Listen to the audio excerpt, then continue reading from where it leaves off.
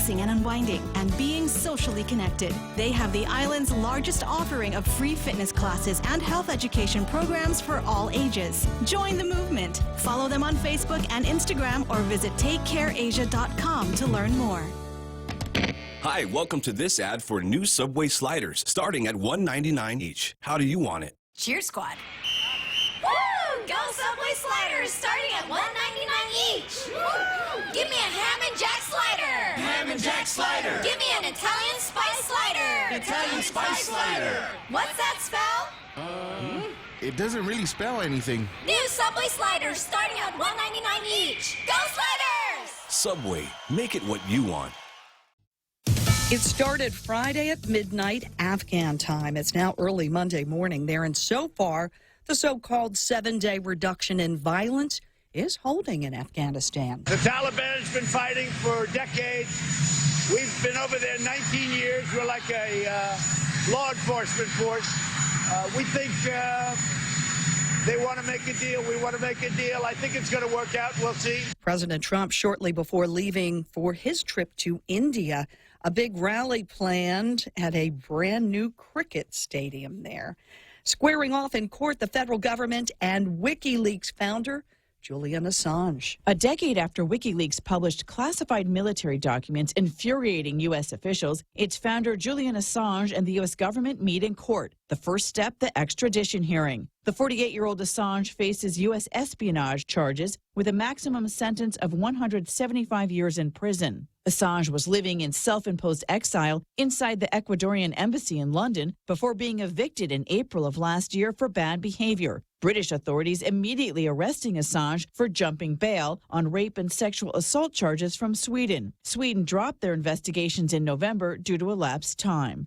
Ann Carrick, Fox News. Former California Republican Congressman Dana Rohrabacher confirming an allegation by Assange's attorney that he promised he would be pardoned, Assange would, by President Trump if he'd provide evidence that Russia was not behind the hacking of DNC emails published by WikiLeaks. Europe now on alert, with Italy reporting the number of coronavirus cases topping 100 now, 2 fatalities reported. Whole towns are quarantined and a lockdown enforced by the military and local police. I'm Jane Metzler, and this is Fox News. With a new decade, there are new opportunities. And with new opportunities, there is always a chance to say yes. Yes to that car. Yes to that business venture. Yes to that new house. With First Hawaiian Bank, it all starts with yes. Member FDIC. Half a day. This is Alicia Blas from Security Title with a gentle reminder that it's property tax season. You might not know, but if you purchase property after March 4 of 2019, you most likely will not receive a tax bill in the mail, but you still owe the tax. The second installment payment is due on April 20. Take a copy of your deed to Rev and Tax in Barragata and ask for the tax bill. When it comes to your family land, call the professionals at Security Title. We are here to help.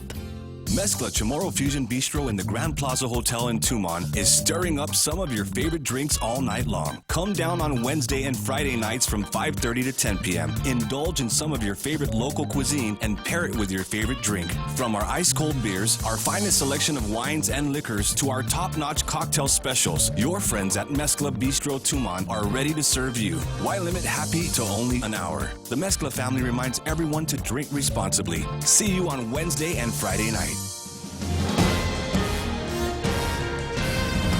Good morning, it's 8:06. I'm Ana Silva Tyron with a look at your local news from the Guam Daily Post. Expected to highlight her administration's accomplishments and challenges, Governor Lulian Guerrero will hold her first State of the Island address tonight at the Guam Legislature. Senators will be called into session at 5:30 for them to receive the address. That starts promptly at 6:30. The State of the Island address comes after Leon Guerrero has completed her first year in office. Well, he is noted as the second most absent member of the U.S. House of Representatives, and Guam delegate Mike San Nicolas says it's because of strategic meetings and visits to Guam. According to govtrack.us, San Nicolas, from January to December of 2019, missed 52.2% of the voting, which is 152 of the 291 votes.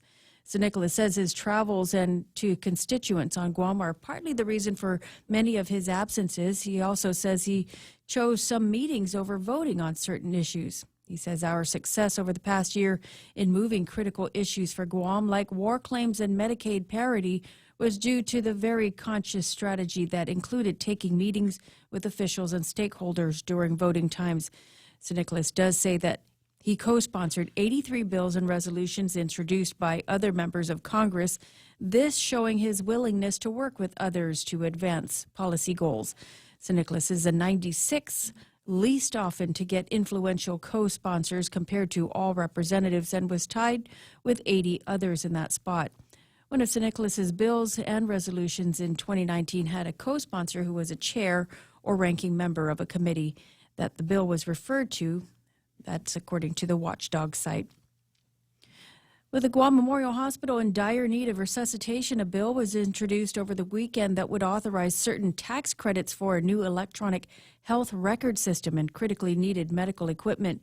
Bill 301 by Senator Amanda Shelton would assist in providing the funds to replace the nearly obsolete electronic health monitoring system and purchase various life-saving medical equipment. It was just last week that another bill was signed into law that gives GMH up to $10 million to pay for the facility upgrades, to include the electronic record system and the roof and the elevator. That new law by Senator Therese Terlahi was said to give the lifeline it needed to maintain its accreditation with the Centers for Medicare and Medicaid. It was dependent, though, on the availability of funds. Well, if you didn't get to swim in, get your swim in, you may have to wait a bit longer with the Dedido pool closed yet again for testing. The pool was shut down on Friday afternoon because of murky quality of the water. According to DPR, Acting Director Victor Villagomez, the pool water tested within acceptable levels for pH levels and quality. However, the water had a murky quality, leading to the decision to close it. The pool was recently reopened after officials had cleared it and cleaned the swimming pool. Residents had lodged complaints, though, over the water being murky and green. On Sunday, officials said that the pool would be tested and assessed by public health today. Meanwhile, the Agana pool also remains closed, and this weekend was seen with green water. There has been no official word on when that swimming pool will be reopened, and contractors will work to repair the filtration system down there. More news after this. Docomo Pacific wants to keep your business connected. When you sign up for a smart business bundle, you're gaining more than just mobile, internet, and phone services. Receive unbeatable value for your money and the convenience of having it all on one bill. All your business services on the widest and fastest network in Guam and the Marianas. Call 688-2677 for more information on partnering your business. Docomo Pacific Business, delivering your future today. With the swimming pools closed, it would seem like hitting the beach would be a likely alternative for swimmers, but residents are urged to swim at their own risk, with there being a shortage of lifeguards.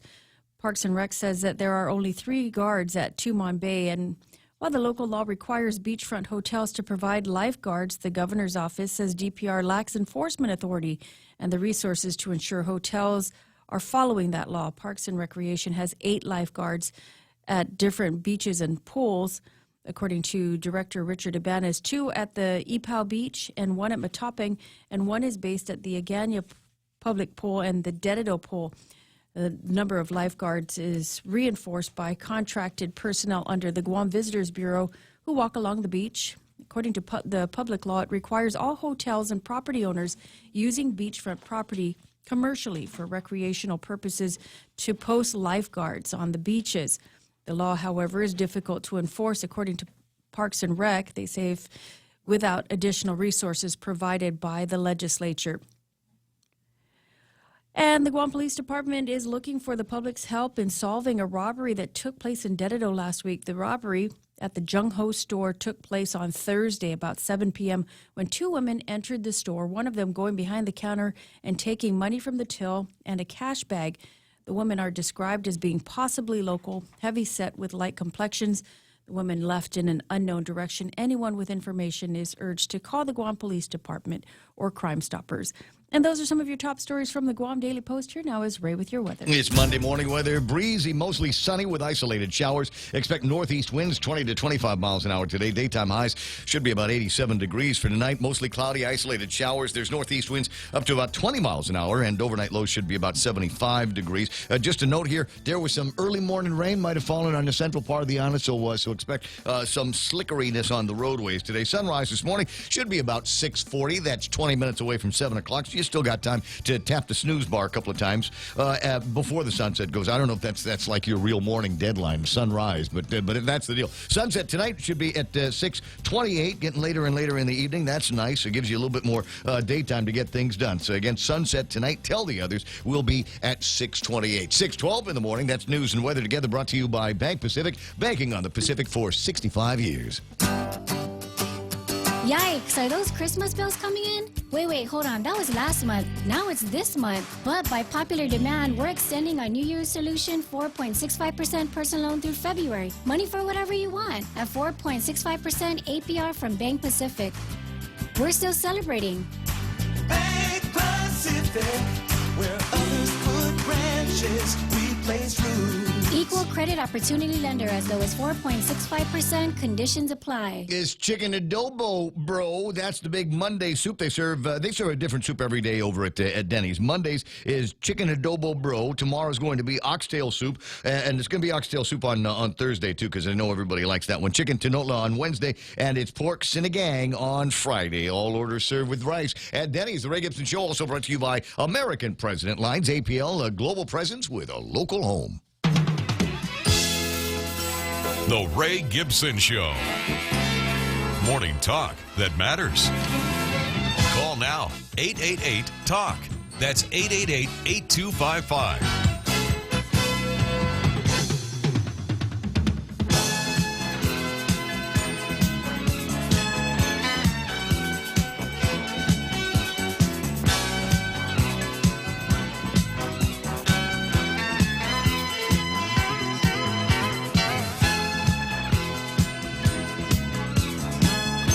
I've got coronavirus. Leave me alone. I was over at the beach yesterday, and I sneezed, and 20 people turned around. I went, hey, what are you doing there? You didn't sneeze in my direction, did you? Did you at least cover your mouth? Sneeze into your pit or covered something? it with a can of, what was that stuff? It's Acai Super Dry. Yeah, that's because it's, otherwise it would have been Corona. Would have been one of those drinks. So I'm just trying to fill in the goal of making lousy Corona jokes while we still have to deal with this lousy coronavirus. If anyone sneezes anymore, you don't get the usual "God bless you" anymore. You get that dirty look like. Yeah, what are you doing that in public for? Somebody don't you know? sneezed behind me at the post office, and I swear I couldn't get away from him fast enough. He just covered his mouth with a yellow slip. I was like, dude, he covered with the yellow slip? Yellow slip. It was like that he's going to hand to the guy? Yeah. Mm-hmm. That is eventually going to get handed back to somebody else? Who's your mama? That's me as mama over there. That's my baby sister, Mona Silva Tyrus. She's already got the show started, so I might as well just follow along and fill in where I can. Don't sneeze on me. Quarter after 6 o'clock in the morning. It is the Ray Gibson Show on 93.3 The Point. My name is Ray. Hope everybody had a great weekend. I had a killer time over the weekend. I did the beach yesterday, and then I did everything I could to avoid the intersection at Route 1 and 8. Oh yeah. What a mess that was. So I did my morning constitutional on Saturday, right? So I got out there and I did a little bit of a run. Started at Paseo, and by the time I came back, it was just 4 miles or so. By the time I came back, well, maybe it was 6 miles. I can't remember. What did I run on? I think it was 6 on Saturday. Anyway, so I ran from Paseo up north, and I came back, and it was about sunrise as I was coming back. And you got all these guys. It was just lines of trucks of contractors that were out there, and there were already some that started putting the cones up, and they were putting the cones all the way down over at the Kipua Loop. And I thought, what's this all about? And then obviously over at the intersection of 1 and 8, it started getting busy with the cones, and I thought, wow, I got to get out of here. I smell traffic delays. That smell like Carmageddon to you, because it's Carmageddon to me. And so as I was headed up the hill, as I was headed up Route 8 from Marine Corps Drive, there were guys up there putting up cones, and I said, this is going to be bigger than anybody thought it was going to be. Hey, but you know what? good that they did it over the weekend and not I don't know. Monday I think morning. They I might, hope they're done. They might still be doing it today. I think there's a story in one of the And one I of the think posts. some of that work they can't do at night. Like, no, everything. There's nothing that can be done. I don't think there's anything that can't be done at night. You know, there's all kinds of operations. You know, we land airplanes at night.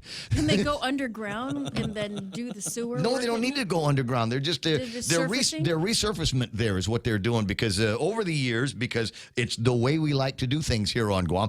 We built everything is built on an angle or something like that. We've got hills that go up, hills that go down, and then you've got these undulating waves because of cars braking and you know turning in places like that. So they've got to go in every once in a while, pull the friction course off, and I think they're taking this all the way down to even lower than the base. I think they're taking it down to the concrete foundation. They're probably going to scarify it more and then put some new base course and then a friction course on top of that. That's what I think is going to be going on. I could be completely wrong, but for whatever it is. Guess what I did when I was at the legislature? It was suck traffic all weekend long. When I was in the legislature, I introduced a bill that would require Public Works explore all opportunities to do work at night. Yeah, I did that. I think my guess they looked at it and you know gloating. You know, it's like when I'm exploring for something in the refrigerator, right? If it doesn't fall into my open, outstretched hands, then I don't want it.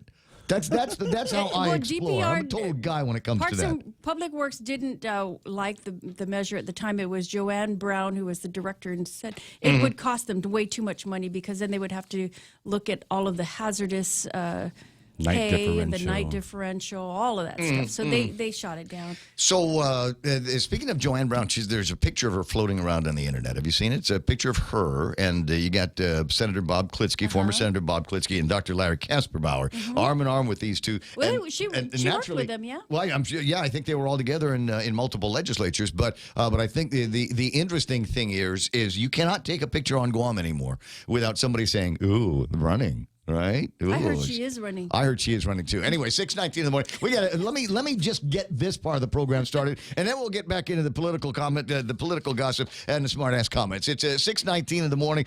Heroes in the studio. I got Real Joe Cruz going to push this button here. Sometimes you wanna go where everybody knows your name, and they're always glad you came. You wanna be where you can see our troubles are all the same.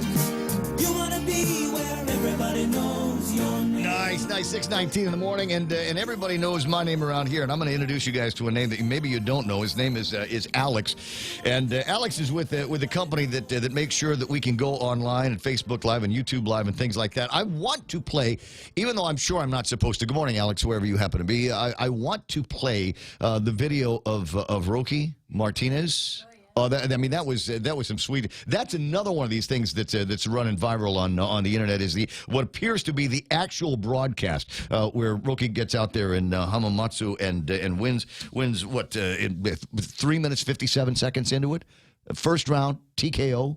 Over this big, just huge Japanese guy. They literally knocks him out of the ring. Yeah, I mean that was something else. So I'm going to see if I can get that on the Facebook Lives and all of that stuff. Anyway, where was that? 6:20 in the morning. Let's see who came in top 10 this morning. I got Marlu Berseman, who is number 1 today. Good job there, sweetheart. James Howard is there.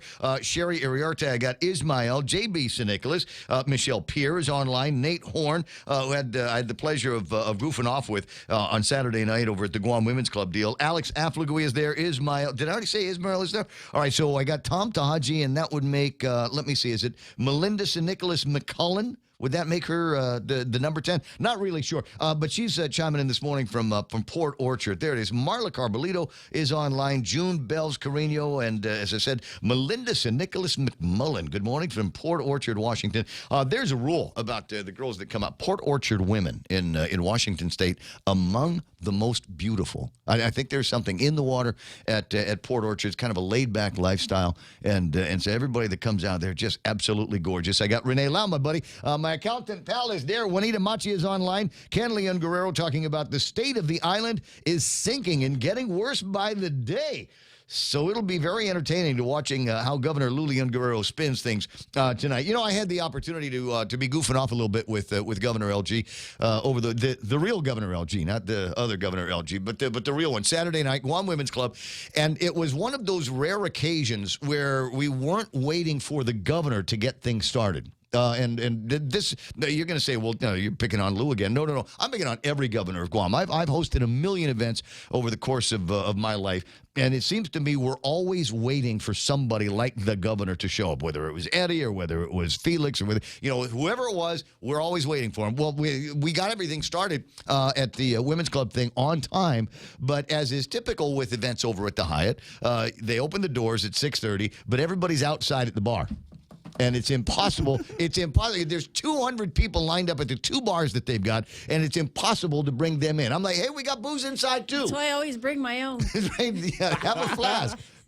Bring the flask in here. Why not? And then you get that question, how come we don't have the bars inside the room? But anyway, it's the way they've laid the hotel out. And so we had to wait for everybody to come in. And so I had to get kind of testy with the crowd that was laying around outside. They said, hey, you guys, the governor's in here. Our Governor Lulian Guerrero, the first elected woman governor of Guam, is in here. And she's already shooting me that look like, why is this taking forever, Ray? I'm ready to eat now. Ray, why is this taking forever? And that got massive laughs from the people that weren't scared to laugh at that. It was fun. Well, did she laugh? Oh, of course she did. Oh, good. Yeah. She, look, she can take it. I mean, that was one of the things that we noted when she was running for office, when she was facing up against guys like Carl Gutierrez and Frank Uggan and who else is Dennis Rodriguez and Ray Tenorio. I mean, she was able to hold her own, and she got a pretty sharp sense of humor as well. I wonder how much of that is going to come into play. Wouldn't it be interesting? She gets up for the State of the Island address tonight. She comes up and says, "Yeah, I've thought this over." Yeah, I'm either going to quit now or you're going to have to give me another 4 years because there's no way I can straighten this thing out in the 3 years I got left. I think Jimmy Carter did something like that back in the 1970s going, yeah, I've looked at this situation. There's no way I can do it in 4 years. It'll take at least 8 years to get this done. V. Savlan, LG is online. Did I already say Juanita Machi is there? Mark Cruz is waving. Thank you, Mark. Mark gave me my last drink of Saturday night. And it was a kamikaze. Thank you very much for remembering my frisky behavior.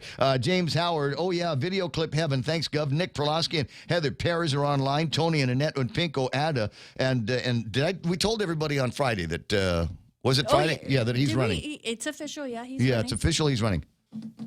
Congratulations. Hurry up and bring your petition over so we can sign it. That was Friday, right? That felt like it was. I don't know anymore. All of the days kind of run together. No idea. Yeah, I'm trying to sort out. Did I dream it that we were saying that he ran? Because I don't remember, but I remember bringing it up. Okay, so I guess it did come in on Friday. So congratulations, yes, on the decision, Tony. I know that there's a whole bunch of Republicans that are excited that there's somebody else going back in. But I've got to ask the question now because there is a strong. Ask Kenley and Guerrero. There's a lot of criticism now for what I can refer to as the balikbayan politicians. The ones that were out of the legislature, and everybody was so desperate for change in the last election that they were like, okay, even though you were in the legislature before, and I wasn't really crazy about what you were doing back then, I'm going to vote you in. I'll vote you in this time and see what happens. And there's a lot of criticism on some of these balikbayan politicians that they really haven't actually done anything in the 35th Guam. Yes, 35th, right? In the 35th Guam legislature. So there's a concern that, yeah, there might be some other names, including yours, of balikbayan politicians. Are we going to get the same thing, or will this be a more action-packed and fulfilling 36th Guam legislature if there's some comebacks like you and Tony? Interesting question. Interesting theories floating around here. Tom Todzie's there, rolling to. See, now Mana's looking at me like, what do you mean? Are you calling me a balikbayan? Are you roping me in with those other rascals? Well, I have to look up what balikbayan means because I'm not quite sure how to take that. Talk to the partners here. Richard Leon is online. Bob and Connie Bartonico are there. Mark Cruz waving, like I said. James Howard, and your assignment, James Howard, is to prepare a multicast of tonight's State of the Island address. It will come from the legislature, and comments from among the gallery are not going to be allowed. And so what I want you to do, James, is to create another version of the stream, put it on Facebook Live, stick it on YouTube Live or wherever it is, but enable comments. Enable comments, because I think those are going to be the more interesting ones. And if you were working at Adeloop right now, that would be the version of the show that you watch. That's the one that you watch. Never mind the real-time live event where she's going to say a word, and that word is going to trigger applause. We already know where they're going to be. As Mana said in the past, that's always that is a function of the script writer, the speech writer. They write the speech and they say, okay, this is the part where we want all of the deputy directors and all the directors and everybody clap, everybody applause. This is the applause point.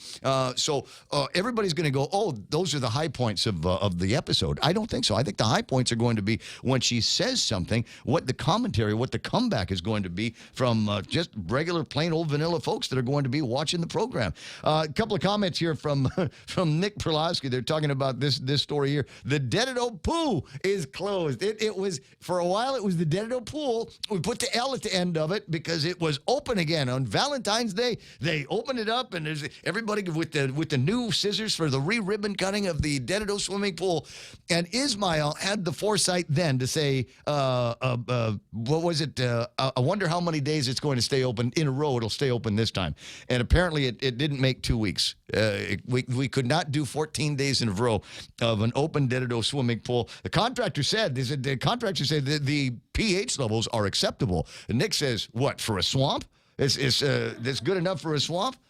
And you passed by the Agana swimming pool. Oh yeah, I did. I sent pictures. Do you still have it? I might have the pictures on the WhatsApp. But you come up with the same conclusion as I did. It looked like they were taking the steps because the pool was not as green as it was before, and it had the aeration system. It's basically the streams that go over that is part of the cleaning process.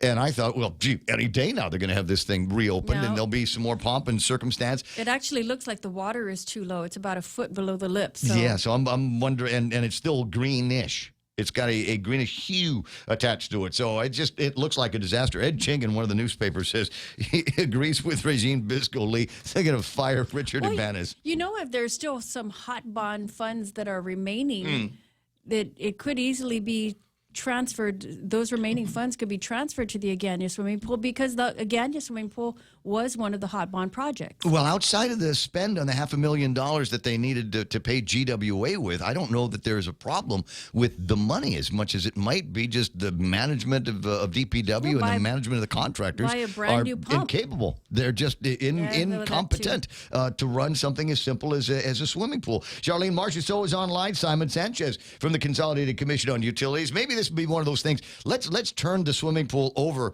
to CCU.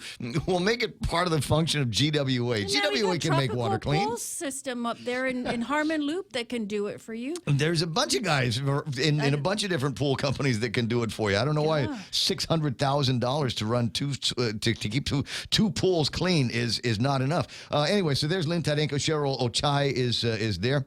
Richard Leon is already salty this morning. That's cool. Candy Guzman. Candy, is that you in the newspaper that they're quoting on the lifeguards here? So beachgoers, more lifeguards needed. And down around the second paragraph, it says, Candy Guzman, a resident of Gigo, said there should be a lifeguard at every beach, or at least where most tourists have beach access. Yeah. Well, there's a revelation here. More lifeguards are needed. We need more cops. We need more teachers. We need more nurses. We need more doctors. There's a whole laundry list of things that we need. But hey, FestPac. We're going to FestPac. We're going to send 100 people to FestPac. We're going to be the biggest delegation there ever was at any other festival of the Pacific Arts and all of it. Because we're the biggest, baddest, richest, and most prosperous island in all of Oceania. Doris is online. That's our running pal.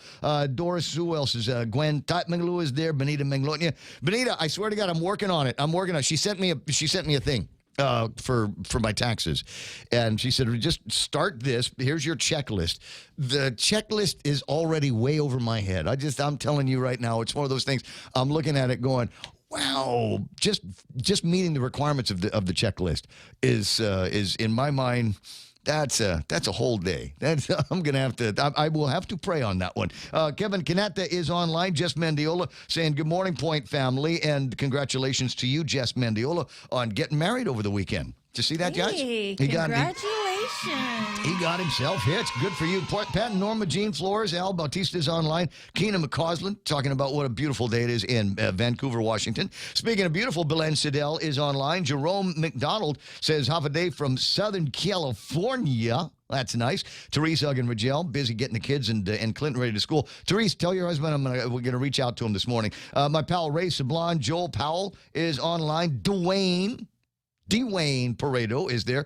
Greg Karabrock. Nick Perlosky says, I was in San Diego 2 years ago, and they'd resurfaced 4 lanes on I-5 southbound overnight. Maybe if DPW would stop using federal highway funds to hire political nose pickers and use it for what it's supposed to be intended for, then maybe things would be a hell of a lot better. Yay! Number 1 says, Marilu, finally, yeah, you did. And Kevin says, hey, Ray, my son, Kelvin Gentapanan, may not be as popular as Rocky Martinez, but he will be fighting for a lightweight belt on April the 4th in the States. Can you give him a shout-out, please? Done. Handled. Kat Phillips Uggan is online. Neats is there. Tony Nanette and Pinko Ada. V. Sablon LG. What, did you guys sign in again?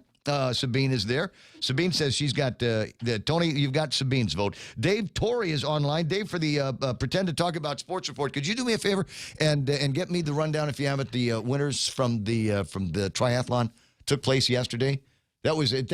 There were a lot of people. What they wanted to do was go to like Epal Beach and hang out there, but they couldn't get past 1 and 8, so they decided to have a triathlon at USO. And so if you've got the numbers on that and the names, that'd be awesome. Rico Blankenfor giggling about Balikbayan politicians, and James Howard says sure he'll be able to work out that multicast idea. Eunice Mendiola, look at this crowd here. What is it, Monday? Marie Sablon Trousseau, Valerie Cruz, Ruth Lujan says good morning, Ray and Mana. That's nice. Jerome McDonald, the Philippines will regret installing a base on its soil.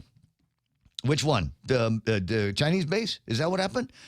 Carl with the Pangolina. That's Carl with a K. I'm still waiting for you to go pick up your packet, bro. Vivian Cunningham is online, and Jordine, Nicole Titano, Hafamingo Ree, and Randy Kruger, and Renee, and Pat Tideway, making it near the bottom of the list, and it's just going to get bigger and bigger and bigger. Why? Because it's state of the art. State of the island. Get all excited here. State of the island address. State of the tonight, island. 6:34. But it will take place at what 5:30 tonight. That's I hope showtime. Carlo writes the speech, because I'm telling you, whoever wrote the last one when she was inaugurated, that was pretty boring. No, you need some live in the speech. Yeah, we need need some life in color. Colorful quotes is what we're looking for. Phil Schrage from the Micronesian Mall has chimed in, so I guess we can start the rest of the show. At 6:34, it's time for our first look at headlines. Now with news from the Guam Daily Post, here is Montecillo Tyron. Well, Governor Lulian Guerrero will give her first State of the Island address tonight at the legislature. The State of the Island address comes after she completed her first year in office. Senators will be called into session at 5:30. The State of the Island begins promptly at 6:30.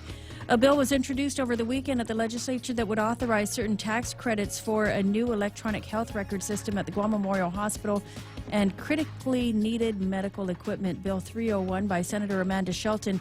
It follows another bill that was passed into law last week that would give GMH $10 million to pay for facility upgrades. And the Dededo swimming pool closed yet again for testing. The pool was shut down on Friday afternoon because poolgoers complained of murky water. It'll be tested and assessed by public health. Meanwhile, the Agana pool also remains closed, and this weekend was seen with green water. No word on when that swimming pool will be open. And those are some of your headlines from the Guam Daily Post. For more on these stories, you can pick up a copy of the paper. Log on to the website at postguam.com. I got you at 6:35 in the morning. 888-8255-888-TALK is my telephone number. 888-8888 is the number for iConnect. Give them a ring a little bit later on this morning because it's Monday. It's possible over the weekend the iConnect location at the Micronesian Mall may have gotten some cool new toys, some gizmos, some gadgets, maybe some new phones that you might want to get. But like I said, you give them a call later on. 888-8888. Family Finance has been serving the people of Guam since 1959, and they'll continue to be there for you in the years to come. Whether you're looking to get a personal loan for that summer vacation or paying off those long overdue bills, Family Finance has got you covered. Apply for a personal loan from $1,000 up to $3,600 by calling Family Finance in Agutya at 475-4545, Upper Tumon at 647-5626, or in Dededo 633-4473. Family Finance, serving the people of Guam since 1959. February 27th, it's the last call for leadership. How do you grow a company? You grow a company by growing people. And when you grow them, they increase their capacity. When they increase their capacity, they begin to increase the capacity of what you can accomplish. The voice of John C. Maxwell on the last chance to see the Live to Lead conference in November. Over 300 leaders and future leaders experienced a day full of big ideas, fun, and high-level motivation. For those who couldn't make it, we're doing it again. Registration closes soon. Get the details at guamtraining.com. Live to Lead is brought to you by Atkins Kroll, Guam's #1 car dealership. Also by Hawaiian Rock Products, the Guam Contractors Association, the Guam Daily Post, and 93.3 The Point. Energize your team. Join the Guam Live to Lead conference today.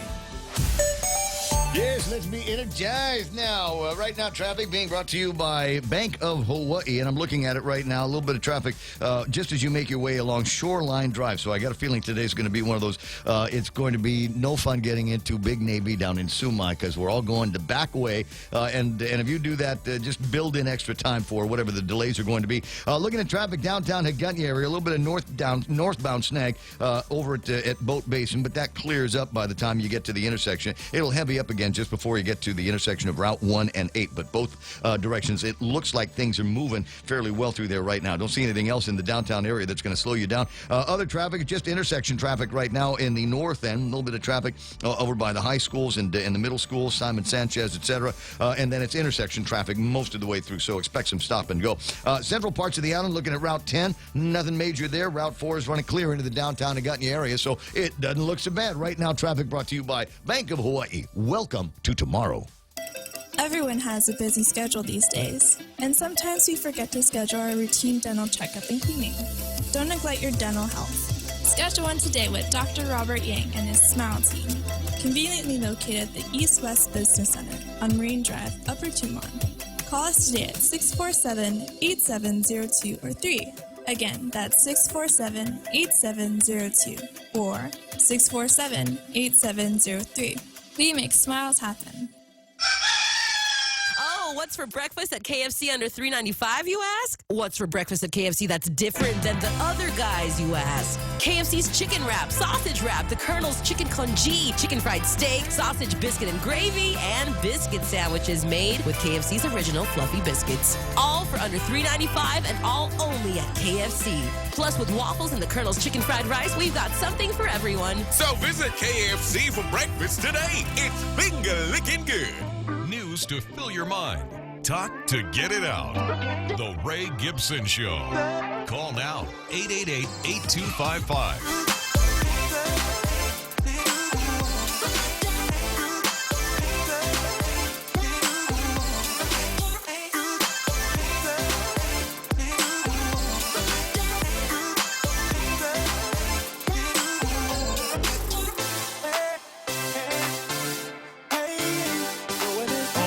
Thanks, Marilu Berseman heard me talking about getting the scores up for the triathling thing. What do they call it? Triathlon that took place over at the U.S. over the weekend. I was actually thinking about that. I was pondering the idea that wouldn't it be interesting one of these days if Ray actually found his way into a triathlon. It'd be interesting because it would be a miracle. It'd just be because I know how to swim, but I'm not a swimmer. I would wait for everybody to go once they start, because that's the first event, right? First is the swim part, and I would wait until the end, because the first person that kicks me in the face and knocks my goggles off, I'm done. I'm finished. I'm never ever going to do this again. He puts the try in. Yeah. And then you get this whole running out of the water, and you're all soggy and everything, and then you got to go and put your bike stuff on. Salty. Yeah. And you get those really this super tight shirts. And I like that. Yeah. But the thing is and you cycle, right? I do. Do you have the cycling shorts with the butt pads on them? No. You like to suffer, don't you? Yeah, yes, there's a little bit of suffering there. Yeah, even on the short runs. Yeah, I'm not crazy about that. And then the thing is that I guarantee it, I will have the sukiest bike out there. Everybody will have the ones that they got from Hornet. Everybody will have the ones that they ordered, from the States, and they're like $4,000, and they weigh less than a can of beer, right? Everybody. It was Ray's bike that I rode around the island and made him pick me up and then run. Yeah, I'll show up. I'll show up with a Huffy from Kmart. That's yeah. I rode that bike. Heaviest bike ever assembled. Well, that bike actually was a bike I got from Hornet, but it wasn't like one of their good ones. It was giant yes, the giant $300 weekends, Harry's weekend so special. Everybody else has riding these really sleek looking nice carbon road fiber. Yeah, road bikes, nice. And I'm chugging along up I get Umatic Road on this mountain bike with the thickest tires you could probably find up there. which the thing weighed as much as my car. So it was a little bit more challenging to get up there. But the run part, I'll be there for the run part. So that I think is what we ought to do here is let's do a team. I'll take care of the run part. You can take care of the run part. I don't like to swim, and I don't like bikes. This will require some more negotiations, if you will. Anyway, it's 6:42 in the morning. It's time. We got to get to the thing where there's the show and we talk about news and get newsmakers on the line and talk about stuff. As I said, it's the State of the Island address tonight, and key items that many people are going to be looking out for. Me personally, there's the usual stuff here. We got to worry about. I think among our biggest concerns are meeting the needs from the Department of Education. There's a Gary Cooper is his name, and he writes, I think it's in today's editorial section of the Guam Daily Post, talking about one of these issues. If you don't have kids that go there, it probably doesn't mean anything to you. But it's just one of those signs that again indicative of some of the problems that we've got here, past, present, and future on Guam. 600 plus students left in the rain. Yeah, it is Gary Cooper, and he's writing on behalf of Benevente Middle School PTO, and they're one of those schools, BMS, that has a kind of a spread out campus. So you've got kids over here, and then the bell will ring, and then they've got to go over from there to another building. And I don't know, it rains on Guam sometimes, and these kids have got to brave all of this because there is no covered walkway between one building or a couple of buildings and the others. And we're only talking about 100 yards worth of coverage that we've got to be able to provide for the kids and the teachers and everybody else that gets over to the school. And for whatever reason, they don't have one now, and it doesn't look like they're going to get it. He says, how bad is it that the Guam Department of Education and the legislature, how bad is it when 600 plus students and staff at Benevente Middle School are left out in the rain? I went to the public hearing for the GDOE budget at the legislature recently. I was actually feeling pretty confident that the senators would grasp how much the students and staff at BMS suffer when it rains and do something about it this year. But when Joe San Augustin was speaking with Superintendent John Fernandez, San Augustin mentioned how several senators have emotional ties, not with BMS, but with Simon Sanchez High School, and that you have other schools that may be screaming very soon and have to take care of one at a time. And then total despair overcame me in that instant, and my hopes that our students and staff would be taken care of anytime soon suddenly dashed away. Just ripped from the jaws of victory just by hearing Senator Joe S. speak. And what's the budget number that they're shooting for? $353 million for the Department of Education. If they get half of that, I'd be surprised. Because we got to do FESPAC, 6:45 in the morning. That is one of the other interesting stories. Remind me to take a look at the paperwork, the editorial that Vince Akimoto did. I don't know that it will have any greater effect than any other editorial Vince Akimoto has ever done, but the writing is very, very colorful. 6:45 in the morning. Let me just take care of some of these guys that are chiming in with some of the commentary here. Debbie Canetta is online. Joe Ed Cruz says, good morning, Ray and Mana. Can you do a shout out for my lungs? Because we doing some purple kush. Real Joe, what's purple kush? What is that? I don't understand. What is a purple kush? Is that a drug reference, sir? All right. Where was I? Phil Schraggy. What? It's marijuana, I think. I don't know. Your brother's not a druggie. You are correct. It is. Okay, I was about to Google search it. Debbie Canette is online. James Howard, Gene Uggan Martinez says Ray was there in an accident late last night by JFK High School. If there was, it couldn't have been as bad as the one that we had last weekend. That the snarl traffic was that Thursday morning.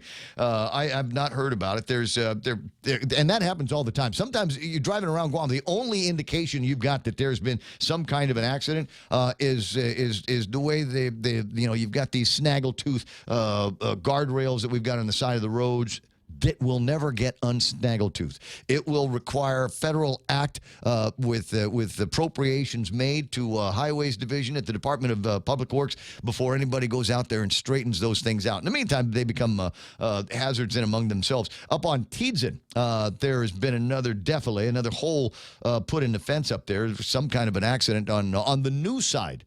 On the new side of the Mugahaga Highway, where there's multiple lanes and you can go 45 miles an hour. Yeah. Right. So, and then all of a sudden it goes back down to just the one lane. And you got to follow the guy this morning. I followed the fella, and he thought it was still Navy property. He was doing 16 miles an hour. You got to follow I can the guy. hear you already. I can only imagine what the words were coming out of your mouth. Hurry up.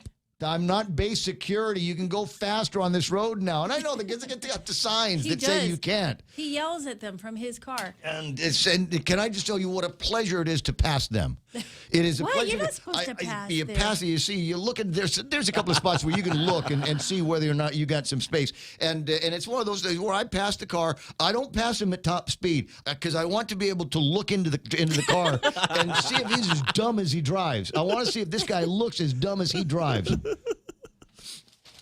Vindictive much race 647. Well, it's just that kind of weekend. Anyway, so we got, where was I? I wanted to take care of these guys.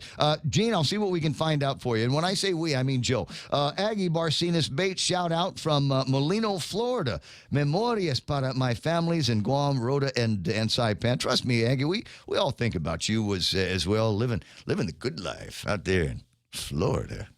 And they have manatees and mermaids. And not too far away from the Bermuda Triangle. Scott Nelson is online. James Howard says MTB rules, as in mountain bike rules. I managed to do that a couple of times in my life. And you're right, I absolutely enjoyed it. They turned out to be hikes for me because, as it turns out, I'm not a very good technical rider out in the Guam red dirts when it comes to mountain biking. So my line is, I sure am glad I brought my bike on this hike. Melissa Salasaki Moto is there. Rooster says, get a Schwinn with a basket and handlebars and a bell. I want a bell. Bring, bring.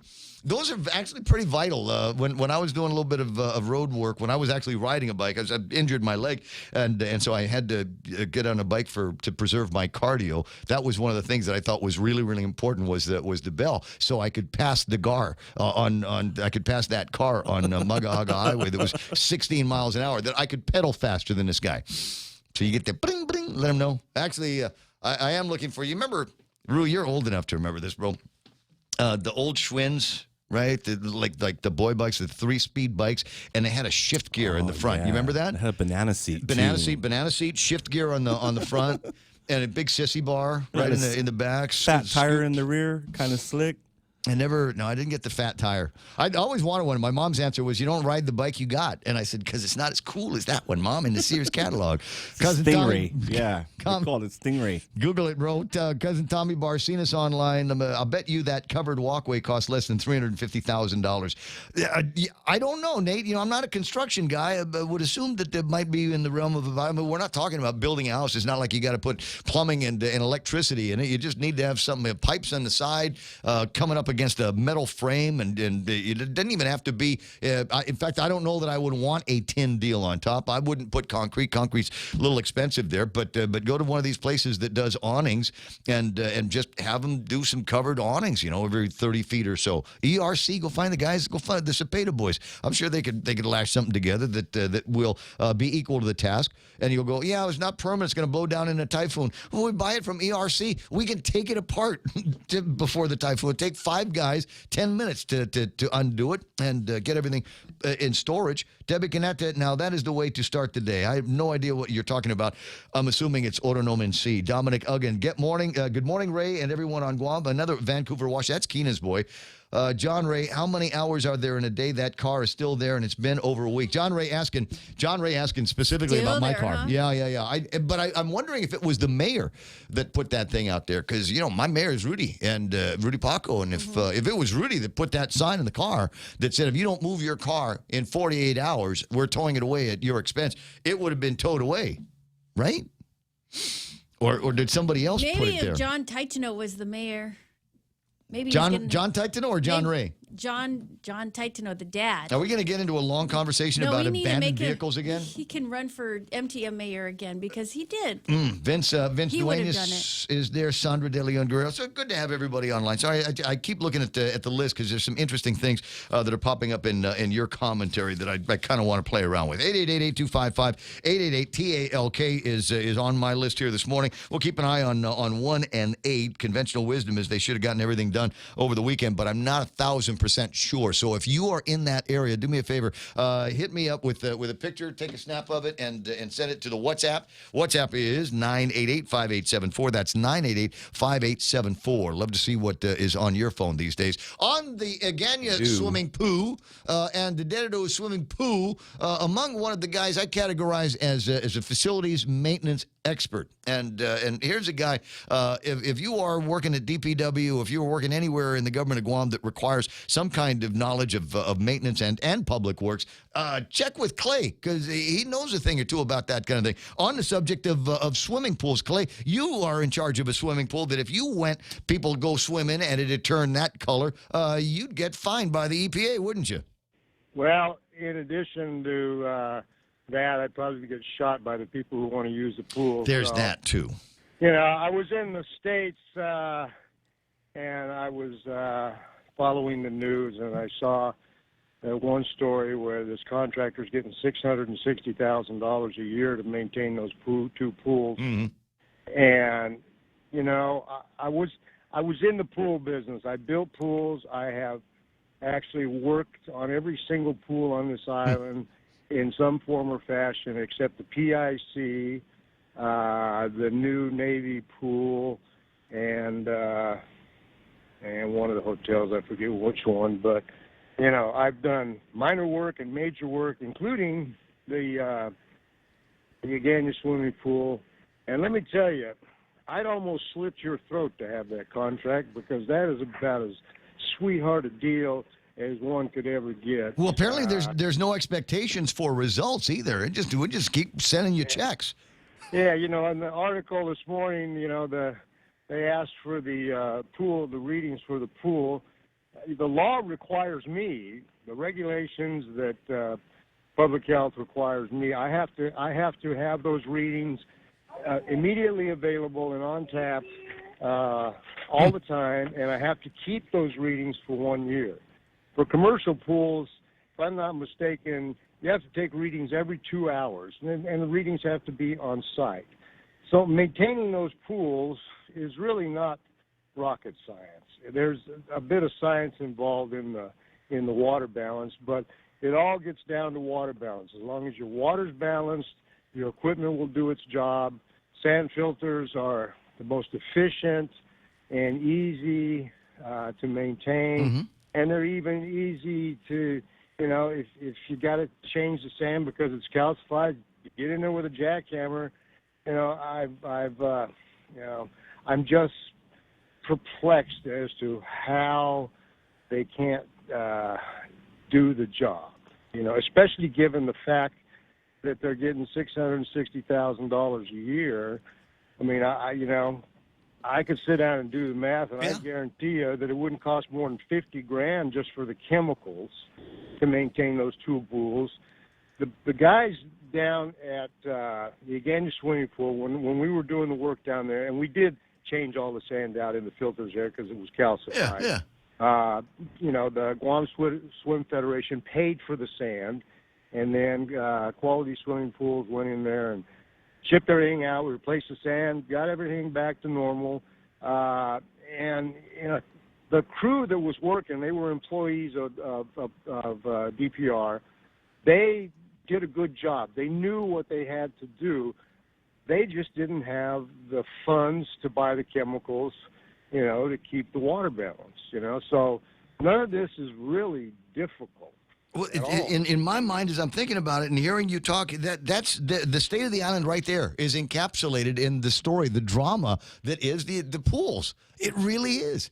I mean, we've got there's a whole administration of people. There's a department. There's a whole agency that is responsible. That and other things. I get it. But for whatever reason, the people that are using the pool on a regular basis, the people that pay for the chits to go in there and use the pool, the federations that use that pool that make contributions to it, one way or the other, and so the money goes and something else happens to it. As opposed to every dollar that comes in from a pool user should stay at the pool. Well, and here's the rub: is they're paying this contractor $55,000 a month to maintain these pools. So it shouldn't be a question of the money as opposed to when they were doing it in house. Because you got a contractor that's supposed to do it. I'm not trying to cast stones, but I've done this for so long that I just find it, unconscionable that they can't, it's like following a recipe to make tamales. It can be a little complicated, but once you've done it, couple of times you get good at it, you can freestyle on it. It's simple, I really feel bad for Ed Ching, and my friend Mick Fexer, who dearly departed. His daughter was ranked 16th in the world in, I think it was maybe the butterfly or the breaststroke. And she got all of that training and experience and got the rating because she was swimming in the Agania swimming pool. And, both Mick Fexer and Ed Ching are just devoted. They don't get paid for this stuff. They're devoted to the cause, and it's embarrassing that something so simple can't be taken care of and resolved. Well, here's my suggestion, Clay, and maybe we could. I know it'd be late in the game because they've got the thing scheduled for 5:30. But it seems to me we ought to have the State of the Island address ought to be at the Agania swimming pool. It ought to be delivered at the Agania swimming pool. Bring everybody together in the shadow of the pool, and say, all right, this is what we've got.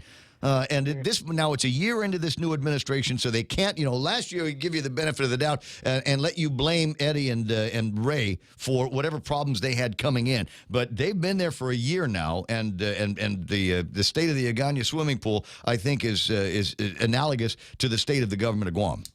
Yeah, and this is one of the easiest facilities to maintain. So the question is, what about the hard ones? That's frightening. You mean like the Department of Corrections? You mean like Guam Memorial Hospital? Yeah, there was another statement by this contractor. Oh, the green water is okay. No, it's not. No. If you cannot see the bottom of the pool, you cannot have your pool open. 7 o'clock in the morning. Clay, I got to break away, buddy. Okay. They're waiting for you at Home Depot. Okay, buddy. Talk to you. Have a great morning. 888-8255. You can jump on the phone just like him. Hey, what do you want to hear at the governor's State of the Island address? I'm sure there's still some last-minute stuff that the speech writers could use to include it. If there's something that you want her to touch on, go ahead and tell me about it here. You can call it in, or you can put it on the Facebook Live, and I'll make sure they get it over at Adaloop. 7 o'clock in the morning. The radio station is KUSG, got you 93.3. Coming up, Montecillo Tyrant's got local news from the Guam Daily Post. On the other side of Fox News Live, we'll find out what's happening around the nation and the world. Jerry Roberts coming into the studio. We've got the extra point. It's all ahead in the second hour of the Ray Gibson Show on 93.3. This is The Point. Thank you. Next, I'm Jane Metzler, Fox News. Bernie Sanders won big in yesterday's Nevada caucuses. This Saturday, the first Southern primary in South Carolina. I do believe that Nevada will have somewhat of an impact on South Carolina. That's South Carolina Congressman Jim Clyburn on ABC's This Week. He's the House Majority Whip, and all the candidates are vying for his endorsement. They will not get it until after the next Democratic debate. That's Tuesday night. I'm going to honor this debate. I don't want to distract from it at all. I want to maintain our first in the South primary status. But on Wednesday morning, I will let my choice be known. Billionaire Tom Steyer, who wasn't on stage in Nevada, today qualifying for that debate, calling South Carolina his firewall. Gonna win in South Carolina.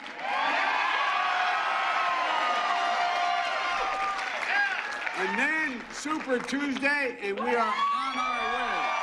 Former Vice President Joe Biden, who had a respectable second-place finish, does he have to win this Saturday? Clyburn saying, It could be. It doesn't have to be. I think make or break was probably the following Tuesday, Super Tuesday. Bernie Sanders just wrapping up his third rally in Texas, one of 14 Super Tuesday states holding primaries March 3rd. This one rally at Elizabeth Warren's alma mater, the University of Houston. Today we say to the healthcare industry, the function of a sane and humane healthcare system is to guarantee healthcare to all, not to make huge profits for the drug companies and the insurance companies. Pete Buttigieg, meantime, alleging irregularities in the vote count. America's listening to Fox News. What's for breakfast at KFC under $3.95, you ask? What's for breakfast at KFC that's different than the other guys, you ask? KFC's chicken wrap, sausage wrap, the Colonel's chicken congee, chicken fried steak, sausage biscuit and gravy, and biscuit sandwiches made with KFC's original fluffy biscuits. All for under $3.95 and all only at KFC. Plus, with waffles and the Colonel's chicken fried rice, we've got something for everyone. So visit KFC for breakfast today. It's finger-licking good. Off day, this is Congressman Michael Nicholas. Our veterans deserve the best, and I'm working hard to make sure they receive what they earned defending our freedom. If you need help receiving the benefits you earned from the VA or the Defense Department, please call my office at 475-6453 or go online at stnicholas.house.gov. On behalf of a grateful community, thank you for your service. This ad was paid for with official funds from the office of Congressman Michael Nicholas.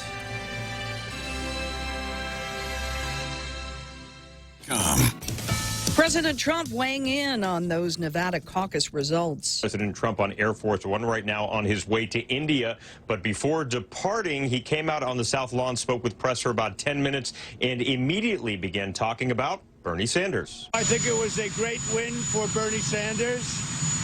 We'll see how it all turns out. They've got a lot of winning to do. I hope they treat him fairly. Frankly, I don't care who I run against. I just hope they treat him fairly. I hope it's not going to be a rigged deal, because there's a lot of bad things going on, and I hope it's not going to be one of those. Fox's David Spunt reporting from the White House. The U.S. taking steps to prevent the spread of the coronavirus. Other countries are seeing a rapid increase in cases. Here in the U.S., the CDC says the virus is not spreading fast, but that it could happen. 35 Americans have been diagnosed with the virus, including the 18 Americans who returned to the U.S. from that quarantined Diamond Princess cruise ship in Japan. Meantime, it's an uphill battle fighting this coronavirus in South Korea. Today, South Korea's president said his government will increase its antivirus alert to red, the highest level, allowing the government to order the temporary school closings and reduce public transportation and flights to and from South Korea. And in Italy, towns are on lockdown to stop the virus in the northern region of Lombardy, which includes the nation's financial capital, Milan. The number of confirmed cases in the region stood at 89. Italy now has 132 cases. Fox's Christina Coleman. The military and local police enforcing that lockdown in Italy in affected communities. And Reuters just now reporting that Austria has stopped all traffic into Italy. They called her the Black Martha Stewart. Former model and lifestyle guru B. Smith, dead of Alzheimer's disease. She was 70. I'm Jane Metzler, and this is Fox News. Here at APL, our expertise and extensive network can help you grow your business and reach out to more markets. As a responsible carrier, APL is also committed to a sustainable future, whether it's protecting the environment or investing our efforts in giving back to the community. Our dedicated team in Guam and on the U.S. mainland are here to support you. So call 588-4651 or visit www.apl.com. Passwords, they're the keys to our online identity, whether it's to your social media profiles, our streaming services, or our bank accounts. Here are some tips to keep your passwords strong and secure. Change your passwords often. Never use the same password across different websites. Craft your passwords from phrases that only you understand. Refrain from using characters or numbers that are right next to each other on the keyboard. These password protection tips are brought to you by Bank of Guam, member FDIC. Chili's has the seafood you crave and the flavors you love this Lenten season. Indulge in Lent-friendly soups, salads, appetizers, and entree options like our baked potato soup, barbecue shrimp salad, Cajun shrimp pasta, our flavorful grilled ancho salmon, or our black bean burger options like mushroom Swiss or chipotle. Come in and taste all of the Lent-friendly flavors this Lenten season. Available for a limited time. We're located on the second floor of 2 Monsands Plaza. Chili's, savor the moment. Your 7 o'clock news is brought to you by Horizon Properties.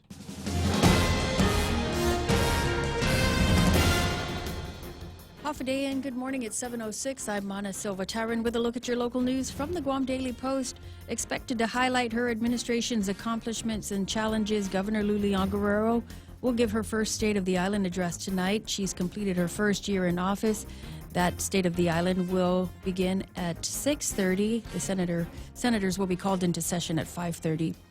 The Guam Department of Education submitted a $365 million budget for the next fiscal year, which includes funding for a new central middle school and mandated merit bonuses. Superintendent John Fernandez and the Guam Education Policy Board presented the budget to senators on Friday.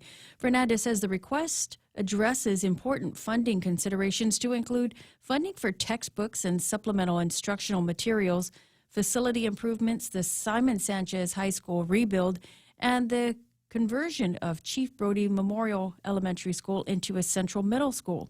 According to DOE, the fiscal 2021 budget request represents a $21 million increase over what was requested last year.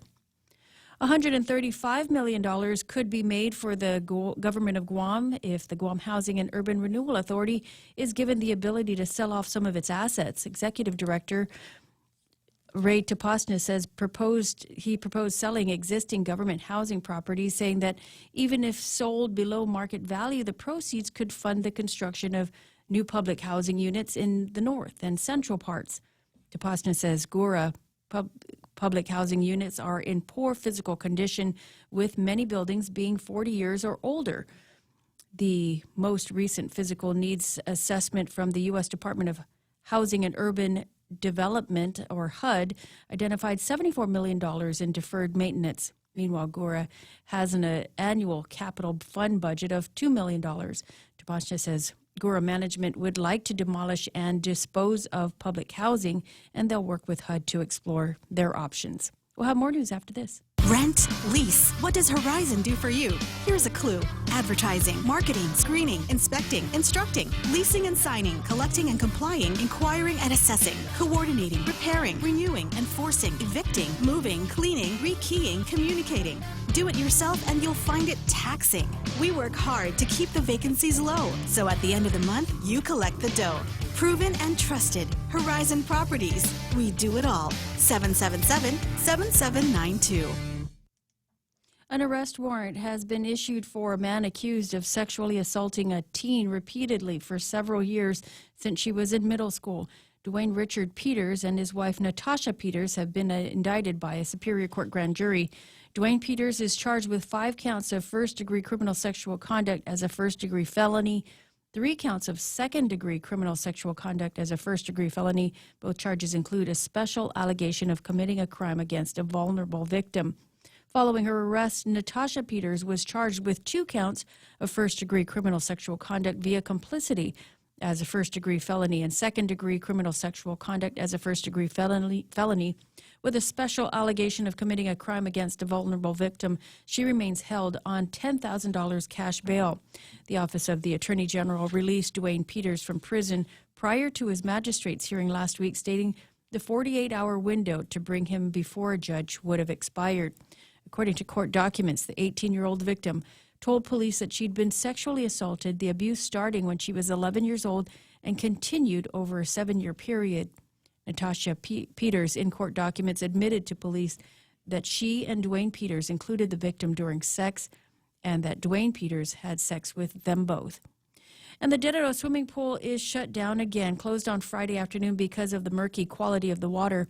According to the Department of Parks and Recreation Acting Director Victor Villagomez, the pool was tested within acceptable levels for pH levels and quality.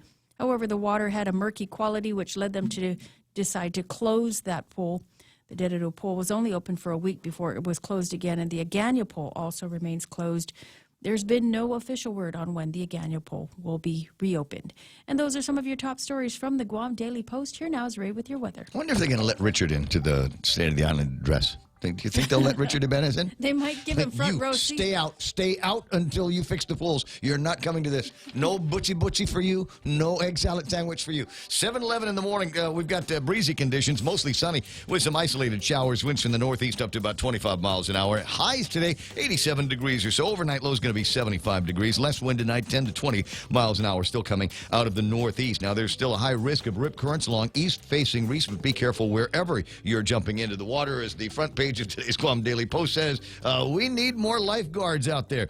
So be careful. Sunrise this morning was at 6:40, about the same time tomorrow. Sunset tonight will be closing in on 6:30. 6:28 is when it will go under the plane. That's what I got for you. 7:11 in the morning. That's news and weather together on The Point.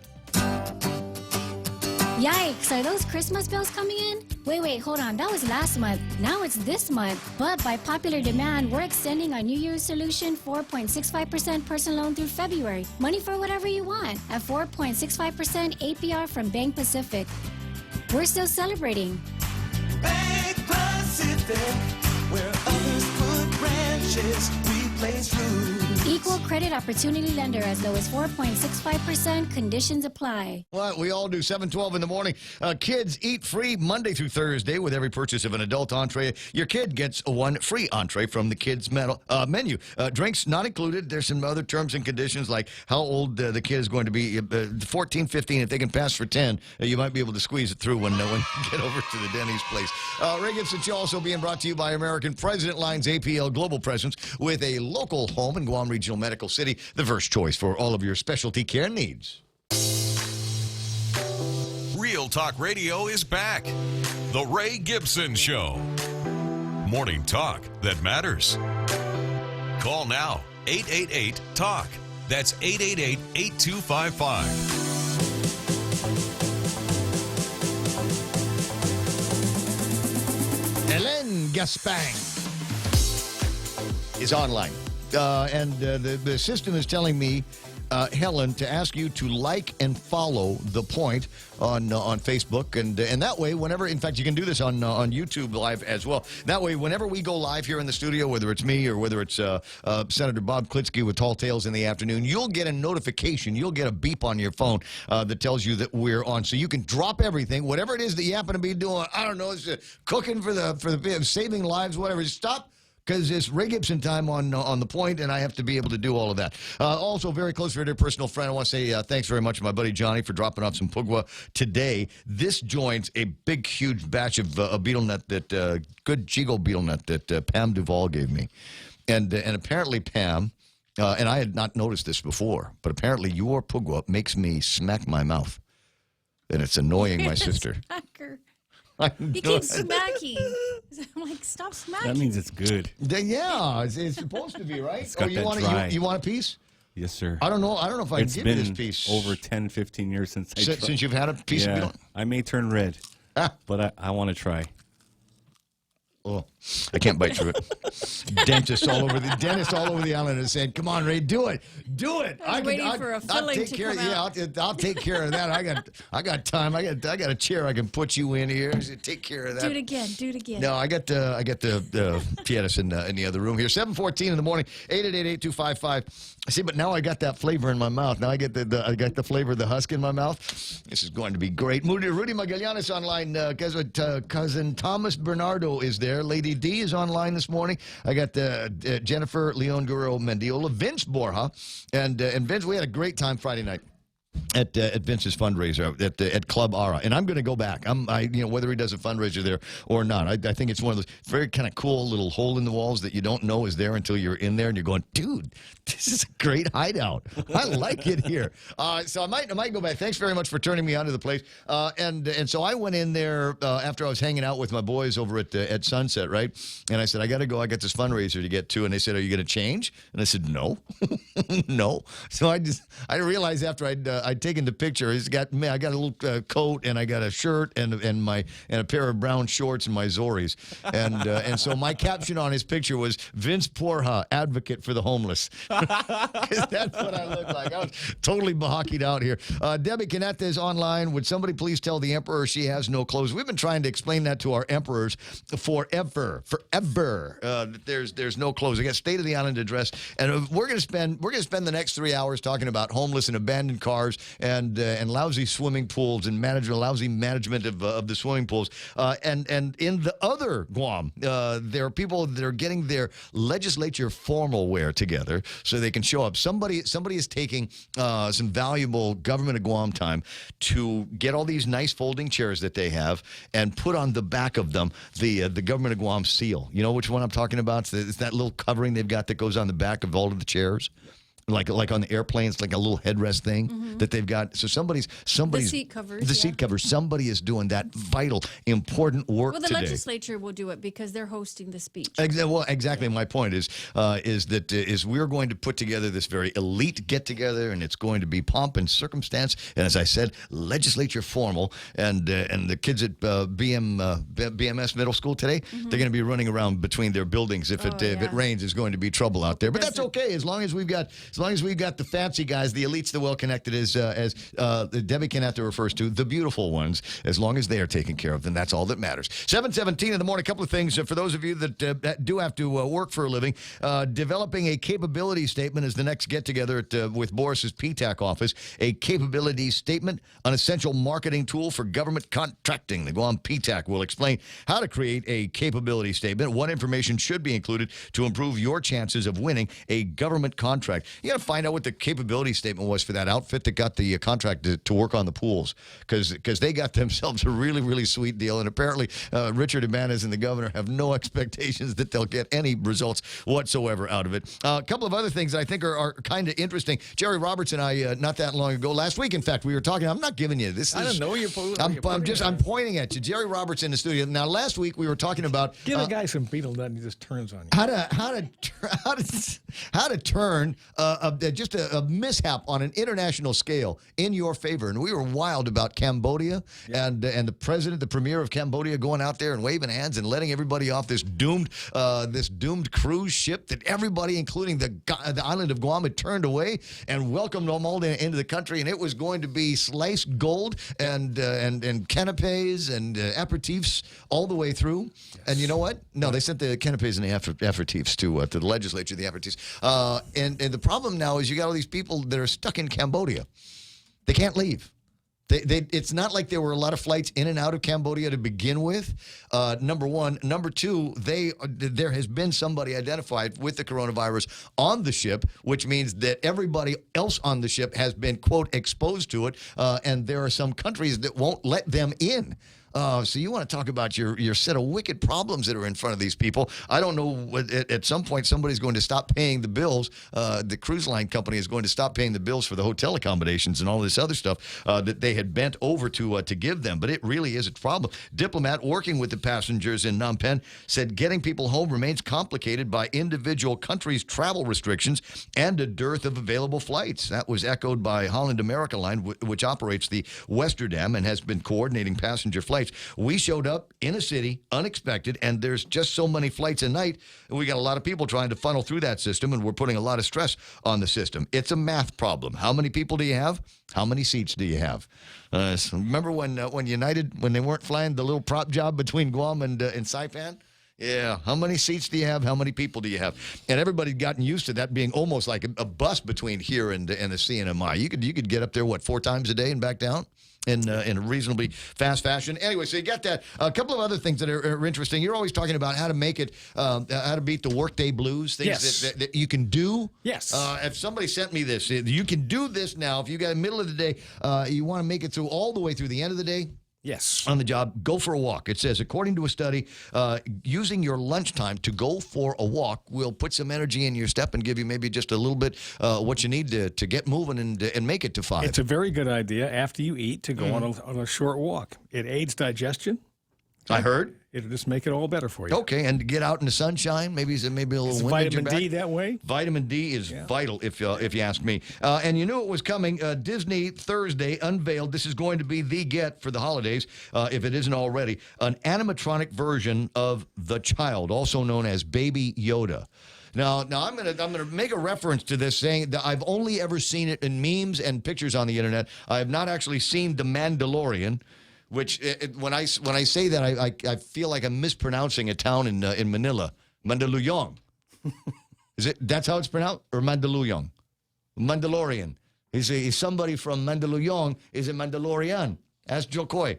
Anyway, for $59.99, if you touch the top of Baby Yoda's head, it will activate over 25 sound and motion combinations. It's basically a Tickle Me Elmo that looks like the Mandalorian, the child, the Baby Yoda in the thing. So you got $60 if you don't, and you got little kids that are fans of the show. Just FYI, you're going to want to hold on to this. And another sort of businessy feature I can throw in here. Do you have any gift cards? Has anybody given you a gift card like Home Depot or Amazon or Apple Music or Apple whatever? You don't have any of those things on you right now. What about you, Real Joe? I have one. For birthdays, anniversaries, Christmas, for guys. Yeah, just go into Home Depot and get a card and give it. You don't actually have to load it. Is something else I found. You can just get the card and put it in your bag. You don't have to load it up with anything. But just you go up to somebody and you give them the little Home Depot happy birthday card. Here you go, Real Joe. And I can say, great. How much is in here? Nothing. Try that. That's just so much fun. But anyway, so there's a story. Americans are holding over $21 billion in unused gift cards from Kmart's and Home Depots and Amazon's. Mana, how many do you have? I have one from Home Depot, a couple from Macy's. That I got you. I guarantee it. Yeah. I got the gift card for the movies, infusion, and massage gift Now, do you know what this is called? There's a term for this when it's not used. I want to say seniorage. No, breakage. Breakage. It's called breakage. Okay. So companies years ago figured out that they can get money in advance for providing this credit, essentially. And they found out, same thing with prizes. They give out a certain number of prizes that are never redeemed, right? And they bank on that. They figure a percentage of these things will not be done, will not be redeemed, and that's pure profit. Right back to the bottom line. That's right. But eventually they're going to get redeemed, don't they? I mean, or do they just stay in drawers and purses and wallets forever? On the cards, I don't know if they still do. Some used to have expiration dates. Maybe they do, maybe they don't any longer. But on prizes and promotions and things, sure, those definitely have expiration dates on most of those things. Yes. And they're gone. When they're gone, they're gone. If the company decides not to honor it, then they made the money. Well, if I remember correctly, Senator Tony Atta, when he was in office, he introduced a law that required, prohibits expiration dates to be placed on gift certificates that are purchased. I think if I got, as an example, I was giving away a whole bunch of gift certificates on Saturday night. So those were giveaways from the company that no real cash value. But nobody bought. Yeah. So they were just kind of promotional and goodwill. Yeah. So as I understand it, for purchased gift certificates and gift cards, they cannot have an expiration date. So there's a law like that? Yeah. Because 2 or 3 times, I won't mention the name of the hotel, not even in a joke, but I was given gifts years ago from a certain hotel to one of their restaurants, and when the expiration date was there, they would not honor it. Even though you're Jerry Roberts? Even though you were radio's JQ Fanihi? No, I mean, I told them I was Ray Gibson. I'm surprised they didn't call security. They did call security. That was the end of it. Get out. I heard of you. Yeah. Real quick, we'll go over what some of the numbers are on the markets. What happened? They said, I heard of you. I want my forks back. Well, yeah, I did that. 724. Real quick, we'll take a look at the markets here. S&P 500. All of the markets are down. This is all probably based on the coronavirus and continued uncertainty on what's going to be happening with economies, i.e. China's S&P 500 off by 35 points, 33.37. The NASDAQ at 95.76. They're off 174 points. That's a big drop for the NASDAQ. This is not a big market to begin with. Dow Jones Industrial Average at 28,992, under 29,000 again. They lost 227 points over the weekend when you weren't looking. The FTSE is red by 32. The Nikkei is off by 92 points, and concerns being expressed now that their economy is beginning to shrink as well. Hang Seng Index off by 300 points. That's at 23,308, and the DAX is in the red by 84 points as well. Looking at some of the commodities, I don't have the TAPIS up just yet. 53.38 is the number for West Texas crude, and that compares with $53.86 over the weekend. So what did we lose? About 50 cents worth of value on the West Texas crude. Just quickly scanning down to see what TAPIS is up to. $63.42. It was at $63.46 when we looked at it last, so it's off by a whole, 4 cents. Yeah, I don't think they're going to be doing anything with gas prices out there. It doesn't look like it. 7:26 in the morning, and that's what we've got for you on the markets, the various markets that we keep a look at. Do we have anything on Bitcoin, Joe? Did you look up a Bitcoin? All right. Well, Jerry Roberts is doing the extra point. We'll see if we can scrounge up that number for you. It is time for the extra point, being brought to you by Guahan Insurance Services and the team over at First Hawaiian Bank, where it all starts with yes. Guam is facing an economic challenge right now. We don't know how long it will last. What if I told you this is presenting you with a tremendous opportunity to display your leadership?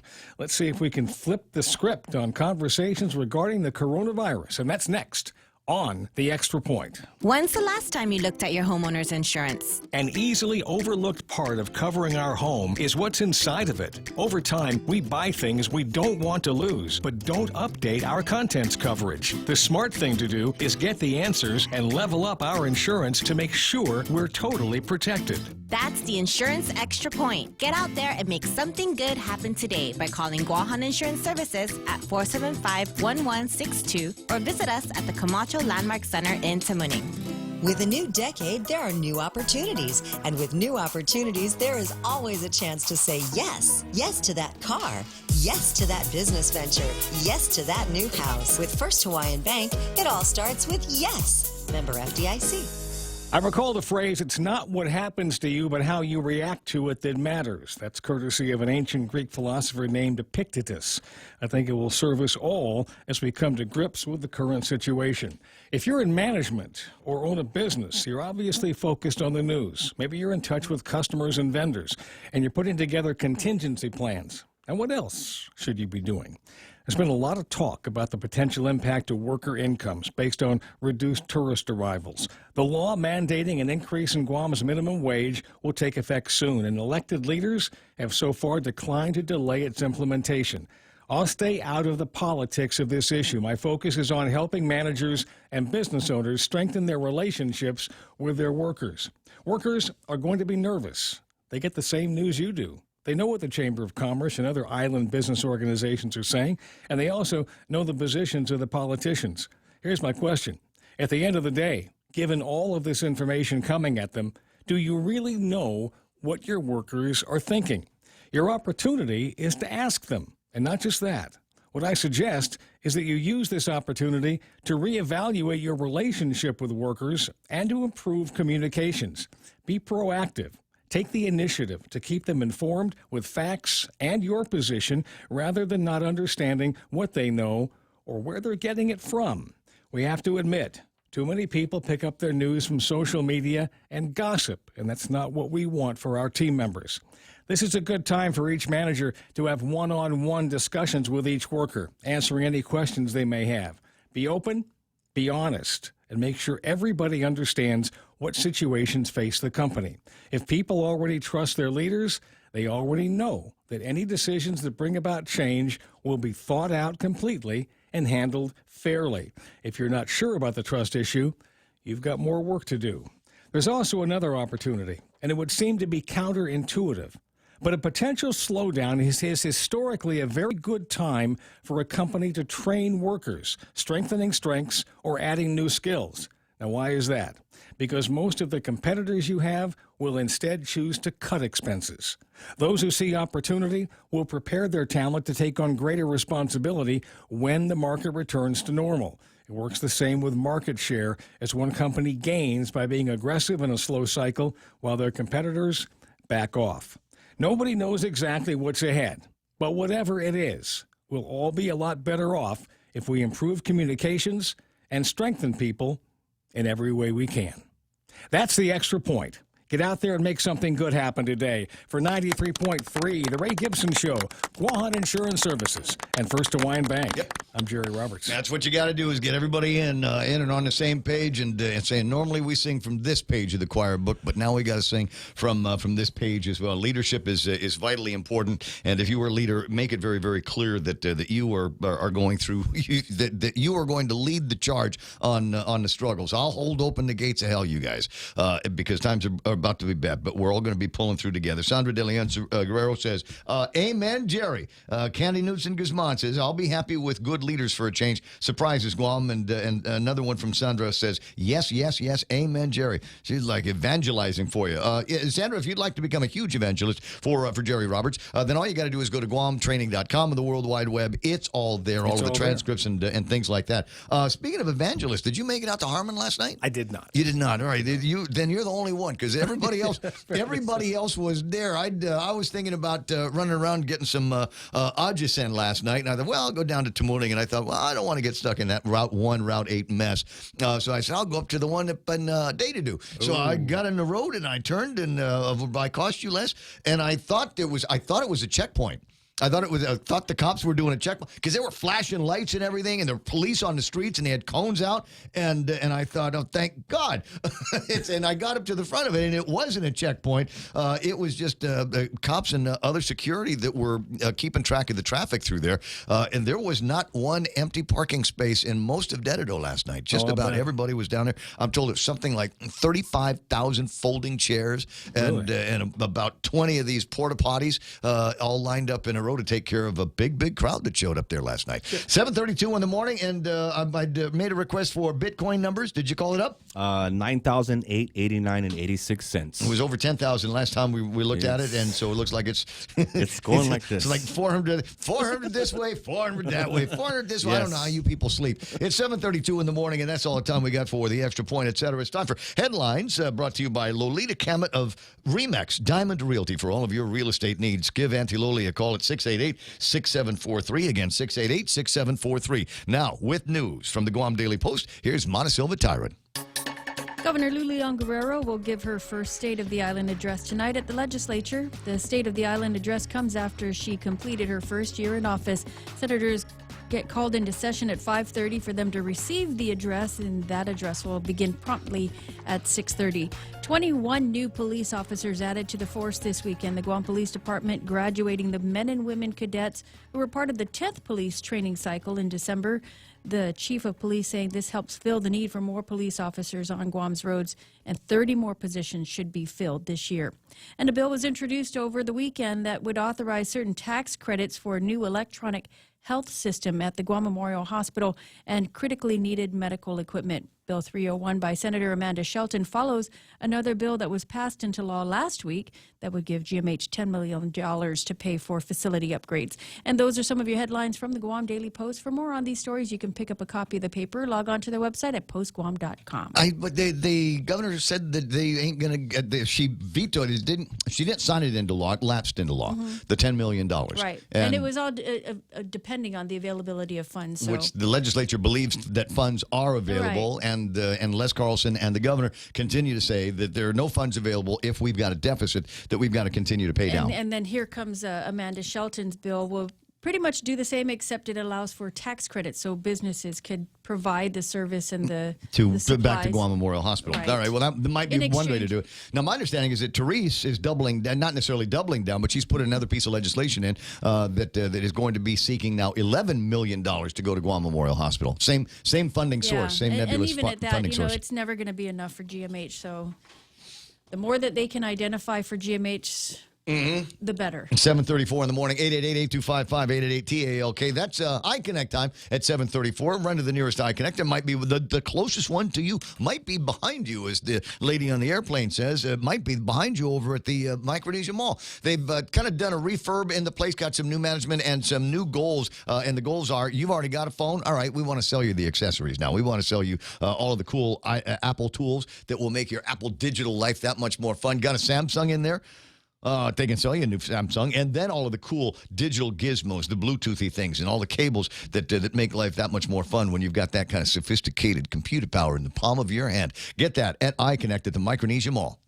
Lolita Cabot from RE/MAX Diamond Realty, a friendly, hardworking, and passionate RE/MAX professional, is committed to helping you make a difference in your life and to helping you achieve the American dream of home ownership. She also specializes in commercial leasing, land sales, local residential sales leasing, and military and corporate relocation. So for all your real estate needs, call Lolita Cabot from RE/MAX Diamond Realty at 688-6743. That's 688-6743. February 27th, it's the last call for leadership. If you want to add value to people, you have to know and relate to what other people value. You see, great leaders are first of all listeners, and then they're learners, and then they're leaders. The voice of John C. Maxwell, who leads a team of world-class speakers on the last chance to see the Live to Lead conference in November. Over 300 leaders and future leaders experienced a day full of big ideas, fun, and high-level motivation. For those who couldn't make it, we're doing it again. Registration closes soon. Get the details at GuamTraining.com. Live to Lead is brought to you by Atkins Kroll, Guam's #1 car dealership. Also by Personal Finance Center and the Guam Chamber of Commerce. Energize your team. Join the Guam Live to Lead conference today. Thanks, Jared. 7:36 in the morning. Portions of the program brought to you by Mescla, and we're closing in on the end of February. Right? Did you look at the day today? It's the 24th of February. Already a short month to begin with, that much shorter here. So on February 30th, I'll get some new copy. Just want to see if anybody caught that. February 30th. In the meantime, a couple of specials for you. The parrotfish and the Southern Spiced Crispy Fried Chicken.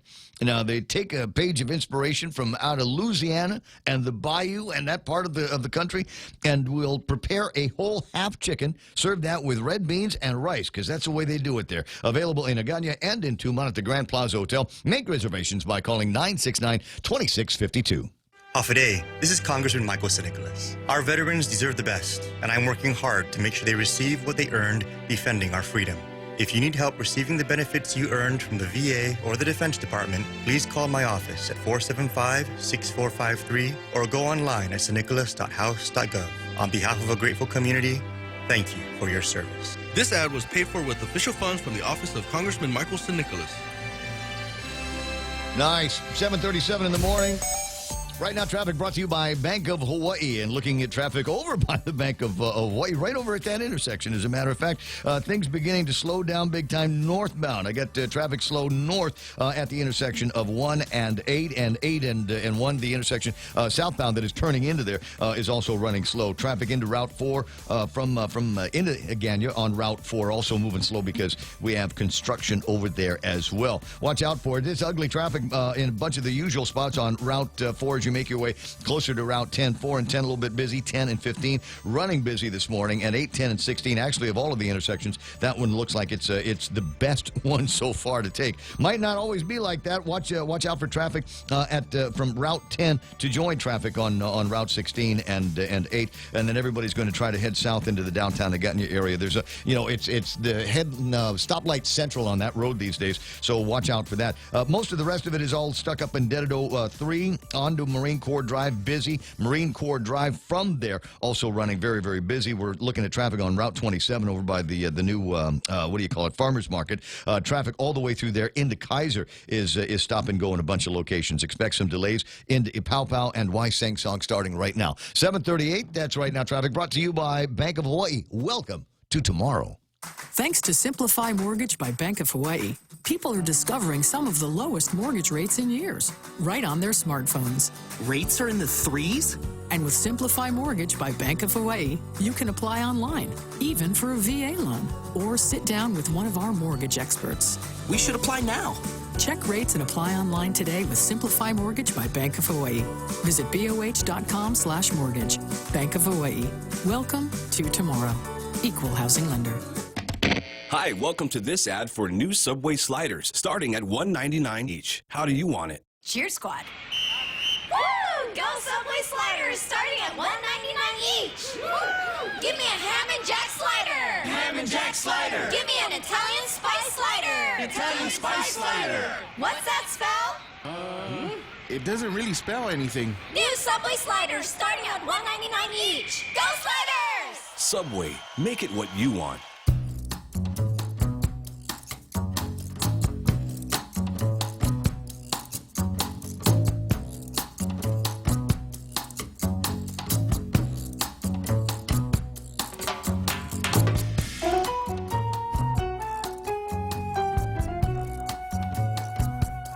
Somebody sent me a picture of some traffic on the road. So I thought it was a traffic jam. It's just she sent me a pretty picture of a rainbow. Isn't that nice?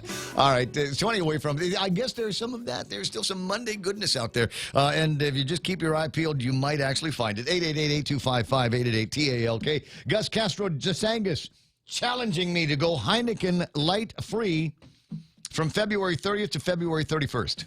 I think I might be able to meet that challenge. I might be able to actually do that. Margaret Blas saying, good morning, Ray, and my fellow senator, my favorite senator, Mana, listening pleasure this morning. Thanks very much. Yoich Rengil checking in from Belau. Richard Clark is on. I got Nate tonight. Nate, how you doing there? And Pam Duvall.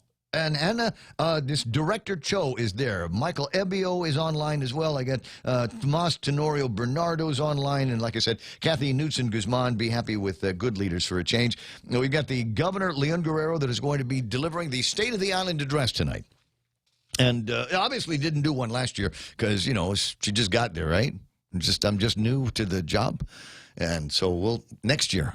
I'll give you my list of accomplishments and challenges. Is that the way they've framed that story? I think first your inaugural address is what you plan to accomplish, and then your first No, she State of did the do an Island address is- last year, right? Yeah, She did? yeah. Okay. Well, it was her inaugural address. Okay. All right. All of these State of the Island addresses, And they good kind thing Janella didn't write it this year because it was not very lively. No. So what liveliness do you think I we're going I to... don't know. I want anything that Carlo writes because he's just so colorful.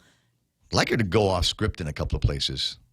Because, like I said, one of my favorite things about her when she was running was there's a certain amount of feistiness that she had. And I'd kind of like to see a little bit of that feistiness come out and actually call out some of the people that have been problems in the administration. Well, if Carlo wrote it, there will be feistiness. Is it time to be able to go to the legislature and say, we should be working closer Do together? you want to go? You want to be my Oh, date? no way. No, I was absolutely invited. not. No, that's why, We can sit in front even. No, there's no, I'm not doing that. You know what? I've done my time as a journalist, as a member of the media community. You only have to do just so many State of the Island addresses before you don't have to go anymore. Right, and I'm pretty sure I'm over that. I'm over that probably by a couple of yards. I don't think I need to express myself and show how important I am by showing up in my legislature formal outfit.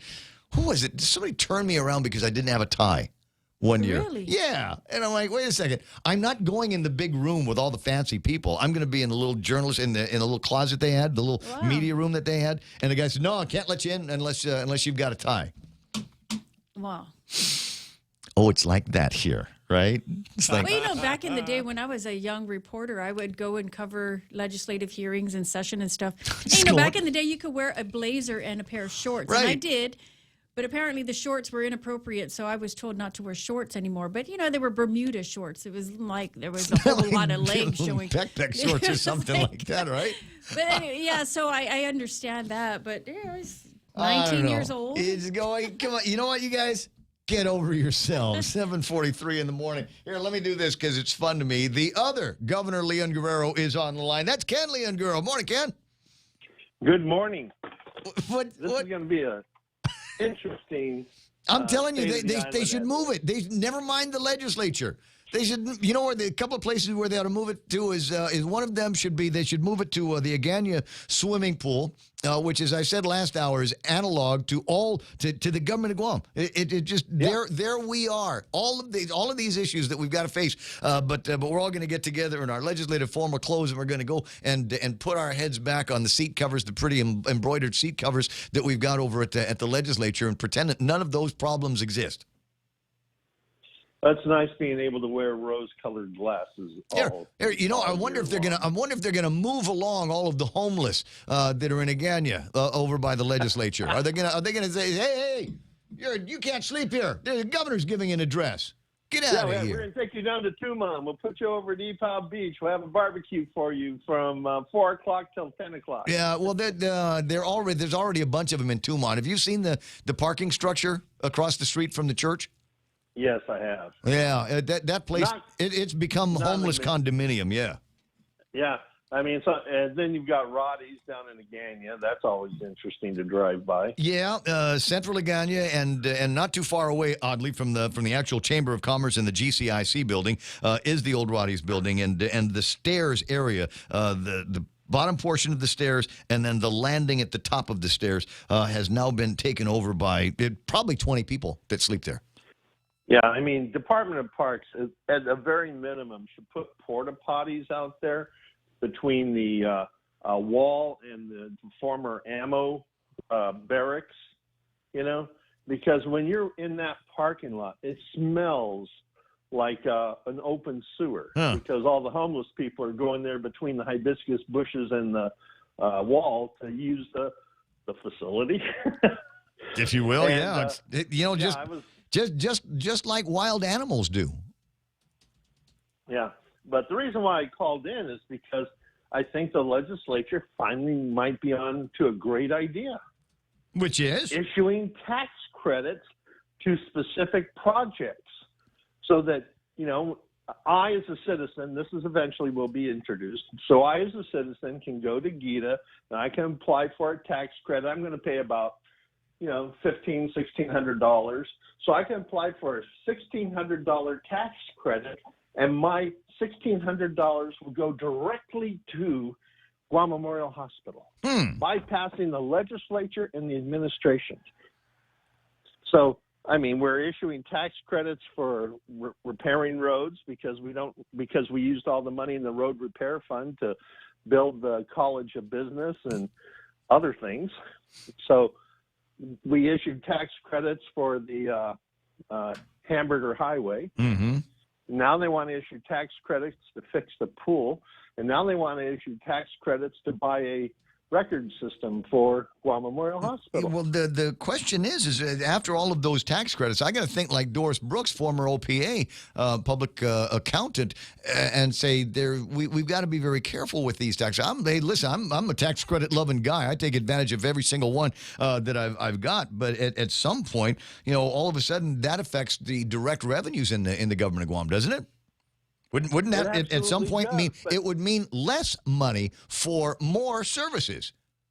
So we'd get the services for a limited time when we got that first infusion. The government of Guam is not spending the money on it, so they think they've got some more, and they're going to hire more people and get more political hires in places, and the services are going to continue to go downhill.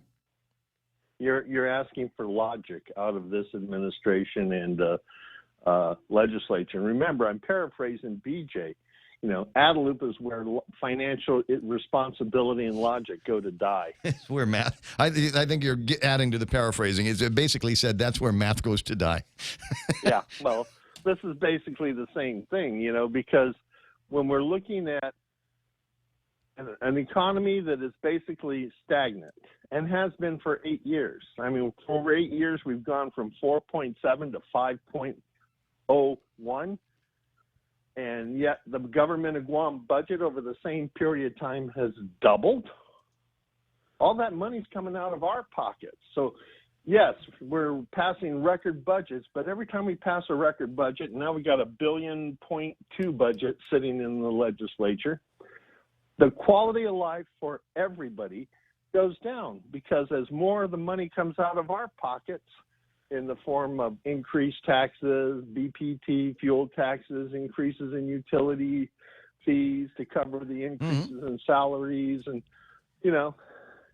our life is getting worse. And again, use the easiest available analog is right there in the swimming pools. We pay $55,000 a month for these guys to take care of basically 2 pools, right? That's it. Yeah. It's $55,000 is a lot of money. Yes, it is. So I'm curious as to how that contract was written, and how it is possible that for $55,000 we've got nothing to show for it.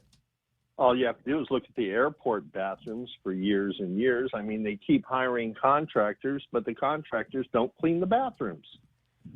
It's the same thing with the schools. They have an outside contracting service, but I remember one time I went down to Inarahan. I was trying to bid on it, the contract. I went down to Inarahan. There was algae growing on the floors of the bathrooms because the bathrooms were so filthy, and the water, the water on the floor, they had algae growing on the bathrooms. And yet they were paying a company an outrageous amount of money, and supposedly they were sending people twice a day. But if they sent people twice a day to the bathrooms in Inarahan Middle School, why did they have a layer of algae on the floor? Maybe because that's not one of the things that is covered under the terms of the contract. We don't do algae. We'll clean the toilets. We'll make sure there's soap in there in the dispenser, and we'll make sure that the toilets are flushing and there's no caca in there from the 5th graders. And maybe that's what's going on. But the algae, that wasn't us, and we don't have to do that because it's not in our contract. Question, note from Director Cho, talking. She lives next to the parking structure.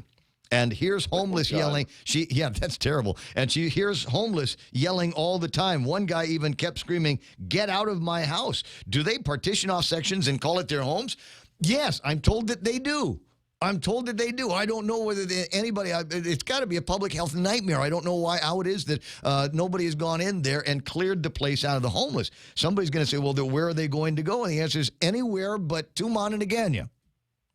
Well, I had a similar problem on a piece of our property. We had homeless people building a camp on it, and I went to the police department. They told me, well, that's private property. We can't do anything. Yeah. There's a sign. I got to check on the law here, but I mean, if you put up a sign that says no trespassing, is that something that you have to enforce yourself, or can you say that somebody has violated my property rights, and you're the government, you got to take care of them? We have a sign. And like the police officer says, you're going to have to take care of that because it's private property, and unfortunately, there's nothing we can do about it. Yeah. All right. Well, there it is. The examples. We can do this all day long. I mean, this would turn it into full blown complaint radio. But today is the State of the Island address, and I'm curious. And she's got a lot of things she has to answer for, because she made a lot of commitments on the campaign trail, and so far we have not seen a single one come to pass.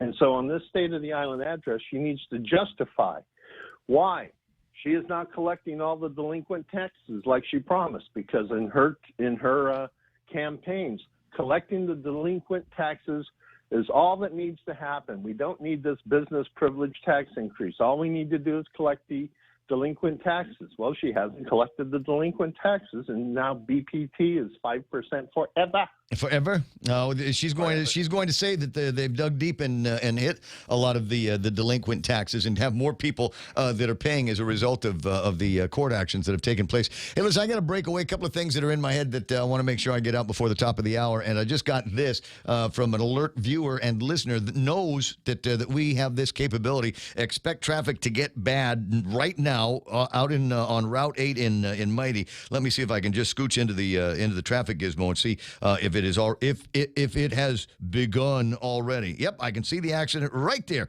And you know where's Payless? Yeah, you know where's Benson? Apparently, we've had one of our first big Monday fender benders in that area. That's the picture I've got up on Facebook Live here this morning, is a fender bender out in front of the Benson area. I'm not sure if that's the Payless. It looks like they're coming out of Hyundai. and trying to get through there. Yeah. And looks like he got T-boned by the other car, and so expect delays already in that area. Southbound traffic is jacked. It's jacked up all the way down to Cars Plus. So expect it would normally be jacked up all the way to the intersection at Cars Plus, but it just got worse because we've got that accident now, and it looks like it's going to slow things down with looky-loos and people trying to make that center lane turn. Traffic moving in the other direction. Yeah.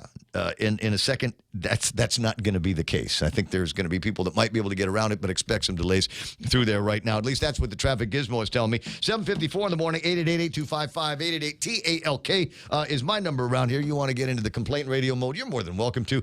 There's a couple of other interesting things. We haven't spent a lot of time talking about public safety and crime. Did you have a run-in with anybody over the weekend? Did you run into anybody?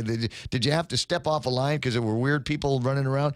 I fortunately didn't, but I stayed in fairly well-lit places, like away from the parking garage in Tumon. I stayed completely away from that over most of the weekend.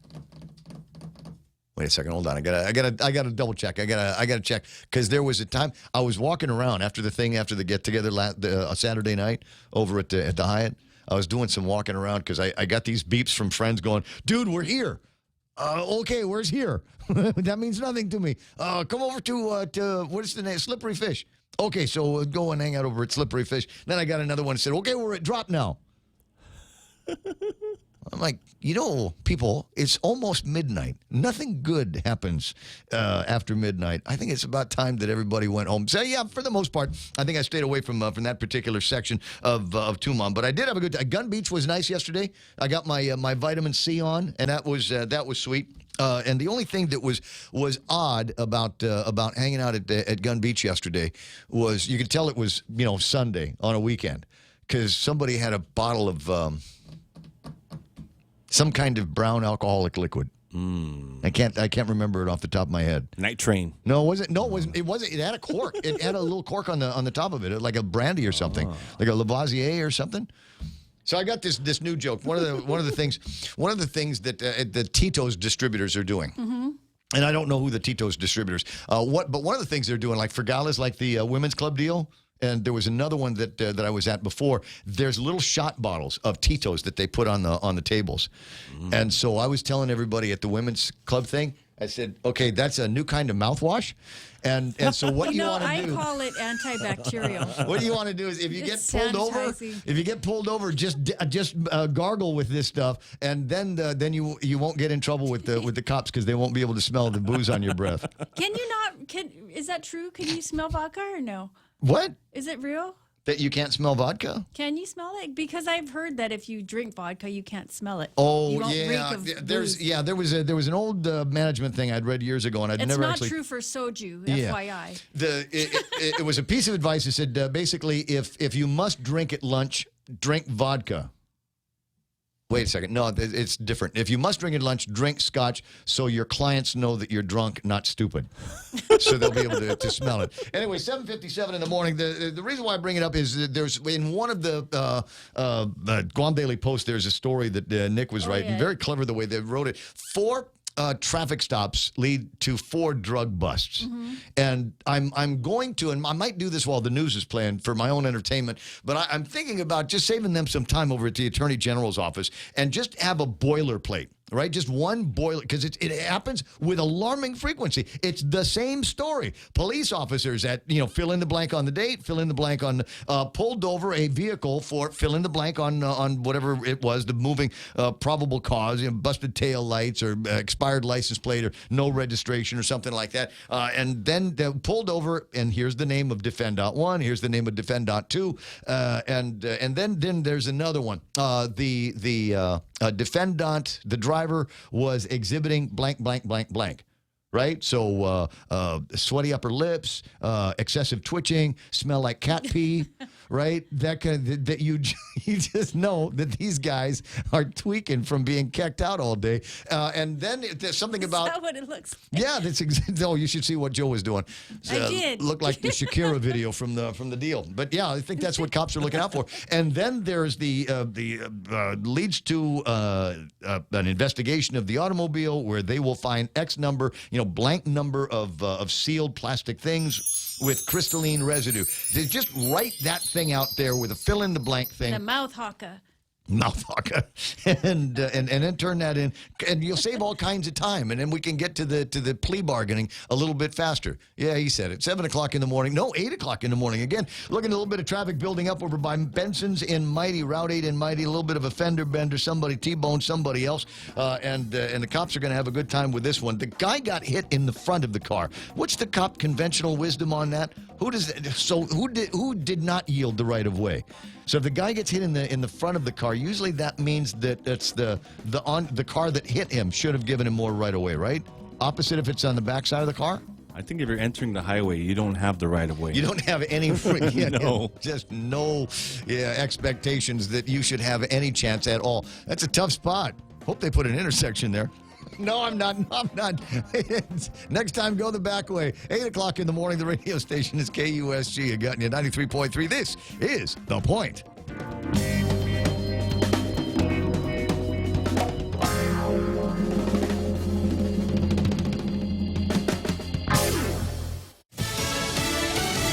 Suspecting he was second, I'm Jane Metzler, Fox News. Pete Buttigieg doesn't doubt that Bernie Sanders won yesterday's Nevada caucuses, but he questions Joe Biden's runner-up status. Nevada Democrats are flatly rejecting a call from former Mayor Pete Buttigieg's campaign to release raw individual precinct data after the Buttigieg camp claimed that there were 200 reports of inconsistencies at caucus locations around the state. The Buttigieg campaign sent a memorandum to Nevada Democrats asking to release both the early voting results and in-person totals by precinct, claiming that at some caucus locations, early votes were not used to calculate viability or were allocated to the wrong candidate. Fox's Jackie Heinrich. Party officials say Buttigieg can request a recount. By a wide margin, Bernie Sanders won every single demographic in Nevada but one. Joe Biden the choice of those over 65. Biden calling Saturday's South Carolina primary his firewall. Sanders focusing on Super Tuesday states, holding his third rally in less than 24 hours in Texas.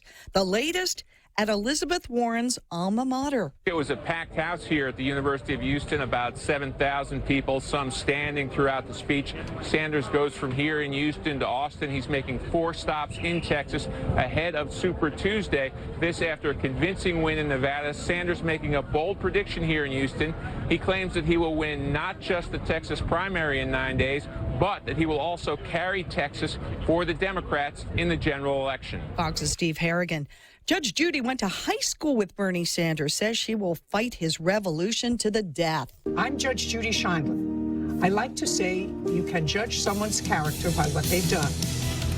Mike Bloomberg has done amazing things. America's listening to Fox. If you own a Toyota, please listen to this. It could help you avoid injury, maybe save your life. The Takata airbags installed in certain Toyotas can explode and shoot out sharp metal fragments at people inside the vehicle. You don't need to be in a collision. They could explode any time. In the U.S., these airbags have caused 26 deaths. There's been a worldwide recall of Takata airbags, and most have had the faulty parts replaced. But here in Guam, there are still over 3,000 Toyotas on the road with potentially lethal airbags, and yours could be one of them. So please, take your Toyota to Atkins Grow, even if you didn't buy it from us, and get the inflator replaced. It costs you nothing, it takes just about an hour, and it could save a life, yours or someone you love. The AK song says we're here for life. That's never been more true. At Atkins Grow, we're here for life. Italy's coronavirus outbreak has its European neighbors concerned. Austria stopping all train traffic to and from Italy after 2 people with symptoms were taken off a train at the border. More than 100 confirmed cases in Italy so far, and a third death reported. The country's Lombardy region affected, but there are 3 confirmed cases in Venice, where Carnival has been canceled, along with soccer games throughout the country. Theaters shuttered, including Milan's famous La Scala Opera House. And roadblocks have been set up in towns in Lombardy, the epicenter of that Italian outbreak. As we said, the lockdown being enforced by the military and armed police. Not officially a truce, that so-called reduction in violence in Afghanistan holding for the most part. It has not been an absolute ceasefire. The day the reduction in violence went into effect, Afghan security forces and Taliban clashed, but all sides seem to accept that the skirmishes are something less than a violation of the reduction in violence. But on Friday, at midnight, Afghan time, orders went out to the field commanders that they were to halt all roadside and suicide bombs as well as rocket attacks for a 7-day period. If the Taliban can keep the bombs quiet for a week, a truce with the U.S. and the Taliban is expected to be signed on February 29th in Doha, Qatar. That paves the way to intra-Afghan negotiations and possibly a peace deal. That's Fox's Mike Tobin. Topping the weekend box office in this country and Canada. I'm Sonic, a little ball of super energy in an extremely handsome package. Sonic the Hedgehog making $26.3 million, close behind The Call of the Wild starring Harrison Ford. It made $24.8 million. Harley Quinn in third place. I'm Jay Metzler. This is Fox News. With a new decade, there are new opportunities. And with new opportunities, there is always a chance to say yes. Yes to that car. Yes to that business venture. Yes to that new house. With First Hawaiian Bank, it all starts with yes. Member FDIC. Denny's is making lunchtime a little more special. Every Monday through Friday, they serve a variety of local favorite soups, such as chicken adobo on Mondays, oxtail soup on Tuesdays and Thursdays, chicken tinola on Wednesdays, and pork synagogue on Fridays, while supplies last. All orders are served with rice. Senior citizens get a special menu, which includes a free soup or salad. Make Denny's your new lunch spot, located in Tamuning and the Micronesia Mall. Docomo Pacific wants to keep your business connected. When you sign up for a smart business bundle, you're gaining more than just mobile, internet, and phone services. Receive unbeatable value for your money and the convenience of having it all on one bill. All your business services on the widest and fastest network in Guam and the Marianas. Call 688-2677 for more information on partnering your business. Docomo Pacific Business, delivering your future today.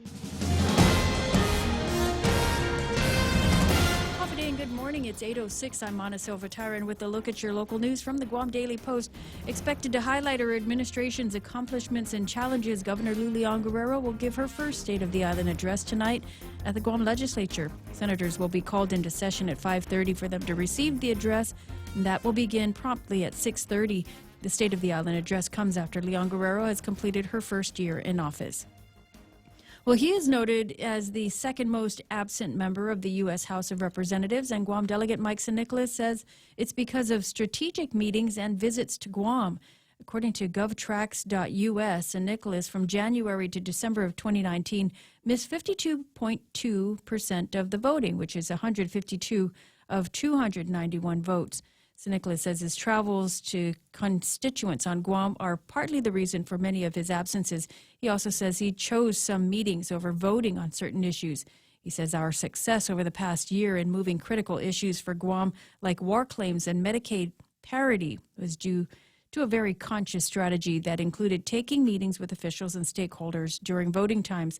St. Nicholas does say that he co-sponsored 83 bills and resolutions introduced by other members of Congress, this showing his willingness to work with others to advance policy goals. With the Guam Memorial Hospital in dire need of resuscitation, a bill was introduced over the weekend that would authorize certain tax credits for a new electronic health record system and critically needed medical equipment. Bill 301 by Senator Amanda Shelton will assist in providing the funds to replace the nearly obsolete electronic health monitoring system and purchase various life-saving medical equipment.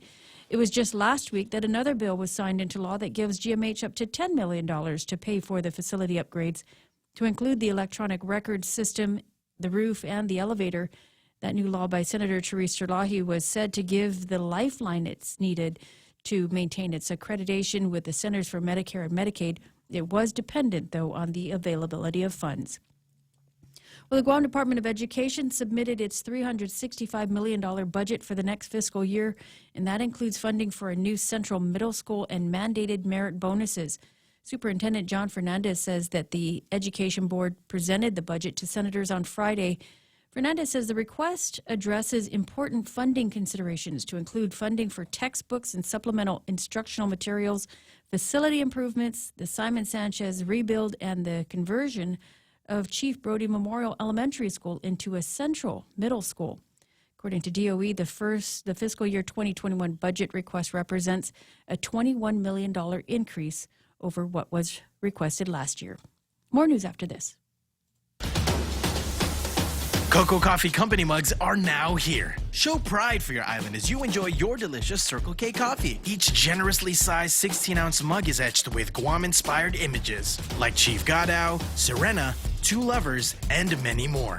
The Cocoa Coffee Company mug collection is available for a limited time only, so don't miss out. Get yours today and collect them all. Exclusively available at Circle K locations. A portion of the proceeds go toward the Cocoa Bird Recovery Program. $135 million could be made for the government of Guam if the Guam Housing and Urban Renewal Authority is given the ability to sell off some of its assets.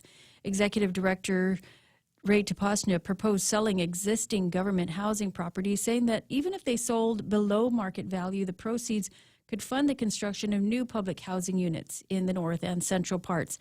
Tapasna says Gura's public housing units are in poor physical condition, with many of the buildings over 40 years old.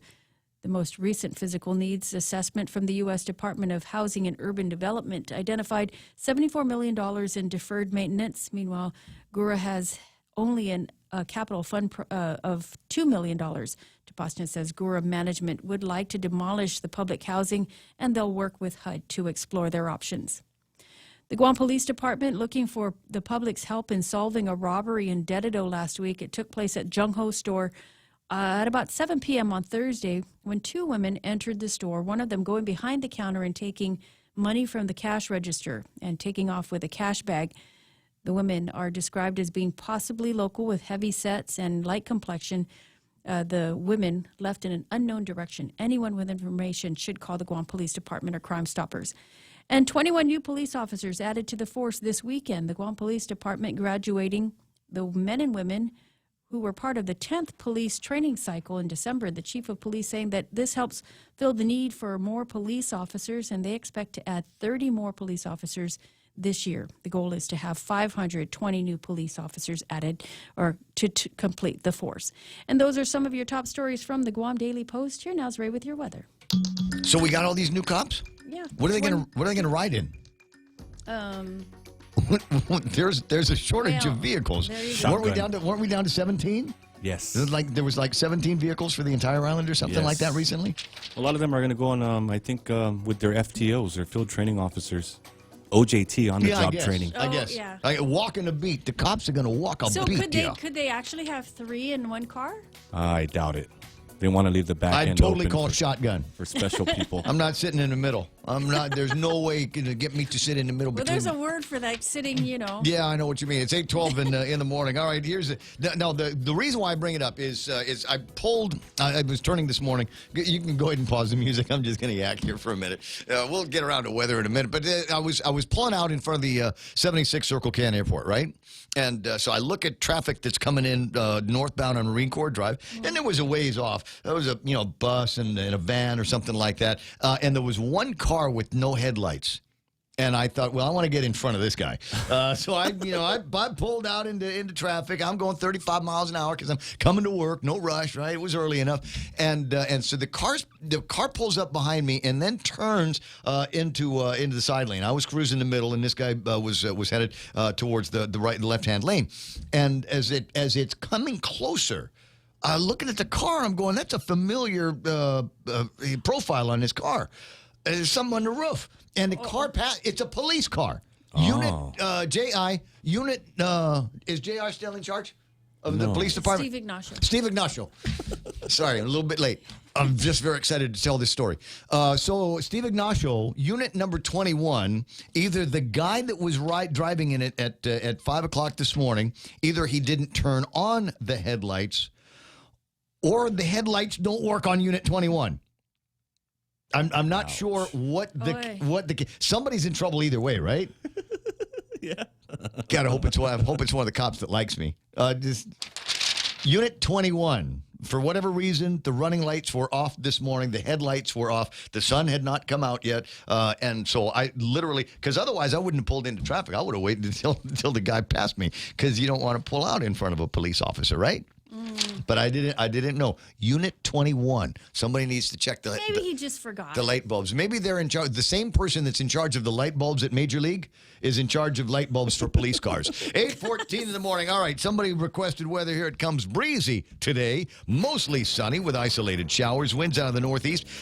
20 to 25 miles an hour. Expected daytime highs today should be 87 degrees. Tonight, mostly cloudy, isolated showers. Northeast winds, 10 to 20 miles an hour. Expected overnight lows should be about 75 degrees. Awesome sunset on Friday night. Not great, not oh my God, but it was still kind of awesome. And my buddy Alan has got a way better phone than me. I don't know which model it is, but he's got these outrageous sunsets, and apparently he's got this phone that you can angle the camera and it will tell you when it's perfect. Right? You just got a little reticle and you point it at whatever it is that you're looking at and say, this is now the perfect shot. And they are. But mine weren't so bad either. Sunset tonight will be at 6:28 if you want to try to recreate that with the junk phone that you have. And you're sitting going, you mean junk phone? Why was $1,500 phone? How come it doesn't have that feature? Ask Alan. 8:15, and that's news and weather together here on The Point. The Extra Point with Jerry Roberts of Guam Training. Hi, I'm Jerry Roberts, and every day on The Ray Gibson Show, I get to comment on the incredibly diverse, fun, challenging, sometimes frustrating, often exciting, but always interesting world of work. I hope you'll be there with us. You can find daily transcripts of The Extra Point at guamtraining.com. Tune in every weekday morning at 7:20 for The Extra Point with Jerry Roberts, brought to you by Guahan Insurance Services and First Hawaiian Bank on 93.3 The Point. February 27th, it's the last call for leadership. If you want to add value to people, you have to know and relate to what other people value. You see, great leaders are first of all listeners, and then they're learners, and then they're leaders. The voice of John C. Maxwell, who leads a team of world-class speakers on the last chance to see the Live to Lead conference in November. Over 300 leaders and future leaders experienced a day full of big ideas, fun, and high-level motivation. For those who couldn't make it, we're doing it again. Registration closes soon. Get the details at guamtraining.com. Live to Lead is brought to you by Atkins Kroll, Guam's #1 car dealership. Also by Personal Finance Center and the Guam Chamber of Commerce. Energize your team. Join the Guam Live to Lead conference today. Okay, I will. It's 8:16 in the morning. The Ray Gibson Show brought to you by Take Care, with their proven wellness and fitness programs to encourage you and your families to live a healthy, balanced lifestyle. Preventative care, being active, eating right, relaxing and unwinding, and being socially connected. Now, here's the thing I want you to do. You call Take Care and say, I heard Ray Gibson talking about all your plans, and he said to whatever plan you join, the specific plan that you want to join is the one where you get the windshield cover. They've got that. I've got that. I absolutely love mine. It's reflective, right? So it bounces the light back to the sun and keeps the car cool. That's how I got into a cooler car this weekend when I was doing my beach thing, because I got one of those Take Care windshield, sunlight things. So make sure that you get yours as well. Portions of the program also brought to you by American President Lines, global presence with a local home, and at Wendy's, they're bringing it back. The Big Classic Bacon. It's a Big Bacon Classic. That's the name of it. A juicy beef patty, melted cheese, crispy bacon, lettuce, tomatoes, onions, pickles, mayo, ketchup, and the warmly toasted fresh bun. It's straight up OG, the Big Bacon Classic. Now, I want you to get your meat on while you still can. That came out sounding different than I wanted it to. But I do want you... Yeah, get your meat on here. You know why? Because it's Ash Wednesday coming up. Day after tomorrow is going to be Ash Wednesday, and for many people, that is the beginning of Lent, and for many in this town, the Lenten sacrifice, although I don't know if it's much of a sacrifice, because you get to eat chicken sandwich, fish sandwiches. They're going to be all over the place. And Wendy's has a delicious North Pacific cod sandwich and North Pacific filet. I'll get to start telling you about it just the next couple of days. So get your Big Bacon Classic on and then get ready for the North Pacific cod. 8:18, and that's it for now, right? Was there more? Okay. getting you back to the talk faster. It's the Ray Gibson Show.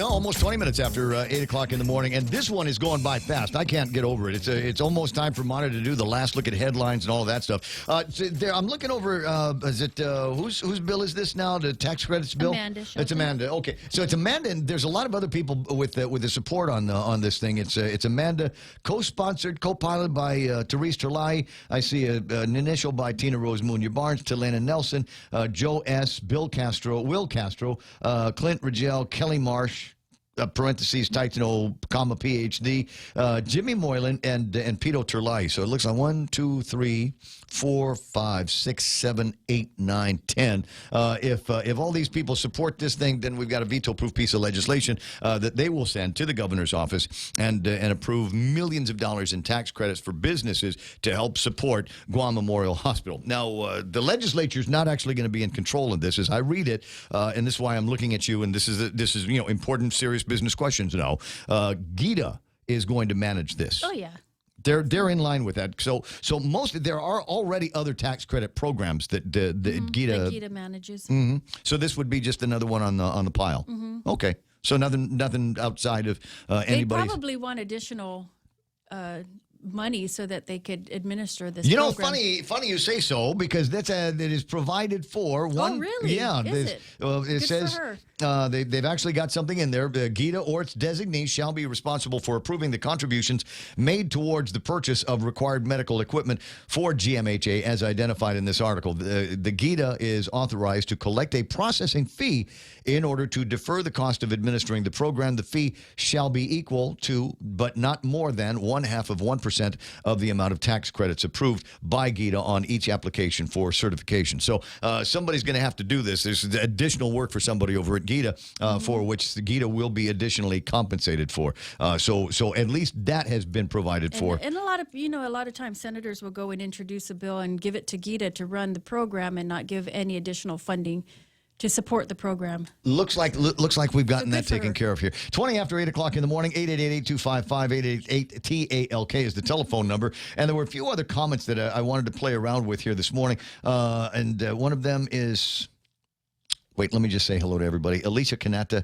It's not the Alicia that is in Alicia. Is it the one that she's in the hospital? Is that her? Are you? Oh, no, she's not in the hospital. There's at least there's somebody with a similar name that I think is in the hospital. I saw it on Facebook, and I was praying that it wasn't. I saw her in a picture with Johnny. Okay, so different I don't then. think so. All right, Gus Jasangas is there. Okay, got to go. Need to start the barbecue. Okay, you get it going. Casper Dudkowitz and Lisa Kanata is there. Kevin Kanata says we should have the State of the Island address held at the Denado swimming pool and have the governor stand atop the water slides. Now, Kevin, you'll recall, was one of the guys the day they opened the pool. He'd remarked that he was going to have him and the kids were going to play hooky to go and swim in the Denado pool because they knew that it was going to shut down soon. I hope you got a chance to.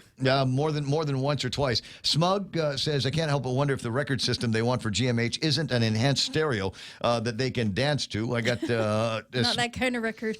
And then this from Patrick Iriarty. Roasting pigs can create a local industry since tourist numbers are dropping and can create jobs at the same time. Conservation, together with hotels to roast the pig, and the Mayor's Council can put the homeless to work to help with the preparation and cooking of the caught pigs. And he's got a link to an interesting story. Patrick, I'm going to put you in charge of this. It's what happens when you make smart comments. You get to be the guy that carries it through. Speaking of feral pigs and things like that, I was having a drink the other night, no surprise, at the Carabao. Because there was last Thursday, they were doing a big... Speaking of pigs, I was at Carabao? Pigs, Carabao, deer. Gotcha. It'll make sense in a second.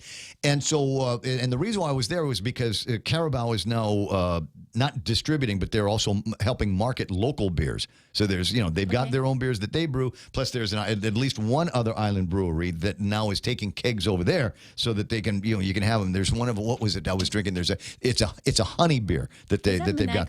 Yeah, I think it's those guys that they do here, and it was really good. But anyway, so I'm talking to the guy that owns Carabao. And he also, in addition to brewing his own beer and ginger ale, he also makes his own sausages. And you can go Carabao and buy bunch of sausages. And I said, how come you've only got that much? He said, I can't get my hands on enough fresh product out here. Whether you want deer, and he says, we can make a great deer sausage. He says, but the problem is it has to go through some kind of an FDA process.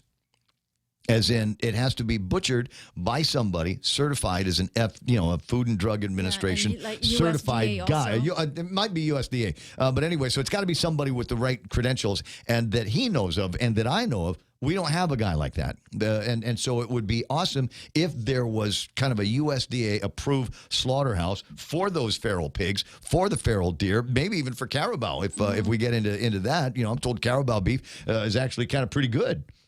I've never tried it. I'd try it. Can you imagine Carabao beef jerky on Guam? I heard it's good. So and there's plenty of them over at Naval Mag, right? We just go in there, bang bang, I would mata think out. it's kind of tough.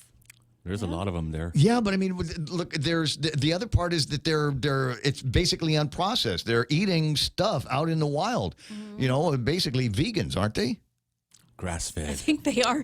I think they are vegan. Sakati fed. Right. So I mean, everything in their systems is natural, isn't it? Unless they're eating radioactive stuff from enriched They're not spent getting uranium, antibiotics or all of those things. You could probably upmarket that to somebody. God, I got a friend of mine, Monique. You get somebody to start massaging the Carabao, and then you can do like Wagyu.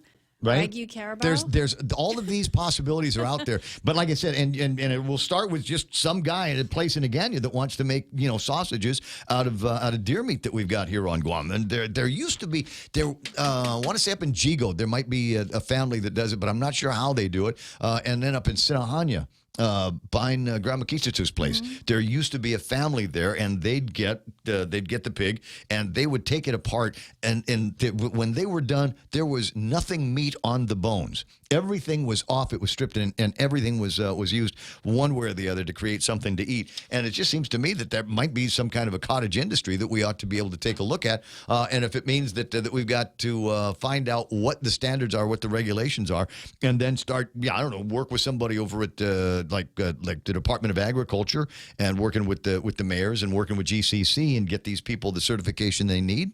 There are things you can Google it right now. It's a mobile slaughterhouse. Like you go in a van and the thing is unbelievably sterile. It's washed down and cleaned after every single use. And there's a guy he'll drive up to wherever it is that you've got the thing and dress it up for you. Well, they've got the farm to table program, right? I wonder how that fits into the farm to table. I don't know. We can find out, but I think it's a great idea. I like the idea, and so Patrick, you're going to be in charge because you're smarter than me. Go out and find some of the information and get back to me on what barriers need to get knocked down for us to try this. Florence Cruz online. Boris chiming in, issuing tax credits, because we were talking about that before, and overpaying for services is a sign that Gov Guam can't attract qualified vendors.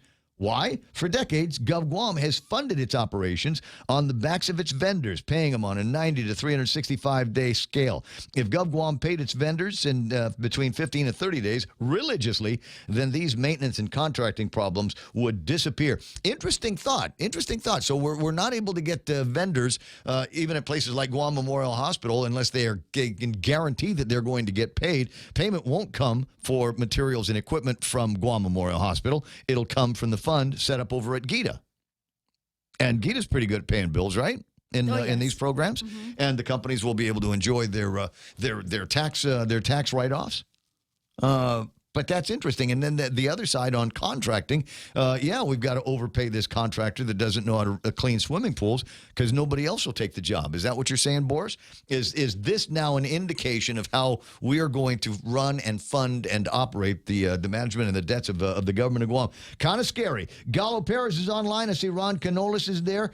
James Howard responding to something we were talking about at the top of the hour. If you have to drink at lunch, then smoke weed. And again, the idea is that way your customers will know you're stoned, not stupid. Bennett Lohan Duenas from Family Finances Online. Big Sister Shelley is there. Johnny Rosario from Candid News Online. Hey, did you see the story that they put out about the mural? I did see the story on the mural. I thought that was interesting. I might actually still have that up on my handheld. Who was the artist? artist, though? on my I'm handheld curious. browser. They don't say They didn't say who the artist was, but they did say that it was the artist originally proposed an image, and it would have been just one of our Sina, one of our beloved Sinas, just, kind of an artistic graphical representation, amalgamation of the Sina mom that's reading to her children. Well, somebody had mentioned in the comments that it should have been Neves Flores, who the library is actually named after. Right. Yeah, I thought that would be kind of an easy one here. But apparently, the lady that is running the place over at, that was running things over at the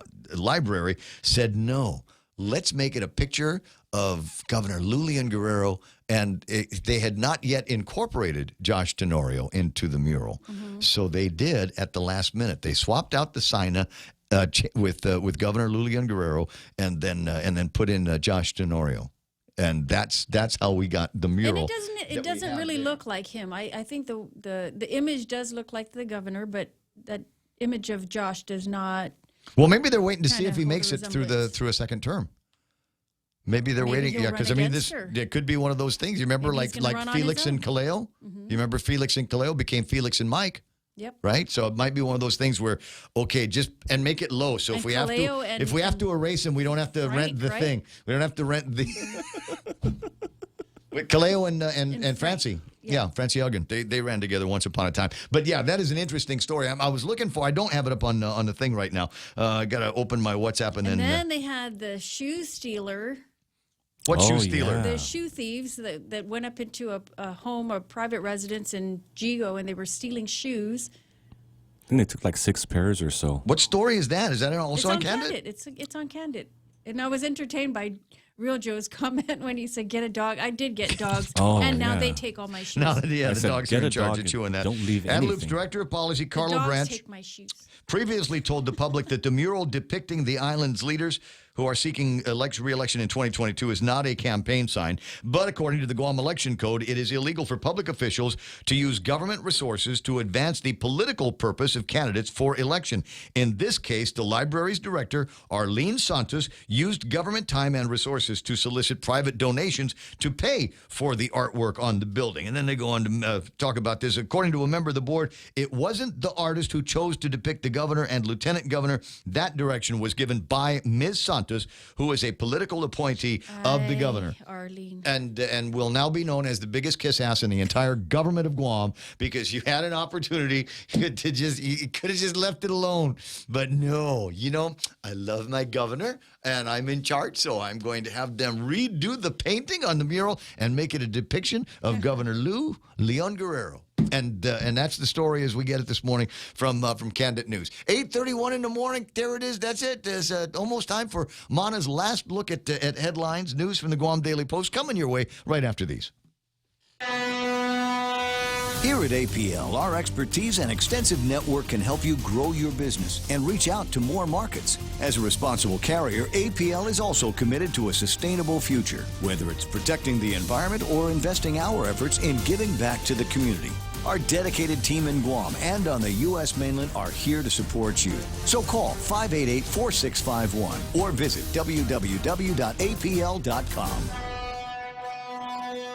Hi, welcome to Chili's. We have lunch selection starting at $9. Choose from a variety of mouthwatering entrees like our Old Timer with cheese, ranchero chicken tacos, or the half-rack baby back ribs. All lunch selections are served with a refreshing bottomless Coca-Cola beverage. Experience the bold flavors at a great price with Chili's lunch selection starting at $9. Available Monday through Friday from 11 a.m. to 3 p.m. Located in the Two Monsians Plaza, 2nd floor. Chili's, savor the moment. Shut up, Mark Cruz. Do you have to be right all the time? Mark's writing in. This is Nieves Flores was a man. To her credit, that was Nieves was around. Nieves had died years before Mono was born. You're hot now, aren't you?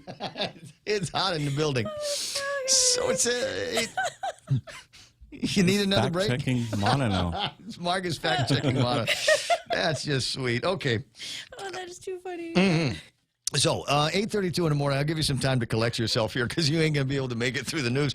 Gina Kono's there. I see Miriam Ripley is on. And a warning now from the Real Joe Cruz. It's that time again where the Lent police will be watching if you eat meat during Ash Wednesday or the other no-meat designated days, i.e. Fridays. They're undercover moms watching, and the Beha grapevine is faster than the internet. So watch yourself. There may be checkpoints at places that serve meat. So say you're there for a fish sandwich, and remember the meat breathalyzer is accurate. And Jose Zampalado says, "Hey, I saw your car at KFC, boy. I know they don't have fish." It's 8:30. It's gonna get like that. They have shrimp. The shrimp. That's right. Things. This is all right. Popcorn shrimp.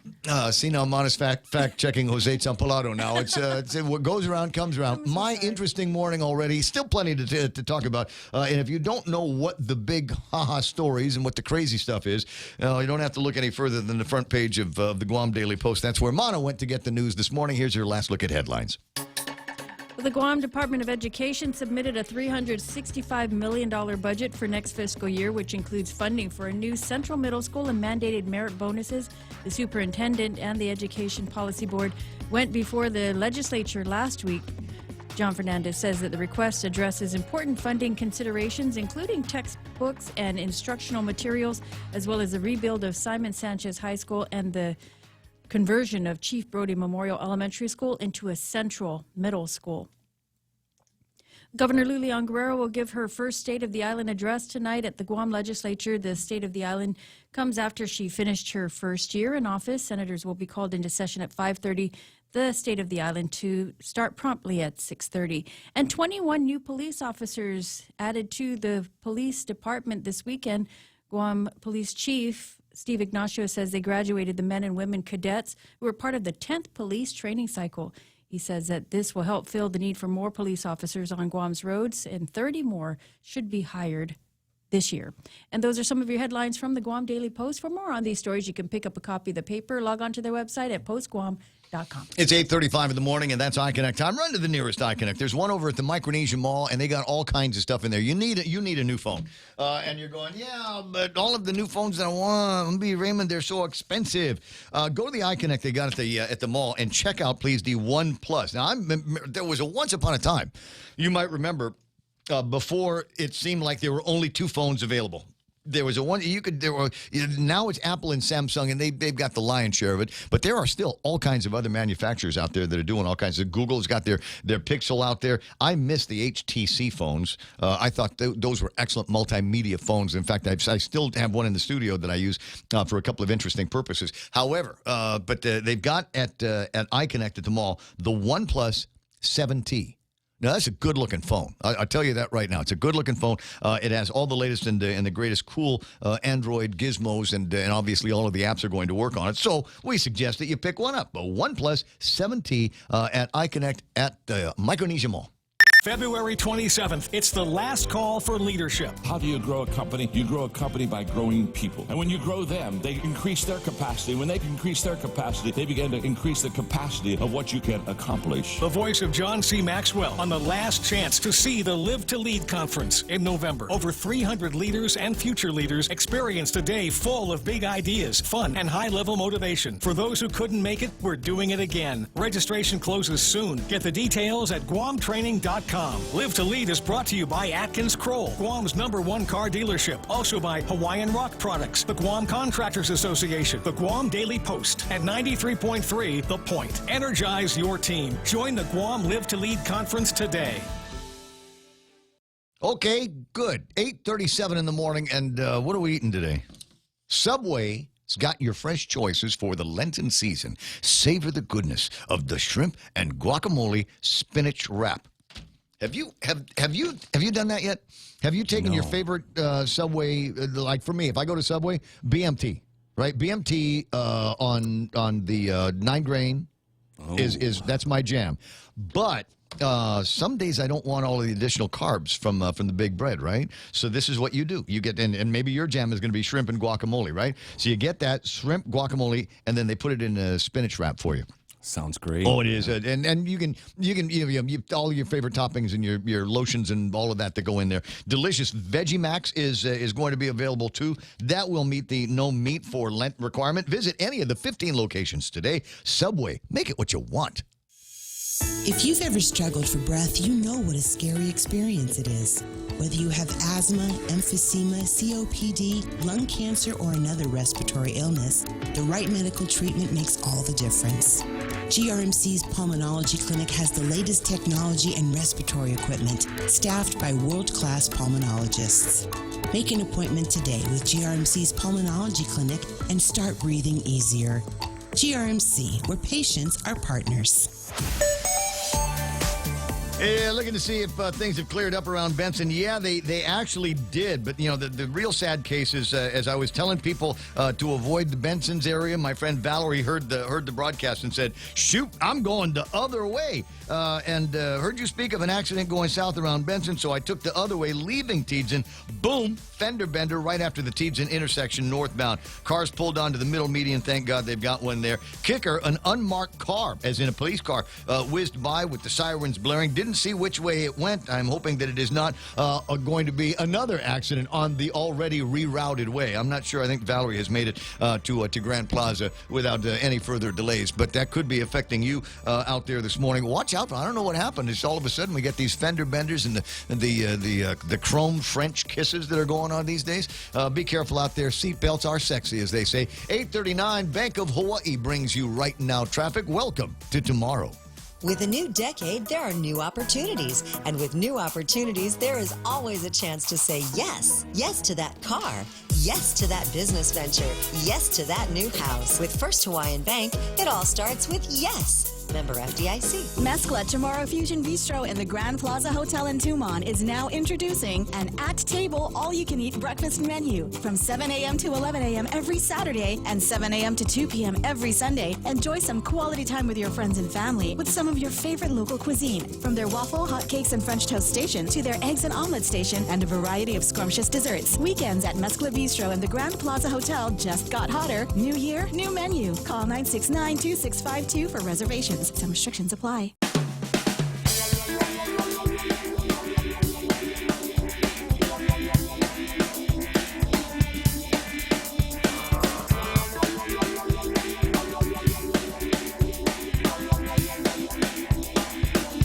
I see that. 8:40 in the morning, 888-8255, 888-TALK. Real quick, Mark, before I get to Chelsea, you want to talk about the mural?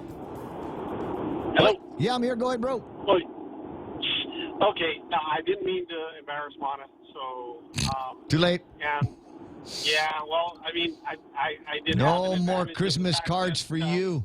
That's you are off the Mana Christmas and birthday card list. I have an advantage. He was my dad's Nino. Oh, there you go. Put that down on the list of trivial things here. You look at that name Nieves and you go, that's got to be a lady name. It's not. It's after a guy. It's a big educator. Yep. He actually up until he he started this Chamorro education was only up to the 6th grade. Yeah. He taught higher level. Yeah. So interesting stuff there, and I don't know, but I don't disagree with her. I think if you were going to put the mural on the mural, somebody that probably has had more to do with education and then a librarying system, maybe it would be the person that the thing was named after. Why call it the Nieves Flores Memorial Library and then put a picture of somebody else up there? I don't know. Interesting conversation, dude. I'm gonna run. Thanks very much for the kamikaze the other night. I really, really appreciated it. I very rare that I ever depart from beer. It's a very, very rare thing. But, Saturday night was a very, very rare evening. There was a room full of people celebrating with the Guam Women's Club their 66th Mardi Gras. And they found a whole bunch of old pictures, went over to Graphic Center and had them all blown up in these huge panels. And there's a whole section that was dedicated to now Congresswoman Madeline Z. Berdalio. And there's all these pictures. Madeline's been a beautiful woman all of her life. But, you forget, unless you, every once in a while, she married just the devil of a handsome guy, Uncle Ricky Berdalio. And Uncle Ricky Berdalia, I mean, going back to high school, was a lady killer, and they've got all of these pictures of them, and you're young and unfortunately black and white. Many of these shots, but you can tell what kind of players they were in high society here on Guam. 8:42 in the morning. Speaking of high society, Chelsea Munoz online. How you doing there, Chelsea? Hi, good morning, Ray. How's the day? Happy Monday. Happy Monday. I hope you're being careful out there. Seem to have our share of fender benders today. Yes, you guys actually prevented me from entering the one in my tea in front of Cars Plus, so thank you for that. You're welcome. Did you drive into Agana by 1 and 8? Is that still all messed up? Well, I was on 8, but I was dropping my kid at school at Tifa and Teason and then had to go into Tamuning, so I was going to go that way, but then ended up going Airport Road because of your alert. Right. Well, do me a favor, because you know this hell, and that is the hell of that intersection. The one good intersection that takes you into Teason. You know this if you're on it all the time. You got to time that intersection. You go too early and it's jacked up. You go too late and it's jacked up. There's a real sweet spot to get into that lane if you want to get the kids to school. Absolutely agreed. I think it's right. I don't want to say what time it's around. Because everybody will shift over. But the thing is it's the only way to get to that side of Teason. So if you can, maybe write that into, ask somebody, Carlo or Tony or somebody, if they can find a way to open, I forget what it's called, Penguin Avenue or something like that. It's the one that is right across the 8, 10, and 16 intersection. Yes, the one that used to be open.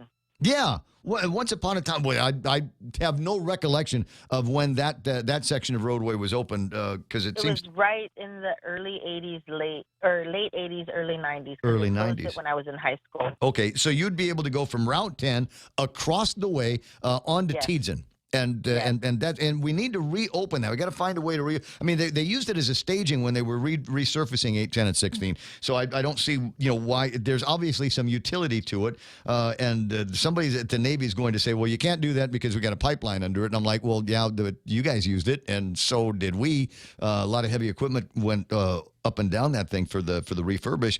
So it seems to me if we can take that kind of traffic, then let's use that as a way to get people onto Teason, and another way around to where the schools are, to where the businesses are. Anyway, 8:45, and we were talking about feral pigs and rounding up stray dogs and all of this stuff. And the question I've got for you before we get to all of that is, did you guys go find that feral pig that was terrorizing, bit a guy in Tamuning? No, we did not. Unfortunately, so pigs are kind of not in our realm right now of animals that we sort of round up for stray purposes. What we do have is a collaborative partnership with USDA APHIS. They have a wildlife section that handles all the feral pigs right now. Aaron Collins is in charge of that section, and he's been really awesome at responding to the needs of our local residents whenever they call and ask for assistance. And they set up these huge, awesome, network of traps, like a big, huge fencing system. I think you and I have talked about that before. Yeah, and I think I'd seen it recently where it's got the ever shrinking pig herding that is going on out there. I'm told the beneficiaries are mayors and some of the homeless. Yeah, well, not just them. I mean, because residents can call them too. And so one of the recent connections, well, actually, I guess it was several months ago, was connecting him with Mayor Alec from PD. Yeah. And so then USDA went in there, they put up the traps, and they put up night cameras. Actually, they do the cameras first to monitor the pig traffic, and then they figure out the best place to put up the fencing, and they set it up, and they round several dozen of them up, at as many as possible at one time, and then take care of them. Take care of them, dispatch them, humane dispatchment, and then butchering, and somebody's going to be able to take advantage of that meat. I think that's an all right thing. I think we probably need to get around to doing more than a couple of these pig in a park parties and these pig hunting derbies that we've got out there. That's what we're working on, and we're also what we're doing on our end is we provide depredation permits to homeowners. So if you have pigs in your area, it can also be used for deer, but any feral ungulates that are in your area that are destroying your property or your farm, you come and apply for a permit, and our conservation officers give you some training or counseling on how to shoot safely in an area, and then you can go out and use that permit to get rid of these animals. At night, it allows you to use lighting and to hunt them at night. Ooh, which normally you can't do. Normally, you're not allowed to do that. But if we're talking about, and so here's the thing. So we're talking about ungulates here, because there's going to be people that go, oh, leave the little piggies alone. Leave the deer alone. What's the matter with you? And here's the thing, guys, is they're trashing a lot of property. I'm worried that there are going to be more attacks. These feral pigs, as their environments begin to change, are going to start. And they recognize, I mean, at least up in Barragat Heights, the pigs that live out in the back there have recognized that there's good yum in the trash cans. And so when people put their trash cans out, they usually get knocked to the ground because the pigs will come through, push them down, and start rooting through the trash, because that's what pigs do. But like I said, I'm worried that we're going to get to a stage here where they're going to become more desperate and more confident of themselves, and maybe start using the tusks on people. So let's dispatch them. The other thing is they're bad for the runoff. They're out there and they're disturbing the ground, and then the rains come, wash the disturbed ground into the rivers and streams, and it ends up in Seti Bay. They eat all of the new growth, new saplings, and the trees that would be there to hold the soil, and they eat them up. So what we're trying to do with the mayors is devising a SOP for a blanket depredation permit that would give the mayors the sort of same privilege that individual homeowners get with the depredation permits, and this would allow the mayors to sign up multiple residents in their village at one time, and then we can schedule one large briefing session with our conservation officers and a group of villagers who can then responsibly address the pigs in their village. All right. So the contact at your place is Jane Dia, if you want to get some more information on that. Absolutely knowledgeable, gets training on this stuff all the time, and knows how to fire a weapon. So she can go out with it. I'm still trying to convince, work out our calendar so I can go hunting with her. 10 away from the top of the hour. Now, I had this conversation. I don't know if you've had a chance to take a drink over at the Carabao. I was there the other night because they were unveiling, adding new local beers from other brewers to their mix over at Carabao. And I was talking with the boss about maybe expanding the opportunities for his sausage making business. And he said, love to be able to do it. He can't get his hands on enough raw materials, i.e. raw pork and raw deer. I said, there's hunters all over the place. He says, yeah, but there's something about the way they're dispatched. Everything has to be, I want to say, USDA approved, stamped, and certified before he's able to use it for food. Yes, for commercial purposes. About this, I think when I first started with agriculture, is that we wanted to do the mobile slaughterhouses. And I heard you talking about that with Mana, and that's what I think it's a great idea. It's more environmentally sound than some other practices we'd like to try. Well, it's going to be way more efficient because you don't have to build anything. I mean, we just license these things like food trucks, and if you and your buddies went out hunting over the weekend, got yourself some deer and some pigs, keep it on ice. Call us. We'll come over and start doing the dicing in accordance with USDA approved practice and law. So the challenge right now is that with the mobile slaughterhouse, you can process the meat and keep it there for yourself, but you can't sell it at like supermarkets or to restaurants because it wouldn't be USDA certified. How do we get the what does certification involve? Is a USDA certified inspector on site? We don't have that. Approve the process. No, we don't. But we're working on something along those lines. Can they bring? Is there a guy? Can they bring a guy out and then have him train us? Chelsea? Oh, and that was a good question, too. Are you still there? Is she back? If she on? All right. I don't know what happened. Chelsea, Hello? Are you there? Yeah. Okay, I got you back. So, is there a way we can? There's a guy. Can he come out and certify the locals, and then we've got the stamp? Well, we're working on actually hiring someone with that certification already. So, give us a couple of months, and we should have something that we can report on that. Is that solid enough for the governor to put in her State of the Island address tonight? I think that's already been written. It's already been written. Okay. All right. Well, the guys are always looking to pad stuff. So, I mean, you could put this down because I think there'd be an incredible opportunity for industry here on Guam. There's certainly enough animals out there, and the guys that have the weapons that are capable of going out and safely now getting their hands on the deer meat, the pig meat, even some of the bird meat that we've got flying around. Literally, they might be able to bring that down, and for them turn it into something that feels like like an agricultural business. There should be the hotels ought to be buying homegrown pig. The hotels and the restaurants, I'm sure, would be able to do something with the venison. Oh my God, just being able to add. Can you imagine deer Kelligwin on every menu on Guam?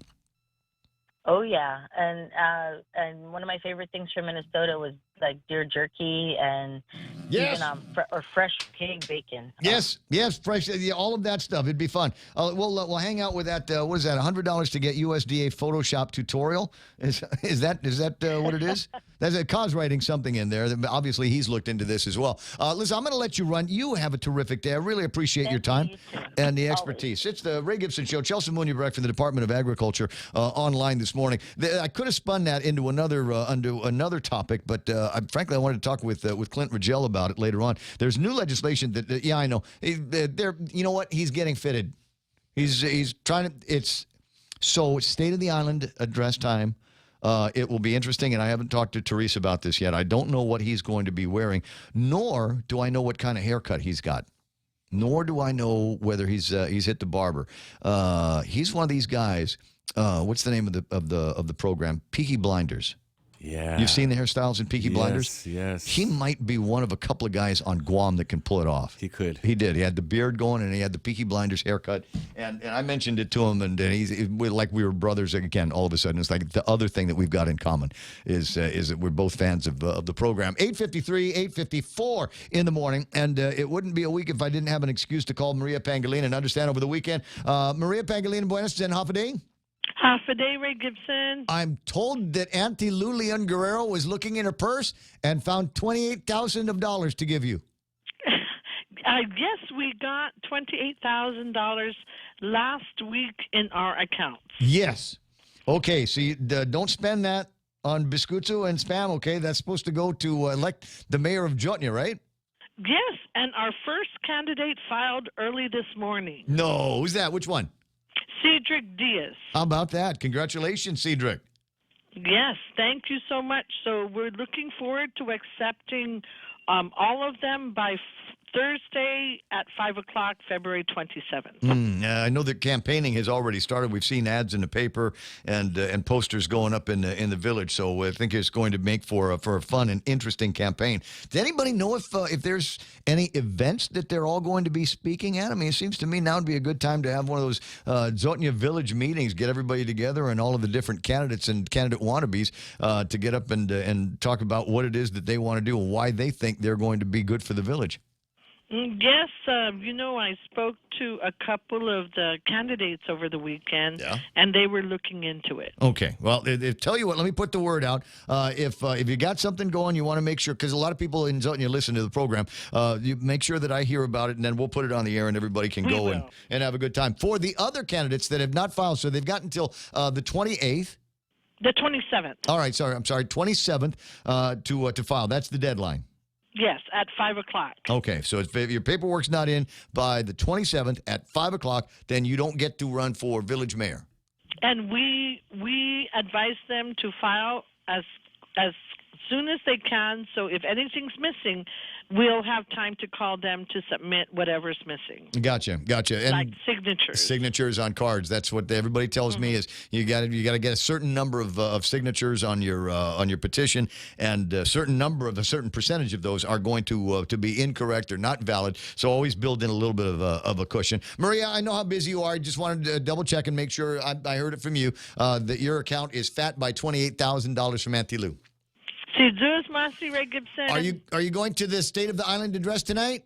I'll listen to it from the office. Okay, there you go. Because she works for a living, that's why. All right, I'll talk to you pretty soon. You have a terrific day. Awesome work. And that means that she's going to be listening to it because the thing starts at 5:30. If she's still in the office at 5:30, that might be among the hardest working, longest punching in person in the entire government of Guam.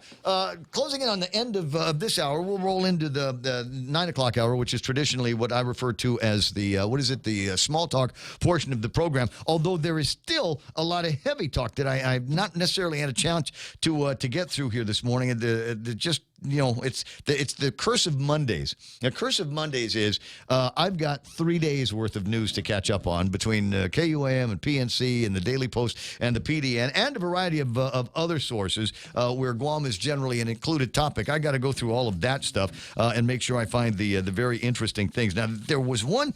Did you go to the basketball game over the weekend? No, I didn't. I just... It was Saturday. It didn't work. Comatose. I spent Saturday sleeping and paying that sleep debt. So I did almost exactly what I did. Almost exactly what I did. I woke up early and went for my run. Came home and started my boy chores, and at some point just kind of sat in the television and literally Netflixed until 5. Literally Netflixed and Hulu until 5. And this is the thing. You're going to say, oh, that's interesting, Ray. What did you watch? And the answer is, I have no idea. I don't know. I didn't have a drop, nothing to drink, just all day long, because I knew I was got the women's thing coming up, and so I wanted to make sure that I was rested and groovy for that. And so it's like, okay, all right, what am I going to do all day? And I didn't want to. I was invited to a flotilla party at Onward. What is that? That's where you and all your friends get in the lazy river that they have there. Oh, okay. on the floaties. Yeah. And beer. Oh, that sounds like a good time. At 10 o'clock in the morning? Maybe not. Get a head start on the day drinking. Why not? And so I was invited to that, but I thought better of it. And so I just kind of hung around the house and, puttered around this, puttered around that, and watched something on Netflix. It is very, very possible that what I watched on Netflix might have been a Filipino rom-com. I think it's called I Finally Found One is the name of the show, and there's a couple of really cool soundtrack songs in there, and I love watching it because it's got a guy named John Lloyd on it. John Lloyd, and I cannot watch a John Lloyd movie without thinking of Senator Dennis Rodriguez because they look like they could be brothers, right? Somebody said he's running for political office. Any truth to that? Inquiring minds want to know. You want to talk election stuff? Maybe we'll get into touch on some of that base. Cousin Troy's awake. We might hear from him in just a little bit. Stick around, Brown. Another interesting hour of the Ray Gibson Show headed your way right here on KUSG. I got you 93.3. We are The Point.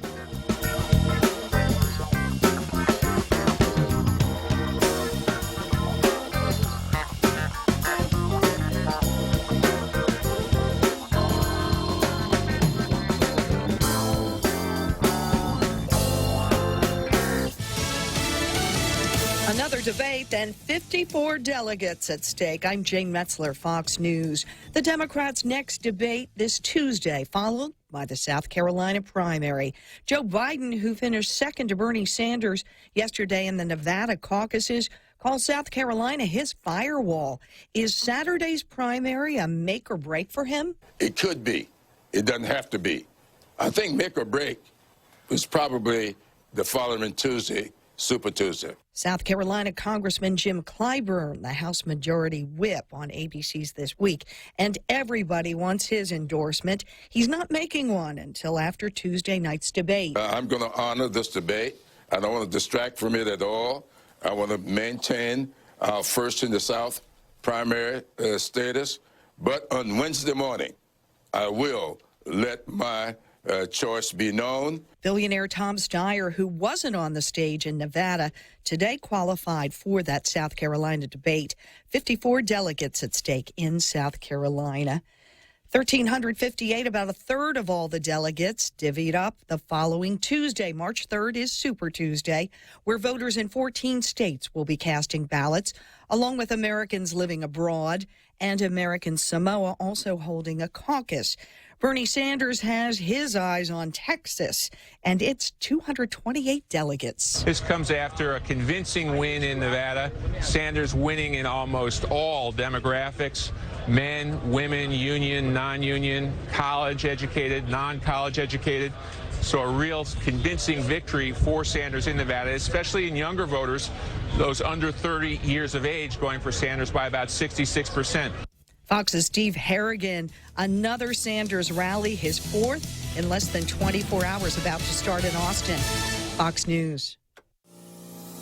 Docomo Pacific wants to keep your business connected. When you sign up for a smart business bundle, you're gaining more than just mobile, internet, and phone services. Receive unbeatable value for your money and the convenience of having it all on one bill. All your business services on the widest and fastest network in Guam and the Marianas. Call 688-2677 for more information on partnering your business. Docomo Pacific Business, delivering your future today. Chili's 2 for $25 is back. Start with an appetizer to share. Then choose 2 entrees like our mouth-watering old-timer with cheeseburger or the Cajun chicken pasta, grilled chicken with penne and Alfredo sauce, and chili spices. Feeling extra? Upgrade to a personal fajita or our famous half-rack ribs. Bring a friend or a date to Chili's and get 2 entrees for $25. Located on the second floor of Tumon Sands Plaza. Chili's. More life happens here.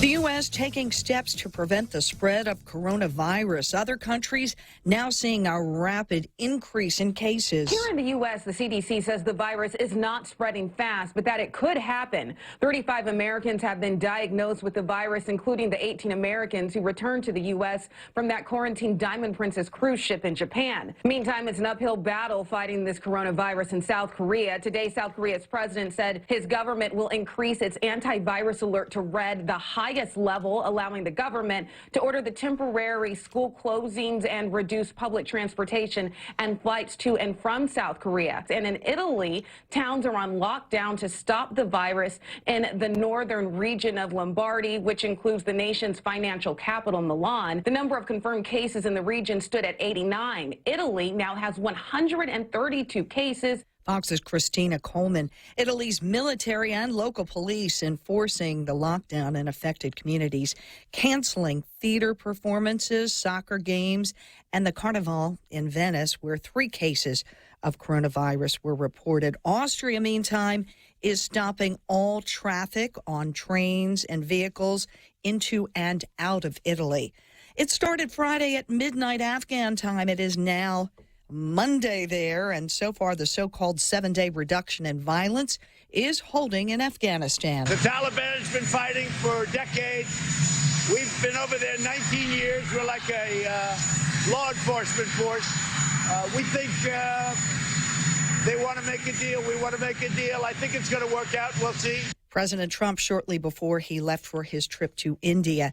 And Barbara B. Smith, one of the country's first African-American cover girls, dead of early onset Alzheimer's disease. She was 70. I'm Jay Metzler, and this is Fox News.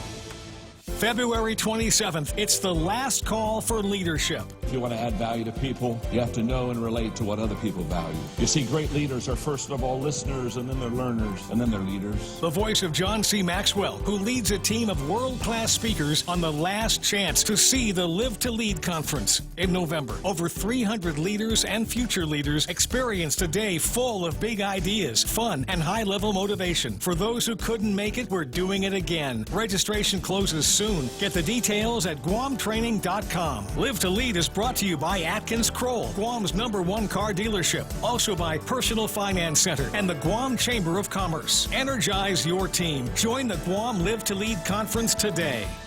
Shoot. 5 after 9 o'clock in the morning, 888-825-888-TALK. And my buddy in there says, I got to do a thing about Wendy's now because they got that big bacon classic.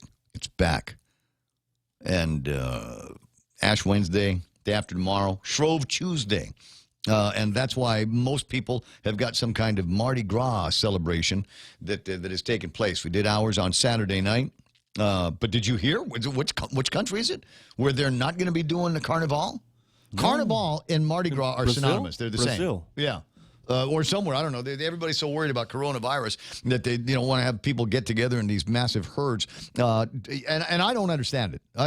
Can I just say right now, I don't understand it. Here's the thing. Number one, the only people that are dying from coronavirus are old people and sick people and old sick people, right? But if you're one of those, like, and I've seen pictures of some of these women in the carnival, these are fit individuals. There's nothing wrong with them. They look just fine. Not wearing a lot of clothes, but otherwise they're looking okay. I mean, they might catch a cold from the draft, but I don't understand about canceling the carnival and doing all that stuff. Plus, they'll be drinking. they'll be drinking. Now, I don't know what the efficacy is of a stiff drink against the actual coronavirus, the novel coronavirus, but I'm just saying, I think there's less of a likelihood that you're going to get, total sick from and die from coronavirus. I think that there might be something to the idea that the beer, actual Corona, might be able to help keep that away. 7 after 9, a little bit extra saliva in my voice here because I've got some of Pam Duvall's Beetle Nut in my mouth right now. And it is causing for extra liquidity. I hope it's not a problem. Hope it's not a bother. Joe, wipe this thing down before Bob gets in. So I was supposed to tell you about Wendy's. Carnival. It's going to be meatless days coming soon. So get your hamburger and bacon on now. Big Bacon Classic. We start with the melty layer of cheese that goes on top of the massive layer of great quadruple grade A ground beef that they've got over at Wendy's. The square one. And then after, you know why they make it square? I think because you get extra meat. Oh, so you've got the round bun, and then we put the square thing on top of it. So you've got the square that covers the round part, and then you've got these other things that are sticking out in the edge. Corners, yeah. You can eat the corners. So try the thing with the corners and the bacon. Then put all the fixing on it the way you want to. Have that with fries and a soda, and you are good to go today at Wendy's. Portions of the program also being brought to you by American President Lines. APL Global Presence with a local home. It's the Ray Gibson Show. Morning talk that matters. Call now, 888-TALK. That's 888-8255. You found it? Somebody found it for me. Real Joe, did you send this in? The WhatsApp? Yeah, this that's is the yours. Stingray. That is the sting. If you're watching on Facebook Live, this is what we're oohing and awing about. When I was a kid, there was only one other. There was a kid in the neighborhood. Only one guy I knew that had a version of this. They had money. Yeah. Well, no, he was spoiled. This kid was totally spoiled. I mean, the parents never. This is like 72, 73, right? Everybody's still running over to Little Tommy's and getting a barber cut. One of those, like a Navy cut. haircut, or I had a crew cut. God, I hated that. But this kid, he was absolutely spoiled. His parents, just let him run all over the neighborhood. And he was never spanked, and they never said no to him. Sounds like me. It's possible that you're related. So when this bike came out, he had one. And it was, what did you call it, Stingray? Stingray. So look at that. Look at the banana seat in the back. You see that? Yeah, I like it. All right, now that Sissy bar also came up another 3 feet. You could get, that one just had a little butt thing there. Yeah, so you could lean back on it. But you could get a Sissy bar that went all the way up and ride on that one. And then it had the curvy handlebars like a motorcycle. And look, if you look close enough there's a shift knob. So instead of a lever to go from first gear, second gear, third gear, there was an actual shift knob. So you were like... Sweet. But you know what I used to like was every once in a while he'd get stuck in something and he would jam the shift knob with his and so that was kind of we'd all got a good laugh out of that. But that's every kid, I guarantee, of a certain age wanted to ride just like that. And I don't know, for me that's like the Lamborghini of bicycles. And I'll bet it must have set his parents back $20, $25 back in those days when you could buy a cool bike, for that kind of money. Now you get something like that, guaranteed $200, $300. But I bring it up. I bring it up because if I was to be in a triathlon, that would be the bike. Because I know I'm not going to win. I know I'm not going to win. It's like Dave Torrey and all of his guys are all going to be out there, and be Mark Imazu, Chris Jack, and Sam Wilson. 1, 2, 3 winners for the sprint distances. That's 20K on a bike and a 5K. Female winners, Kim Mendoza, Jen Camacho, and Rachel Moberg. So if you're not one of those people, then you know what? Show up with the bike of your dreams. It doesn't have to be one of those $4,000 bikes that weighs less than a can of beer, full can of beer, right? You show up. I know I'm not going to win. So, dude, I'm going to make it so that everybody sees me in this race. You might have created something and everybody have their own special bikes. Just do it, man. Just do it. It's I was watching somebody yesterday making their jog around the track on the way to Ajisen, right, for dinner. And I'm passing by this woman dressed head to toe in a red, what do you call it, warm-up suit. I mean, right down to the red shoes. Wow. And I'm going, you know what? You wear that color red in the race, you better win. There better not be anybody behind you for 100 miles. Or You come in dead last. That's a power suit. You come in dead last, and the idea is that everybody will see you there. All right, so the Olympic distance, I didn't realize we were doing those two race events hosted simultaneously for the Olympic distance. That's a 1,500-meter swim, a 40K bike ride, and 6 miles worth of running. Overall winners, Manami Ijima-Martin. There is no one surprised by that, and Laura Nadeau. For the men, Ben Kay, Callaway Baggio, and Dean Soriano came in 1, 2, 3. For the women, Manami Ijima-Martin, Laura Nadeau, and Christina Ingarson Guerrero came in third in that. Man, that's just amazing to me. That is amazing to me. But like I said, I'm not a swimmer, so I'm not going to bother with it. And if I'm going to have a bike, it's going to be a Stingray, and I will come in dead last. But there will be more pictures taken of me than Mark, Chris, or Sam total. Just saying. It'll all be on Facebook. 9:12 in the morning, 888-825-5888. TALK is the telephone number. A couple of other things I wanted to do a shout to the guys over at the Guam Police Department and congratulate them. Troy, you can join me in on this. Hi. Morning, buddy. Morning, cuz. Nice to talk to you. It's Cousin Troy, everybody. Thanks. It's pretty good. I had a good weekend. I didn't get arrested. Oh, neither did I. I didn't get arrested, didn't get in any fights. It's a good weekend. There's been an upswing in arrests for DUI and possession charges. I've noticed that. Yeah, well, the reason is because they've been doing checkpoints. So that will explain away the increase in the checkpoints. But there's a lot of possessions, and I think the reason why there's a lot of possessions is because we don't have a criminal justice system that actually punishes people for possession anymore. They're just we're going to let you plea this out, so you're in on possession, and we'll let you plea it out to the lowest version of the crime possible if you turn in the name of the guy that you're buying from. Oh, yeah, there's a lot of that's going on. Right. So anyway, if everyone could only see all of these reports that go in, I think everybody in the world, in the underworld, would just be a little more restrictive about who they deal with. Yeah, well, because eventually they will find, and I don't know, I keep waiting because they say, well, you know what, all of these cases lead to larger and larger busts, and I'm going, yeah, they still bringing in larger and larger busts, but even the dealer guys, when they're bringing in dealers, it's like they're getting plea deals as well. Well, I'm not sure. I don't know. Like, is there a big fish that we've got here on Guam, and all of these little tiny, even the arrest of the smaller time drug dealers? You know, they're all of those are being applied towards investigations into another big crime boss that we've got here. No, I don't think it's like that anymore. That's like in the 90s. Yeah, it feels like heroin days, doesn't it? But I'm not so sure. Although I am one of those guys that will give you just a little bit of a conspiracy in that some of the weakness that we have in the criminal justice system it has to do with maybe somebody is on the take. Is it possible that there are judges in somebody's pockets? Is it possible there are prosecutors in somebody's pocket? Well, I don't know about judges or prosecutors, but we could have a conversation for days about police officers on the take. Really? Yeah. Well, you know what? You know where I don't know if we can talk about them because they're all up in Sinaña now. Today they are celebrating, I understand, the last of the ribbon cuttings and handing over of the keys to the Guam Police Department for the Sinaña precinct. Oh, good. So then it won't be vandalized anymore. Ha! That's a fact. You might be listening going, wait a second. Hold on. What do you mean it's been vandalized?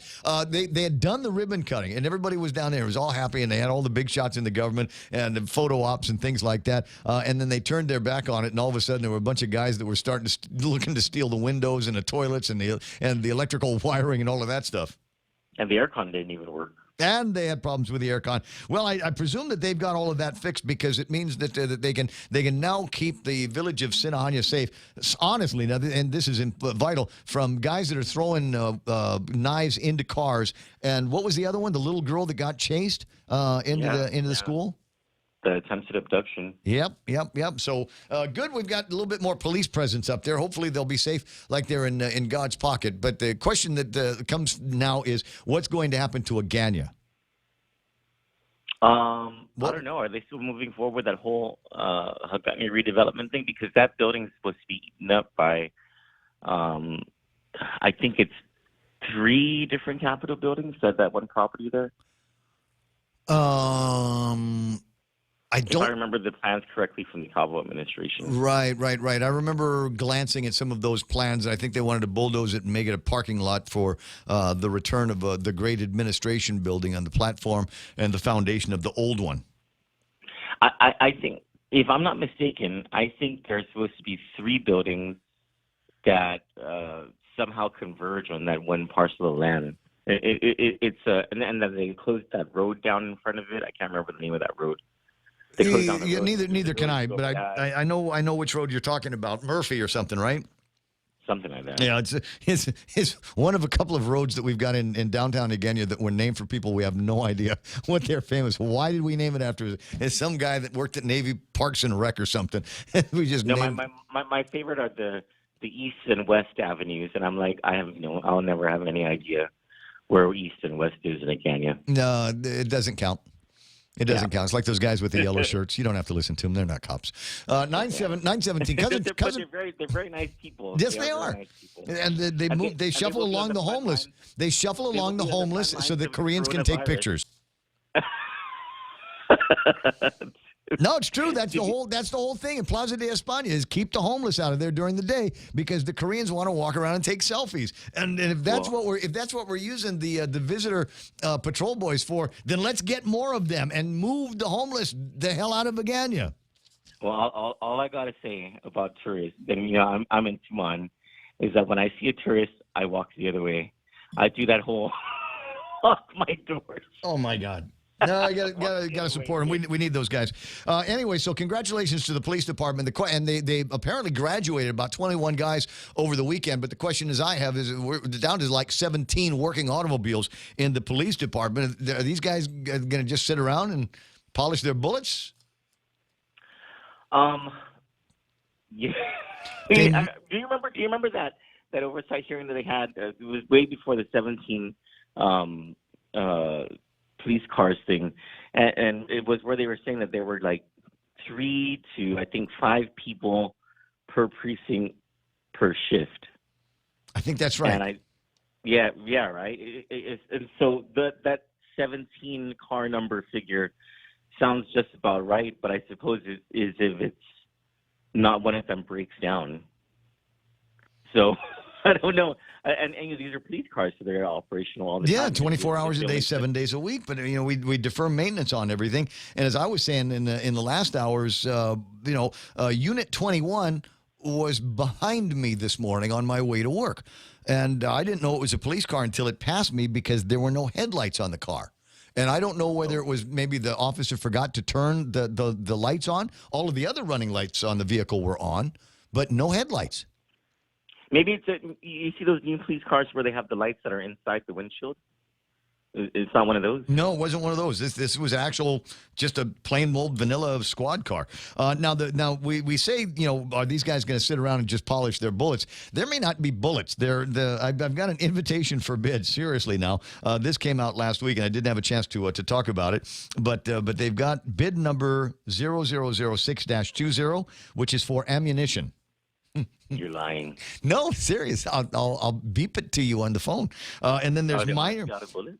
No, I don't know if they're out of bullets. It just says that they've got an IFB for bullets. And maybe it's one of those things where we're putting this thing out in February and March so that we make sure that we've got bullets for later.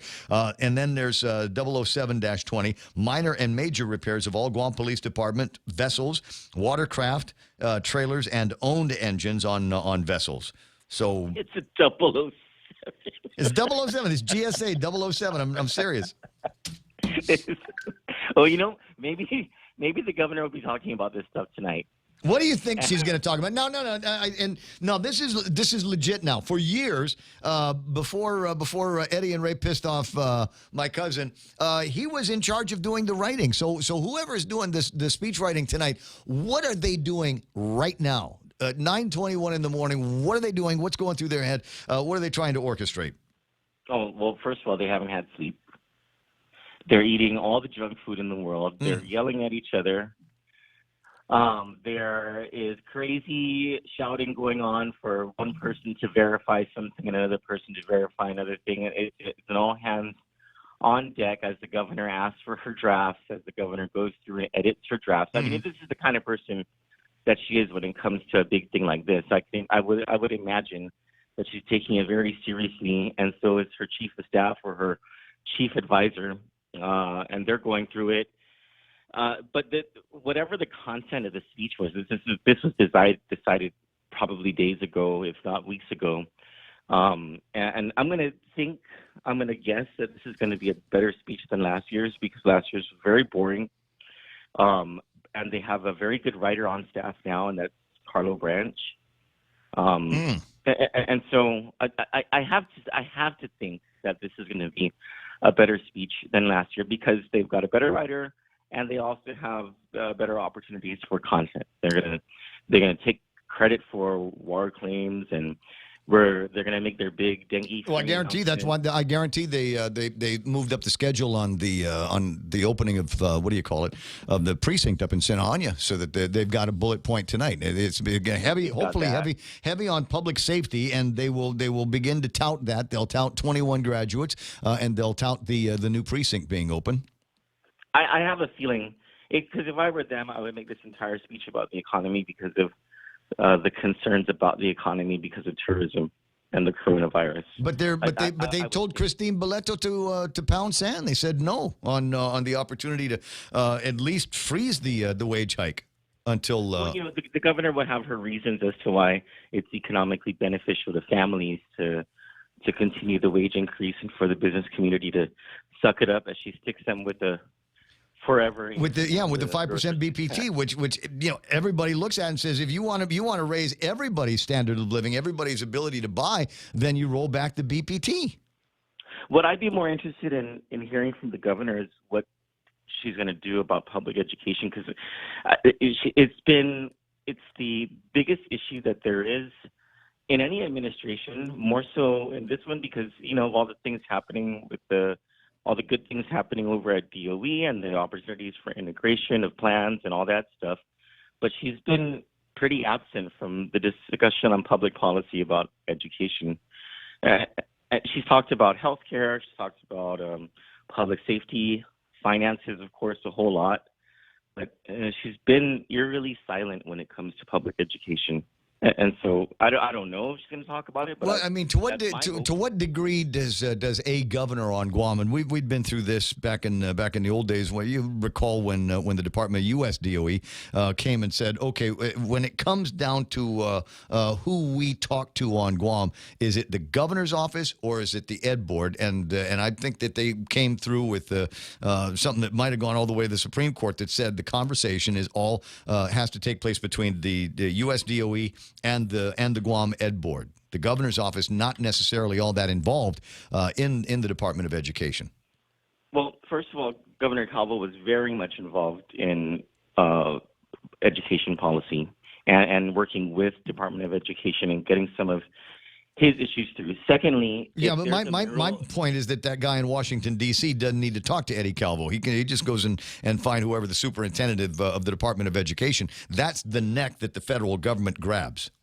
Sure, but you don't need U.S. DOE to effectuate change in public education here. Take, for instance, the whole building of schools effort, or the repairs of schools, or probably a bigger achievement was preschool for more people. Those were all Eddie Calvo initiatives that the Department of Education supported. And to his credit, he gave it over to John Fernandez for John and the board to take credit for all of that stuff. But those were really his ideas, and he just worked with them behind the scenes to get them done. I thought that was a long-time move with U.S. DOE and the socialists there to get the government in charge of brainwashing babies. No, that was an Eddie Calvo initiative, and his wife was in charge of the Early Childhood Education Task Force. It was education. I don't know if people really knew this about Eddie Calvo, but education was actually a big deal to him. Oh yeah. No, I certainly, and but I'm trying to. There are the whys of that, and you're not in control of the budget, even as the governor of Guam. And you will note that for years and years and years, there was always that hold back from the Department of Administration, even for funds that were desperately needed in most government of Guam agencies that also included the Department of Education. Yeah, there was. And so I hear what you're saying. On one side, we're like, here's a new program, and then you need to find the people, the facilities, and everything to get it done to extend this program to the children and the parents of the Department of Education. But we're not even going to give you the money that has been authorized. We're not even going to give you a full allotment. And that was when the sort of switch in priorities happened. The paying more attention to public safety and the hospital, and the public safety component was it was a bit more political. It was Ray Sorono needs to shine on his way to running for governor, and that's how that started. But then you go back to the implementation of the Hay study. And I'm trying to remember which public affairs officers we had the most times fighting with over at Adelup, and trying to explain to them that the math was wrong, where it came to more senior educators in the Department of Education who missed an entire jump in pay. Oh, that was Oya or Julius, because I was already out of the PR biz by then. Already doing something else. Yeah, but that was one of those issues. Like that's why BJ always said that Adelup is where math goes to die. Anyway, 9:27. So you got that State of the Island address, and we'll all be backseat quarterbacks or front. What are they? Monday morning quarterbacks on the speech first thing tomorrow. Yeah. I hope I might. If you get a copy of it, bounce it to me, and I'll bounce one to you. Okay? If I get mine first. I think we're going to be live quarterbacks. Oh, really? Yeah, I think we are. Eric is feeling under the weather, but if he's feeling better by the time the speech happens, we're gonna do the whole live cast and quarterback it from the studio. Well, I'd talk to James Howard about seeing if he can do a multicast, because they're going to put it on the usual channels. But the problem is they're going to stick it on the usual channels, and people won't be able to comment the same way that they can comment. Well, like we are talking here on the radio, and I think that's a profound. Ripoff, if you will. I think there's a great opportunity for the governor's office and the staffers over at Adelup to find out what people really feel. But I don't think their vanities and ego can take some of the what will be withering comments from among guys like James and Lady D and Nick Perlowski and Pam Duvall. I don't think they care about what people really feel. We'll see if that's detectable in the writing. I just want some semblance, some glimmer in what's going to end up to be an hour and 15-minute speech tonight. That somebody at Adelup lives in the same world as the rest of us. That gets stuck in traffic and have to worry about random and rampant crime and game rooms and abandoned vehicles and homeless right across from Shirley's and Nambo's, and it just seems to be a problem that nobody can figure out how to make go away. Negative, good buddy. They are in that bubble. They are in that bubble. All right. Well, 9:29. That's okay. I'm sure you and I get accused of living in our bubbles as well. And you know what? I don't care. I don't care because I got a beard now. There is the world of reading to children on murals that face the clean Agania pool. There's that world. Wait a second. Hold on. I want to make sure I get it right. On what planet is this where we've got a mural of a signer reading to children on a perfectly functioning, well-used library that doesn't have homeless sleeping right in front of the sign, not across the street from someplace where we've got homeless people that pretend to be homeless and not messy out there, and everybody gives them money. And if you look carefully, they are drinking Asahi Blue at 2 o'clock in the afternoon underneath the tree with money that some idiot gave them because they believed the writing on the piece of cardboard. And because that's the planet that I live in, and I get to that intersection after I pass the crappy Agania Pool. Yeah, it's still green. And I was suggesting earlier, I think that the governor ought to deliver her speech from the Agania swimming pool.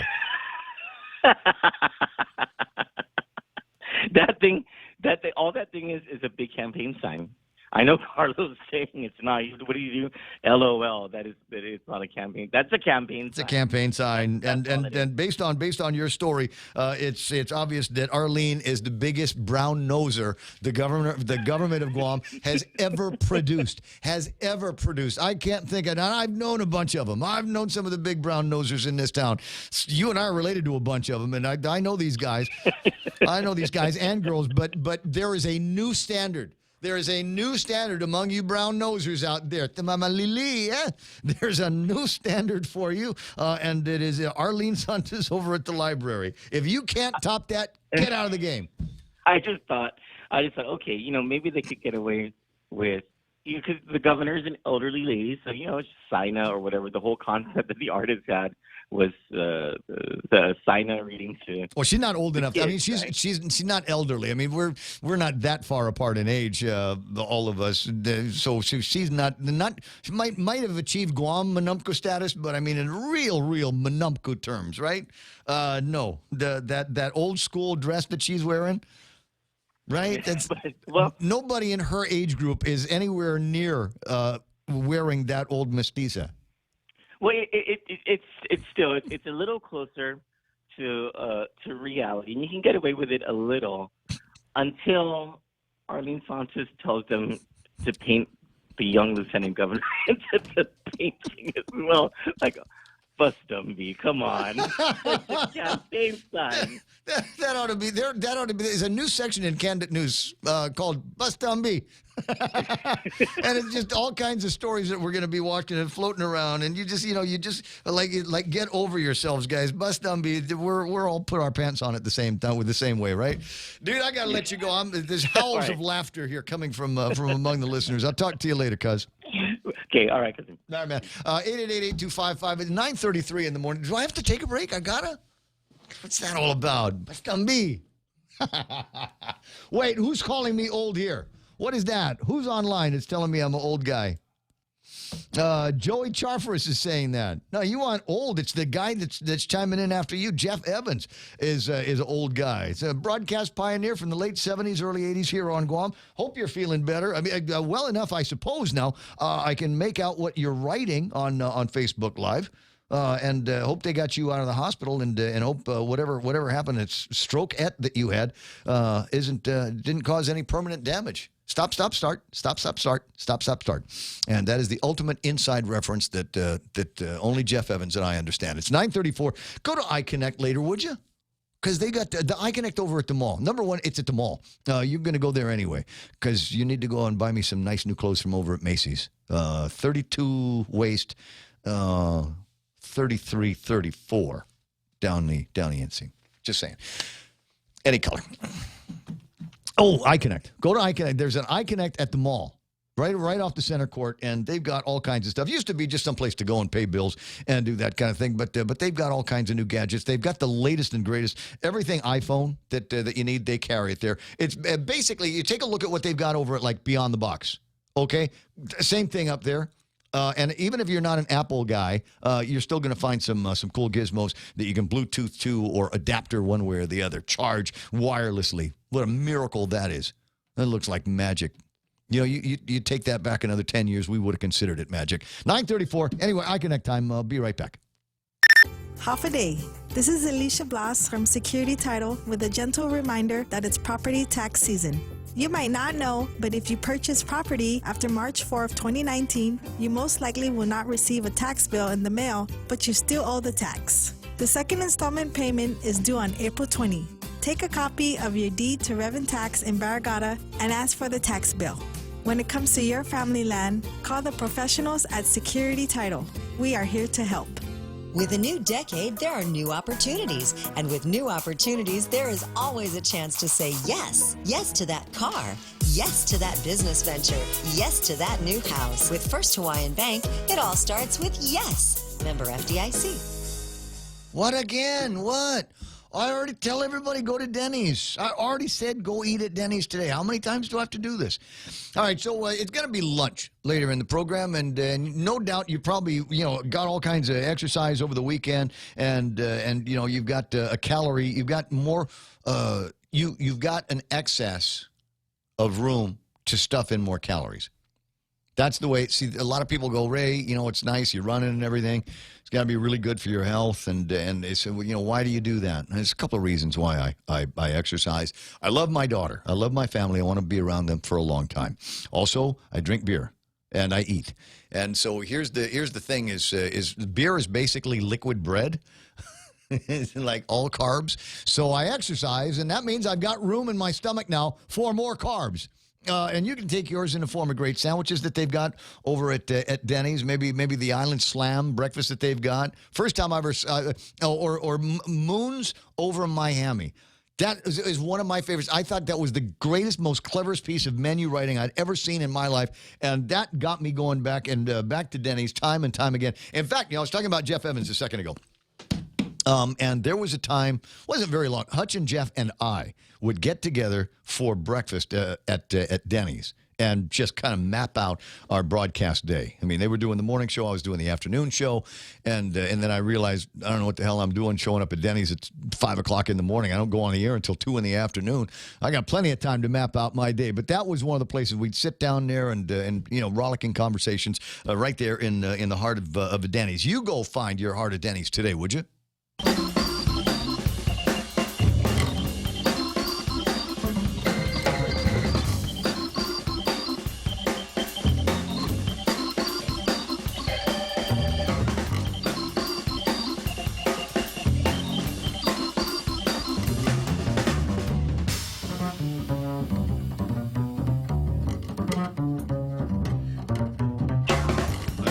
A little bit since I look at the traffic gizmo. Anything happening out there? Anything that you need to know about? Where have I got a little bit of traffic southbound over at the Kmark intersection? And let me see if I've got anything that's working in the downtown Gutnia area. A little bit of traffic in both directions facing the intersection of 1 and 8, but certainly doesn't look as matopping as it did over the weekend.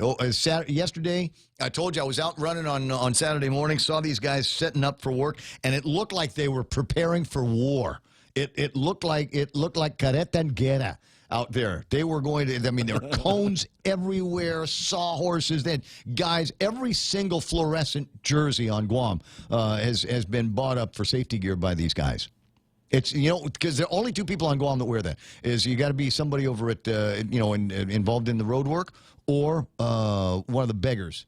The peddler. The peddlers. They've got those as well. But I don't see too much happening out there. It's just a little bit slower than normal. You might also see some of the other spots that are running real slow this morning. Bank of Guam intersection.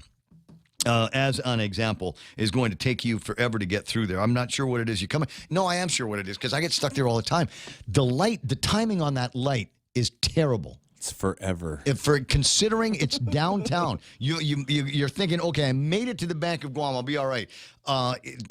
Pro tip, don't stay in the center lane. As soon as you can go, there's 2 lanes.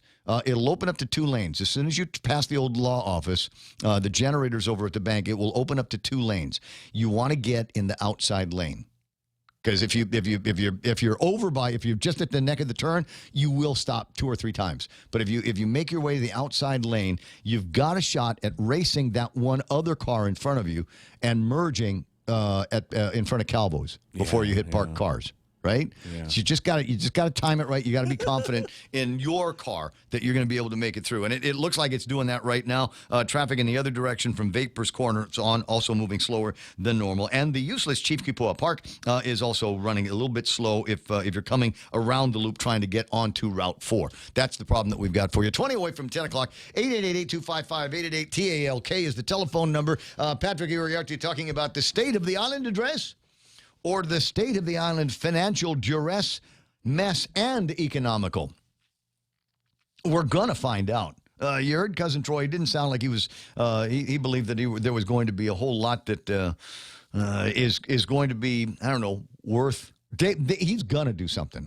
And, Mana was talking about, oh, yeah, we can get in there. She's got privilege of the floor being a former senator. She says, I'd come with her. And I'm going, why would I want to do that? Why would I want to subject? I don't like speeches that I make. Do they really have food there? You've been to them before. Okay, it depends. It depends on who's doing what. Just how generous the ladies over at the legislature are going to be. In past, there has been light refreshments. And by light refreshments, I mean there's water, there's coffee, and then there's the Southern Guam. I can't believe how sweet this tea is that they've got there. And you go, I'm only going to drink a cup because this thing is all sugar. And it's not going to happen. You know what? Bring a container, bring your flask, bring your Hydro flask, fill that thing up. because that's got all of the sugar that you need for the entire month, right there. But you're not going to be able to put it down. There's usually you have sandwiches, egg sandwich or tuna sandwich. Sometimes butzi, and if you catch the legislature on the right day, empanadas. Oh, empanadas. Potu? No, maybe. Rare.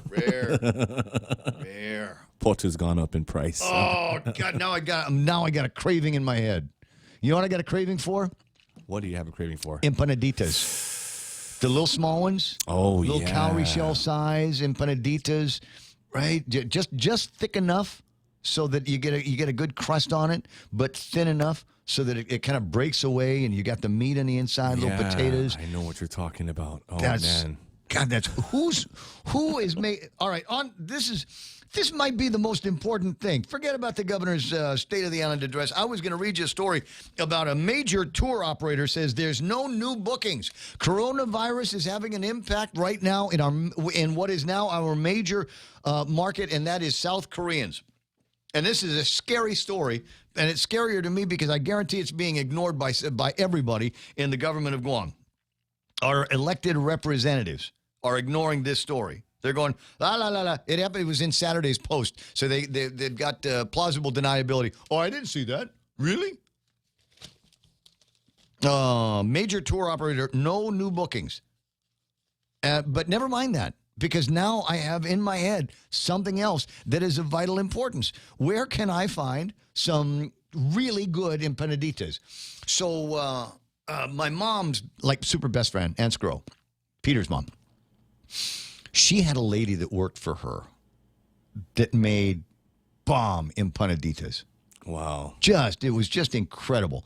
And naturally, they'd make more than they need. So, they'd call my mom, and my mom say, hey, you want empanaditas? Yes. She says, go to Auntie Annie's house and go get it.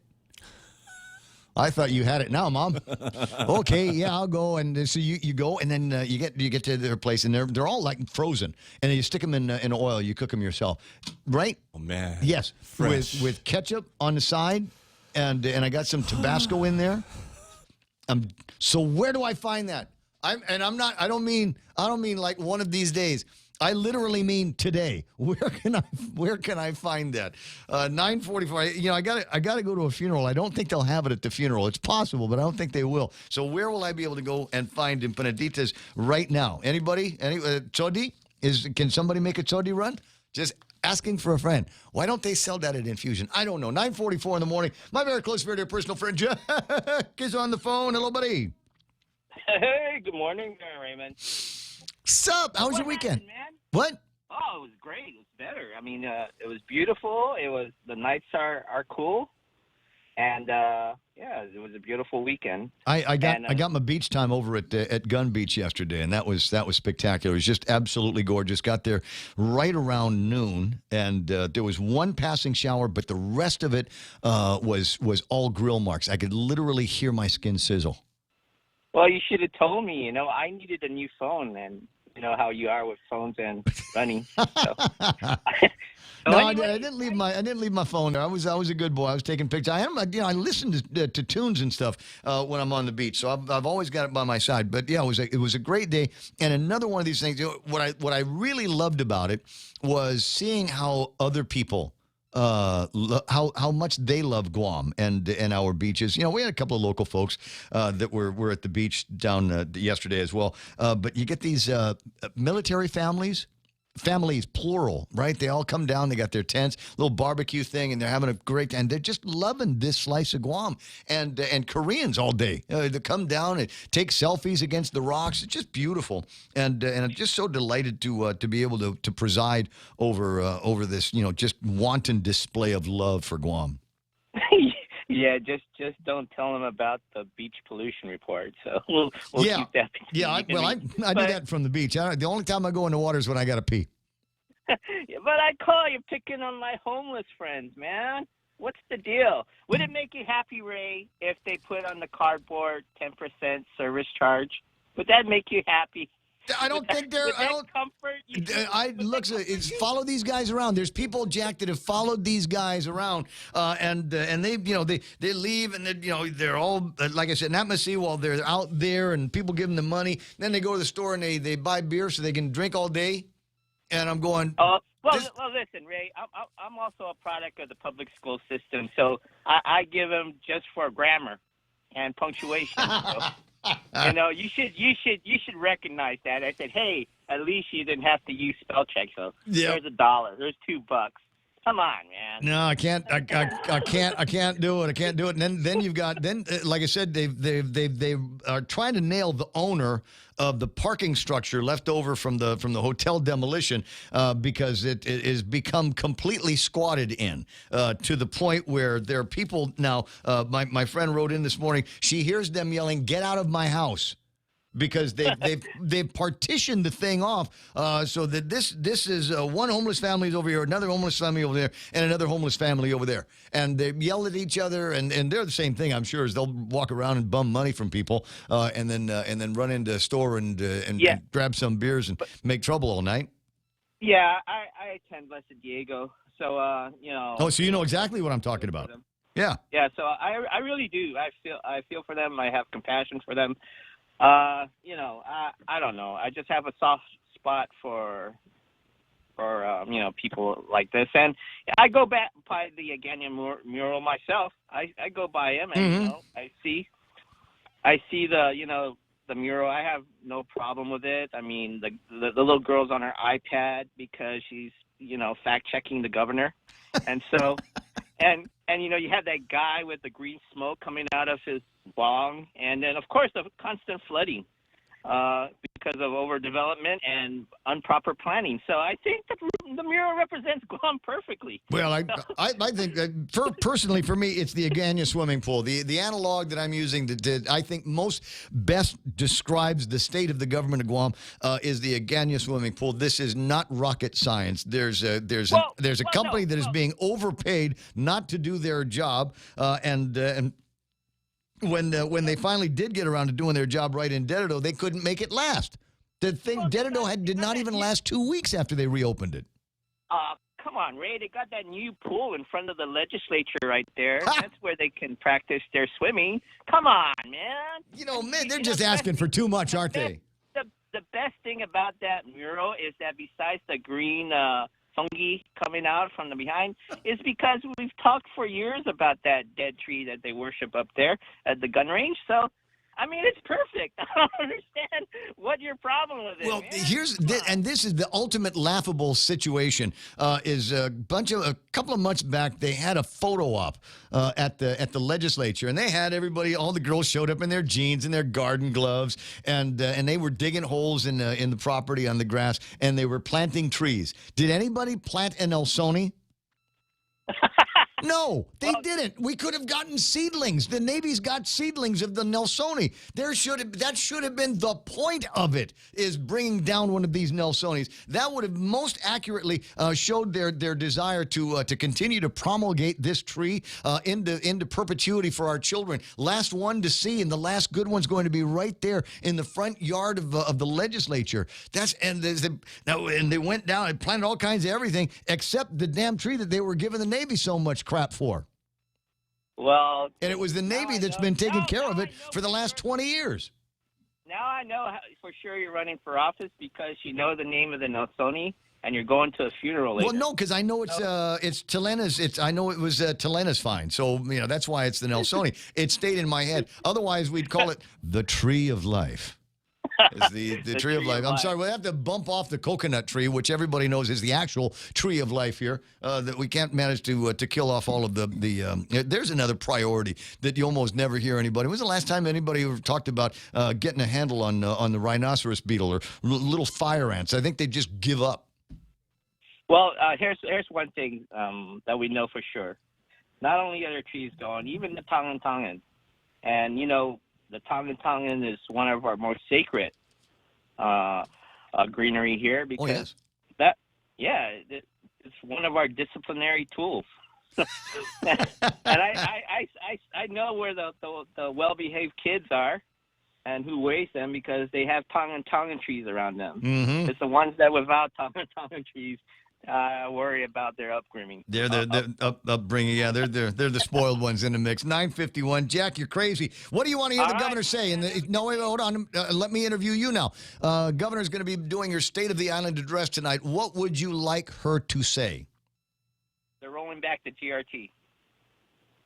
End of discussion. Drop mic. Boom. Big applause from the crowd.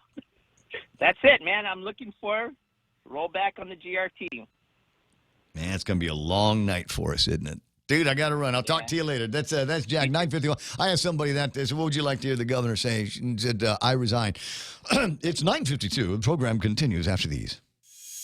GRMC's cardiology department treats most complex heart problems. In our catheterization lab, cardiologists use imaging equipment to treat clogged arteries that can cause heart attacks or heart failure. We perform balloon angioplasty, stenting, and other life-saving cardiac procedures. If you suffer from a heart condition, have your provider refer you to GRMC's cardiology clinic at 645-5500. GRMC, where patients are partners. Cocoa Coffee Company is now available at Circle K. Single origin coffee beans carefully sourced and locally roasted to give you the freshest cup of coffee Guam has to offer. Grab a cup that's brewed every 30 minutes or purchase a bag of the locally roasted whole beans. Flavors now serving: light medium roasted Ethiopia and medium dark roasted Jamaican Blue Mountain. Exclusively available at Circle K. With every Cocoa Coffee Company purchase, a portion of the proceeds will go towards the Cocoa Recovery Program. This is the Ray Gibson Show on 93.3 The Point. It's going to be Lent, so start preparing your Plan A and Plan B restaurants for your favorite seafood. Now, let me give you Plan A. Chili's. Go to Chili's. Second floor, Tumon Sands Plaza. All right, they've cracked the code on things like shrimp. Shrimp is magic. The shrimp is absolutely magical. If you cook it, not enough cook, and it's not good. Too much cook, and it's not good. But these guys know with the sweet spot on shrimp. And one of my favorite ways to get the shrimp, I'll tell you, they got salads and appetizers, yada, yada. But one of my favorite things when I go there is I like to get, it's not a quesadilla. What's the one that's you do the wrap yourself? Fajita. Yes. Like a fajita. Shrimp fajita. Wow. All of the stuff in there, you get the bell peppers and onions, and you throw the shrimp in there, all the sauces that go on top of it, a little bit of sour cream, some rice. I like the little red rice in there on top of that. It's so good. And they probably make it like that because that's the way I remember it before they moved to their new location. Again, second floor of the Tumon Sands Plaza, a place called Chili's.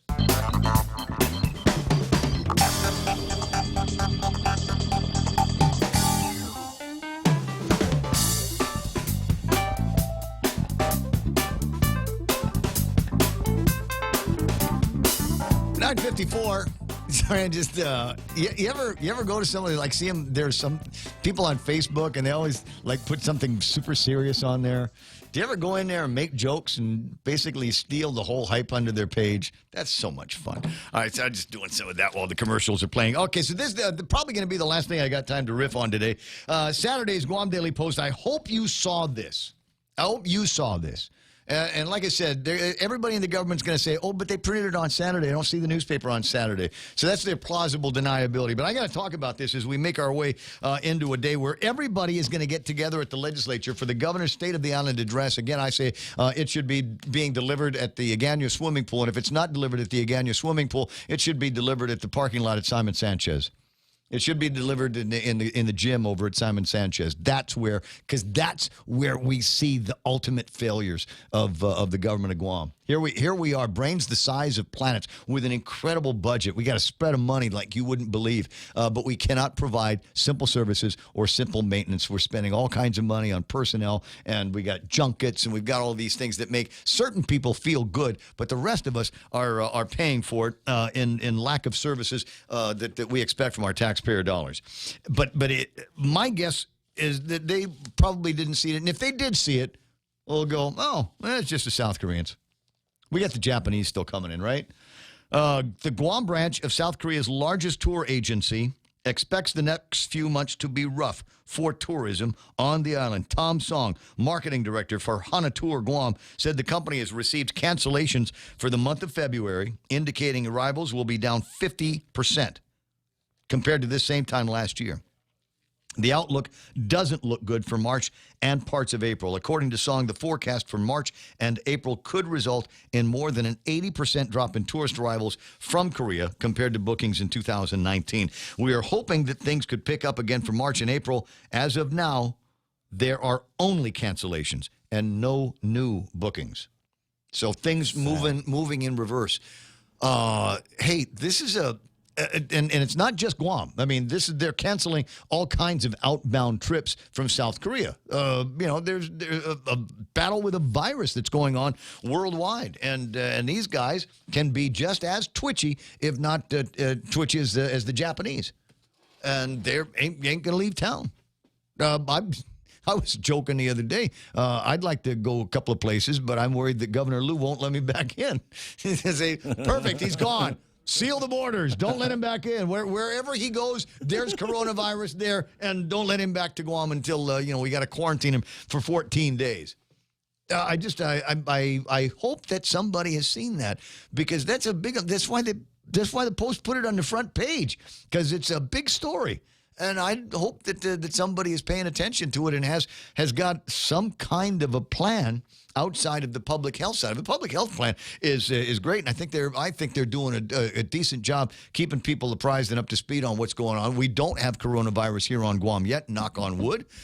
But even if we did, I think that barring very old, sick people, people with comorbidities. We're concerned about it, and I think people are taking the adequate steps. We got masks, we got the hand sanitizers. I'm like I said, going to a funeral later on today. I would have gone anyway, notwithstanding the fact that I'm still exploring the possibility of becoming a senator. That's because people are asking me a lot to go, are you running for office? I said, it's exploratory right now. It's got to make economic sense for my business. I'm a unique player in the game because being on the air will be considered a legal use of the media. And if I'm going to leave the air, I need to make sure that employees like Real Joe and everybody else can still eat, that I'm able to provide a living for them one way or the other. All right, but having said that, this is one of those things that I hope that there is some kind of a plan for, so that we can all hold our breath in an economic downturn. We know that there is a surplus of funds, so the government of Guam is going to be okay. Government of Guam is going to be okay. But will that surplus of funds take care of everybody around here?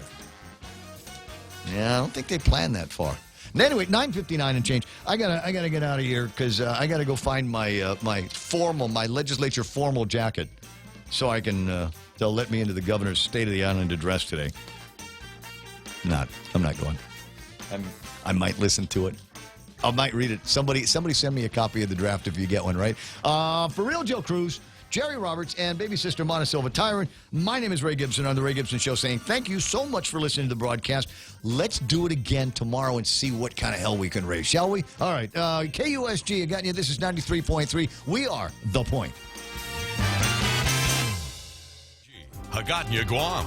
93.3 FM and 104.3 HD3. These concerned not enough is known about coronavirus and its spread, say American passengers who'd been quarantined on board cruise ships with people who tested positive are not welcome. A federal judge in California has temporarily blocked the U.S. government from allowing up to 50 evacuees to move to the Southern California city of Costa Mesa in Orange County. Local officials there argued the federal plan didn't explain how the community would be protected from the virus. A hearing is scheduled for this case on Monday. In Alabama, a plan to relocate quarantined Americans to the city of Anniston was met with outrage from state officials and congressmen. A facility there had been suggested yesterday as a place to house evacuees from the Diamond Princess cruise ship.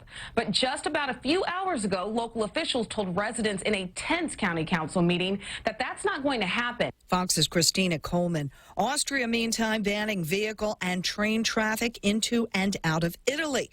which has seen a sudden spike in coronavirus cases. About 150 there now, along with 3 deaths. Affected communities on lockdown with the military and armed police enforcing that quarantine. South Korea, which has hundreds of new cases, issuing a red alert.